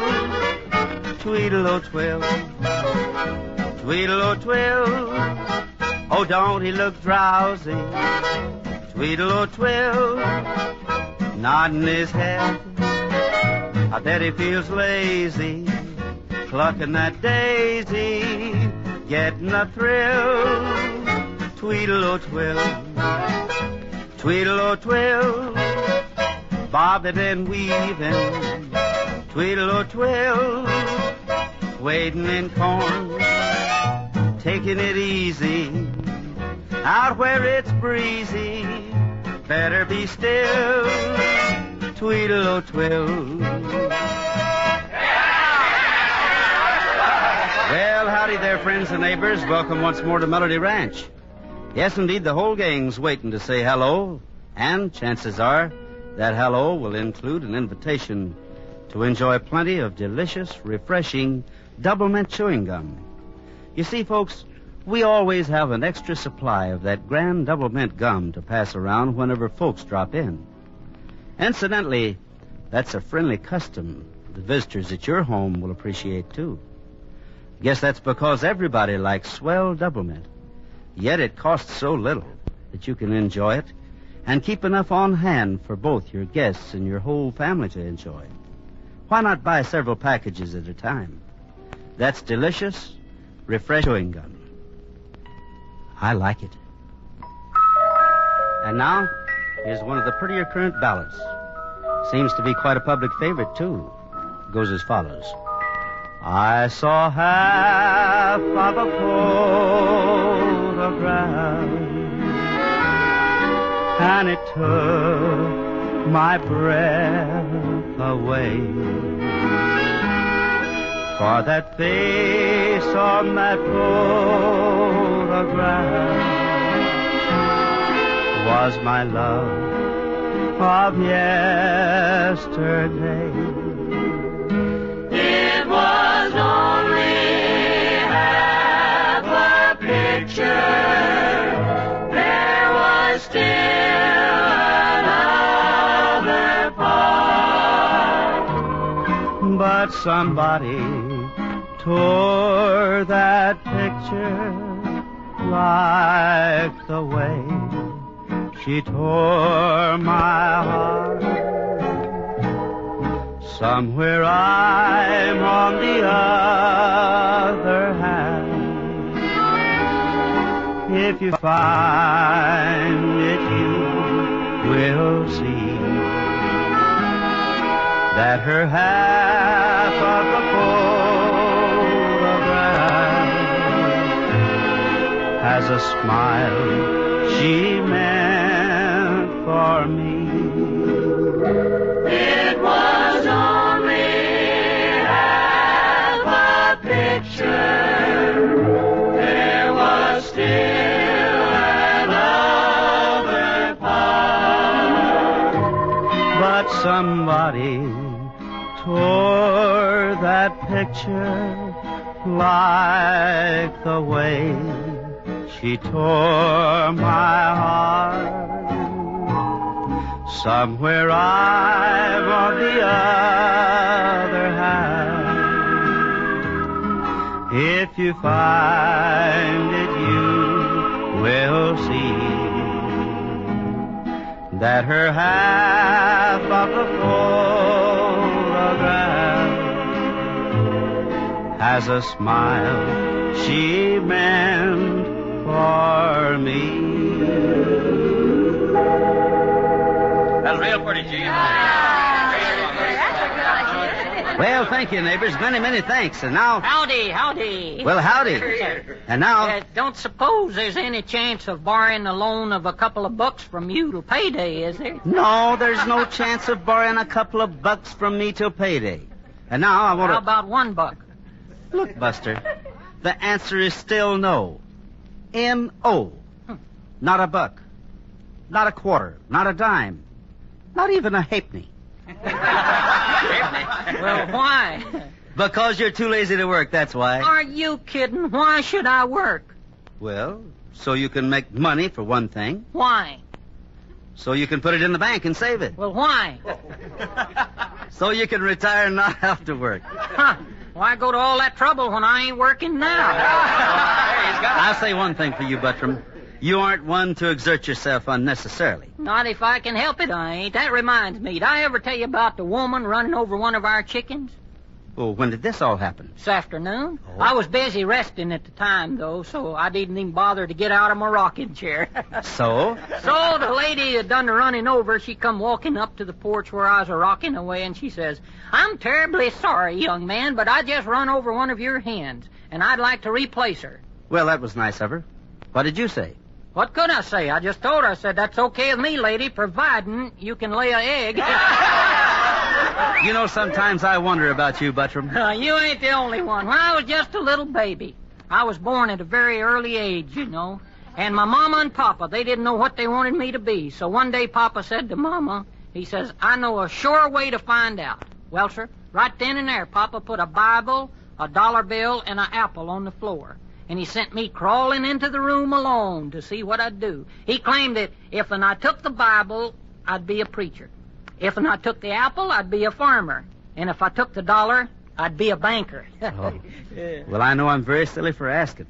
But which one did you take? Well, sir, first I picked up the apple, put that in my mouth. Then I picked up the dollar bill, put it in my pocket. Then I picked up the Bible, put it under my arm, and walked out. So Papa says, "Well, what do you know, Mama? That boy of ours is going to be a politician." Now, that's what I call a very wise observation. Say, by the way, did you wash the dishes, clean the house, scrub the floors, beat the carpets, hang the curtains, chop the wood, milk the cows and feed the chickens like I told you to do this morning? No, but don't worry, I will. I'll do them. And I'll also shovel the snow off of the sidewalk. Wait just a minute there, Buster. Huh?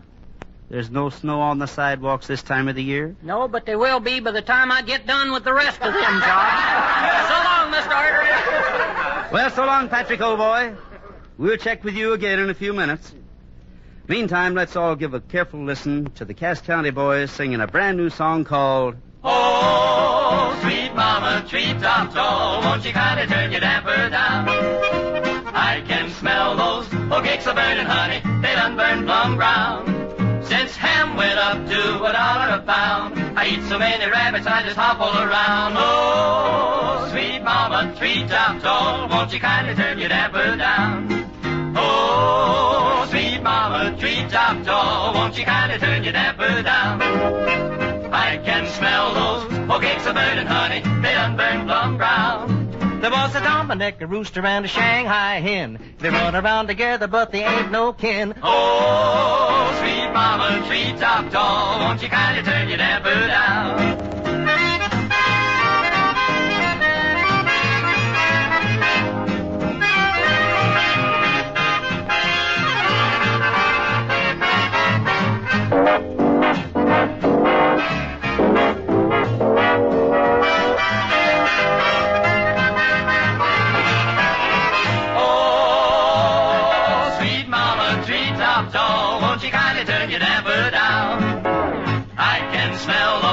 Cakes of burning honey, they done burn plum brown. You make the best hot biscuits with the honey, too. But I tell you, baby, nothing sweet as you. Oh, sweet mama, treetop tall, won't you kindly turn your damper down? Turn it down, turn it down, turn it down, turn it down. Mama, turn your damper down. Cass County boys, you really wrapped that one up nice. Incidentally, speaking of wrapping things up, did you ever hear the expression, good things come in small packages? Well, sir, delicious, refreshing double mint chewing gum sure proves that point for me. Yes, indeed, friends, with 5 sticks of that grand double mint gum in my hand, I know there's many a good thing coming my way. For instance, I know I'm going to enjoy some mighty smooth, pleasant chewing with a flavor that's always a treat for my taste.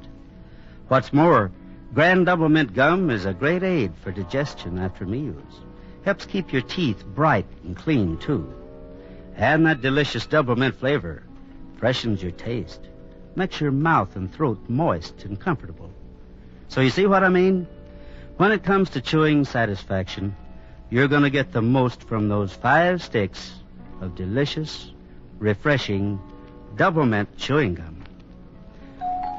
And now, friends, here's a song I had the pleasure of recording not too many years ago. You seemed to like it then. Here's hoping you still like it now.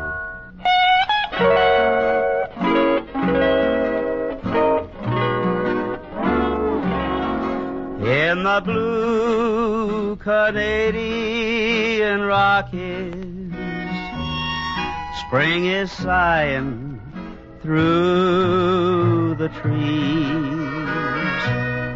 and the golden poppies are blooming round the banks of Lake Louise. Across the sea they call me, and I'm lonesome and so blue. For the blue Canadian Rockies and the girl I love so true. Across the sea they call me, and I'm lonesome and so blue. For the blue Canadian Rockies and the girl I love so true.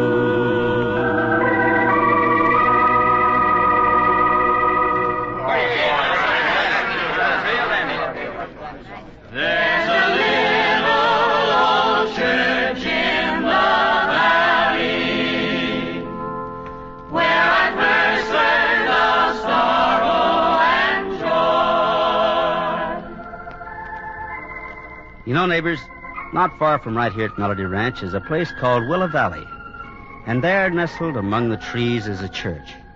A little church that the song you just heard the boys and girls singing could very well have been written about. Yet a church that might never have been built had it not been for a man named Cyrus Carter. However, as fate often wills it, Cyrus Carter didn't live to see his dream become a reality. As a matter of fact, it was just 2 weeks before the Sunday his church was to be dedicated that Cyrus Carter passed away, leaving his wife and son to carry on his work. And that's where this story begins. I do hope I'm not keeping you from anything, Jane, but, well, you're the only one I know to turn to. Believe me, I'm mighty flattered to think that you would, Mrs. Carter. Well, I mean it. But I'm afraid this isn't something you asked for, like a church pledge. You see, it's about our son, Ben. Ben? He isn't in any kind of trouble, is he? Oh, no, not really. I guess being a mother, I'm just a little disappointed, that's all. You see, Gene, Cyrus's fondest dream was that one day Ben would follow in his footsteps and carry on his work. Well, now, since his father's gone, something seems to have changed him.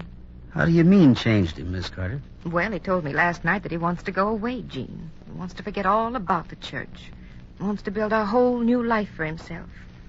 I see. And can you think of any reason for this sudden change? Oh, I only wish I could. Naturally, I don't want to force him into doing something he no longer cares about, but, well, I thought you might be better able to talk with him about it. Well, believe me, I'll be glad to, Mrs. Carter. That is, if you really think it'll do any good. I don't know, Gene. I don't honestly know that it will. But Ben thinks the world of you. That much I do know. Tell me, is he still living at the house with you? No, Gene. He's staying out in Willow Valley by himself.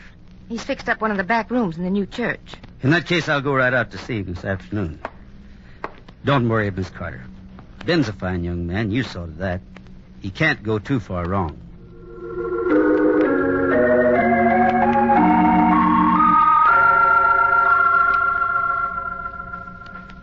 And so, Ben, that's it. That's why I came over here to talk to you. I guessed as much. Look, Gene, I'm going to tell you the same thing I told my mother. It's my life, and I'm going to get out of it what I want. No one's disputing your right to do that. Then what's this all about, anyway? Your mother just wants to make sure that you really get those things you want, Ben. That's all. Well, one thing's a cinch. I'm not going to get them here. I've lived, eaten, and slept in a church all my life. I even went to theological school to learn how to become a minister, because that's what my mom and Dad wanted me to do. But then Dad died, and somehow nothing after that made any sense. It couldn't. No matter how I added it up, I got the same answer. He'd given his time, his money, his food, finally his life to others. And for what? When he died, all he left was a mortgaged house, a lot of unpaid bills, and a half-finished church that's never opened its doors. Aren't you forgetting an awful lot of people who'll never forget him for his kindness and help? Maybe. But aren't you forgetting kindness and help don't buy clothes and groceries? They buy a lot more than that, Ben. They buy happiness. And when it came to counting that kind of wealth, your dad was one of the richest men I ever knew. Look, Gene, that kind of talk sounds good. Maybe it listens okay for somebody else, but not for me. I'm leaving here just as soon as I can get enough money to do it. Okay, Ben. If that's the way you feel about it, I guess there's not much more I can say. That's the way I feel about it. I'm sorry, Gene. I hope you understand. Let's just say I wish you luck. Thanks. We'll keep in touch, huh? Right, Ben. So long. So long.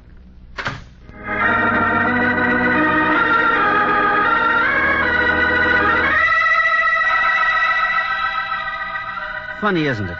I mean, how much importance so many of us attach to the material things in life, and how little heed we pay to the spiritual things that many times mean so much more. Anyway, getting back to the story, on the following Saturday, I remember I was going over the current bills in my back room when all of a sudden...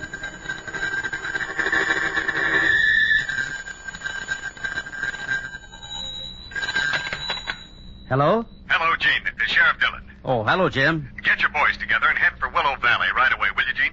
Why? What's up? Well, some guy just held up the Rancher's Loan Exchange here in town and got away with $5,000. We think he's headed out toward Willow Valley. I sent a posse out from here, so I figure if you and your boys head him off from the other way, we ought to make contact somewhere near the new church. Right, Jim. Oh, yeah, one other thing. Now, this guy's trigger-happy, so watch it. Don't worry. We'll leave within 5 minutes. Good. So long. Willow Valley, huh?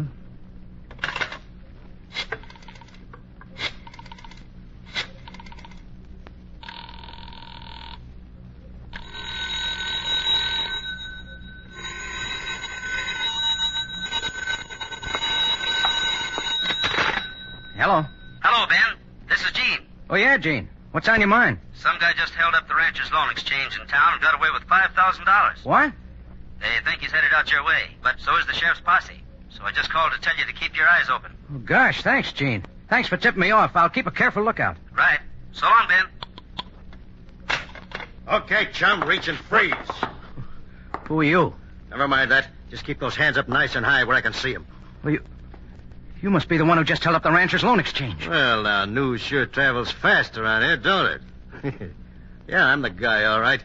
And for your information, mister, there's $5,000 in this bag that you're going to see that I keep. Oh, no, I'm not. You won't get away with it. They'll find you here. I doubt that. I doubt it very much. Especially when you tell them you ain't seen me. Hey, what are you going to do? First, I'm going to hide this dough in your closet. Like this. There. That ought to do it. Now, you got any grub around here? No. Don't give me that stuff. Fix me up something and make it fast. We'll be back as soon as I hide my horse. And, oh, yeah. Just in case you might want to call somebody to tell them I'm here, pulling out these telephone wires ought to take care of that. Now, hurry it up. I'm hungry.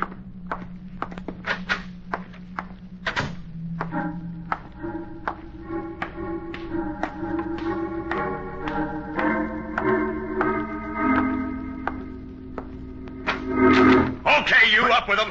Why you... Don't reach, mister. You're covered from all sides. Oh, yeah? Well, you ain't taking Rocky Sims alive.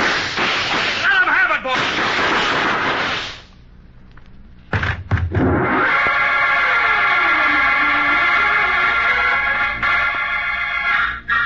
Well, sir, by the time me and the boys from Melody Ranch got out to the church, the excitement was all over. One deputy had been hit, but not seriously. But the guy we were after, Rocky Sims, was dead. The sheriff told me they hadn't been able to find all the stolen money, though. Said he figured the dead guy had probably hidden it somewhere along the trail and intended to pick it up later. But somehow that explanation didn't quite ring true to me, so I went back to talk to Ben about it. Yeah, who is it? Gene, what are you doing out here? Hello, Ben. Getting ready to go somewhere? No, I just decided to leave sooner than I expected, that's all. Oh.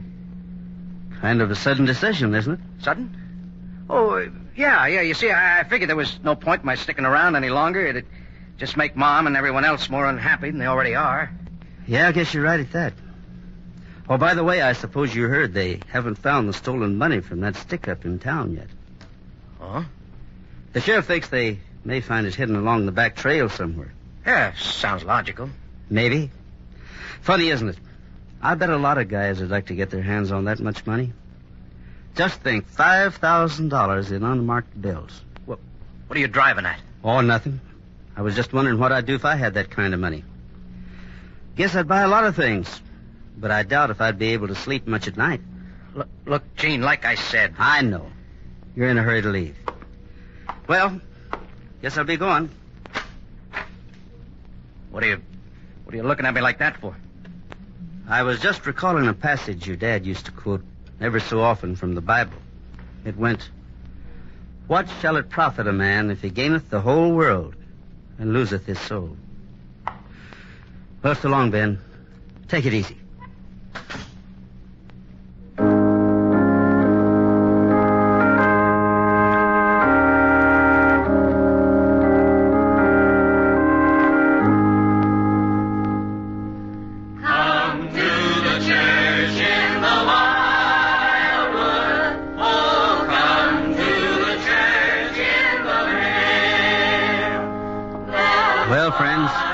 The next day was Sunday, and as Pat and I walked in to take our seats for the morning services, the congregation was just finishing singing the opening hymn. Hey, Gene, look. There's Miss Carter down front, all by herself. Yeah, I see her, Pat. Gosh, you'd think Ben at least would be here if for no other reason than just that his mom wants him to be. By the way, who's preaching the sermon this morning, do you know? Reverend Lewis from over at Rimrock, I think. Oh, sure. He's a nice fella. Shh. He's coming out now. Hey, Gene, look. It's Ben. I thought you said that... Quiet, Pat, quiet. Listen. Good friends, the subject of my sermon this morning was inspired by a favorite passage of my father's from the Old Testament. It reads, "What shall it profit a man if he gaineth the whole world and loseth his soul?" First, however, let us all rise and sing hymn number 146. There's a little old church in the valley where I first learned of sorrow and joy. I can see Mother there with her head bowed in prayer as she prays for her wandering boy. It was there that I first found my Sally, like an angel on earth, so it seems, when she sang sweet and low in the long, long ago, in the little old church of my dreams. There's a little old church in the valley where I first learned of sorrow and joy. I can see Mother there with her head bowed in prayer she prays for her wandering boy.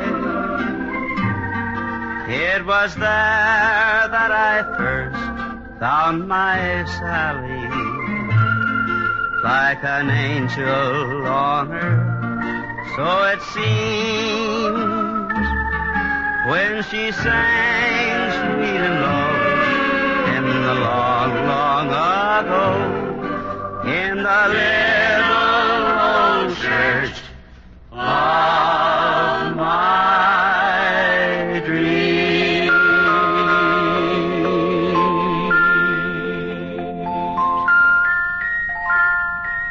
Oh, Mr. Artery, just like always, I've had a wonderful time at our get-together. I just hope everybody else had as much fun as I did. Well, I hope so too, Patrick. One thing's sure, though. All the folks here are friends and neighbors. So I've noticed they most generally like the same things we do, which incidentally includes plenty of delicious, refreshing double mint chewing gum. Believe me, that's something I'm always glad to hear because, to my mind, Grand Double Mint Gum is in a class all by itself. A swell taste treat and a swell chewing treat that's mighty pleasant and satisfying to enjoy often every day. That's delicious, refreshing double mint chewing gum. Well, good friends and neighbors, guess that just about ties all the loose ends for this Sunday night's Melody Ranch Front Parlor Social. But me and the whole gang will all be back again next week at this same time and over these same CBS radio stations. Incidentally, folks, beginning this coming Wednesday, September 23rd, I'm going to be appearing in person at the big Madison Square Garden World Championship Rodeo in New York City. Hope to see lots of you Eastern friends of mine then. Meanwhile, this is Gene Autry for Double Mint, asking you to keep thinking of us until we're back in the saddle again.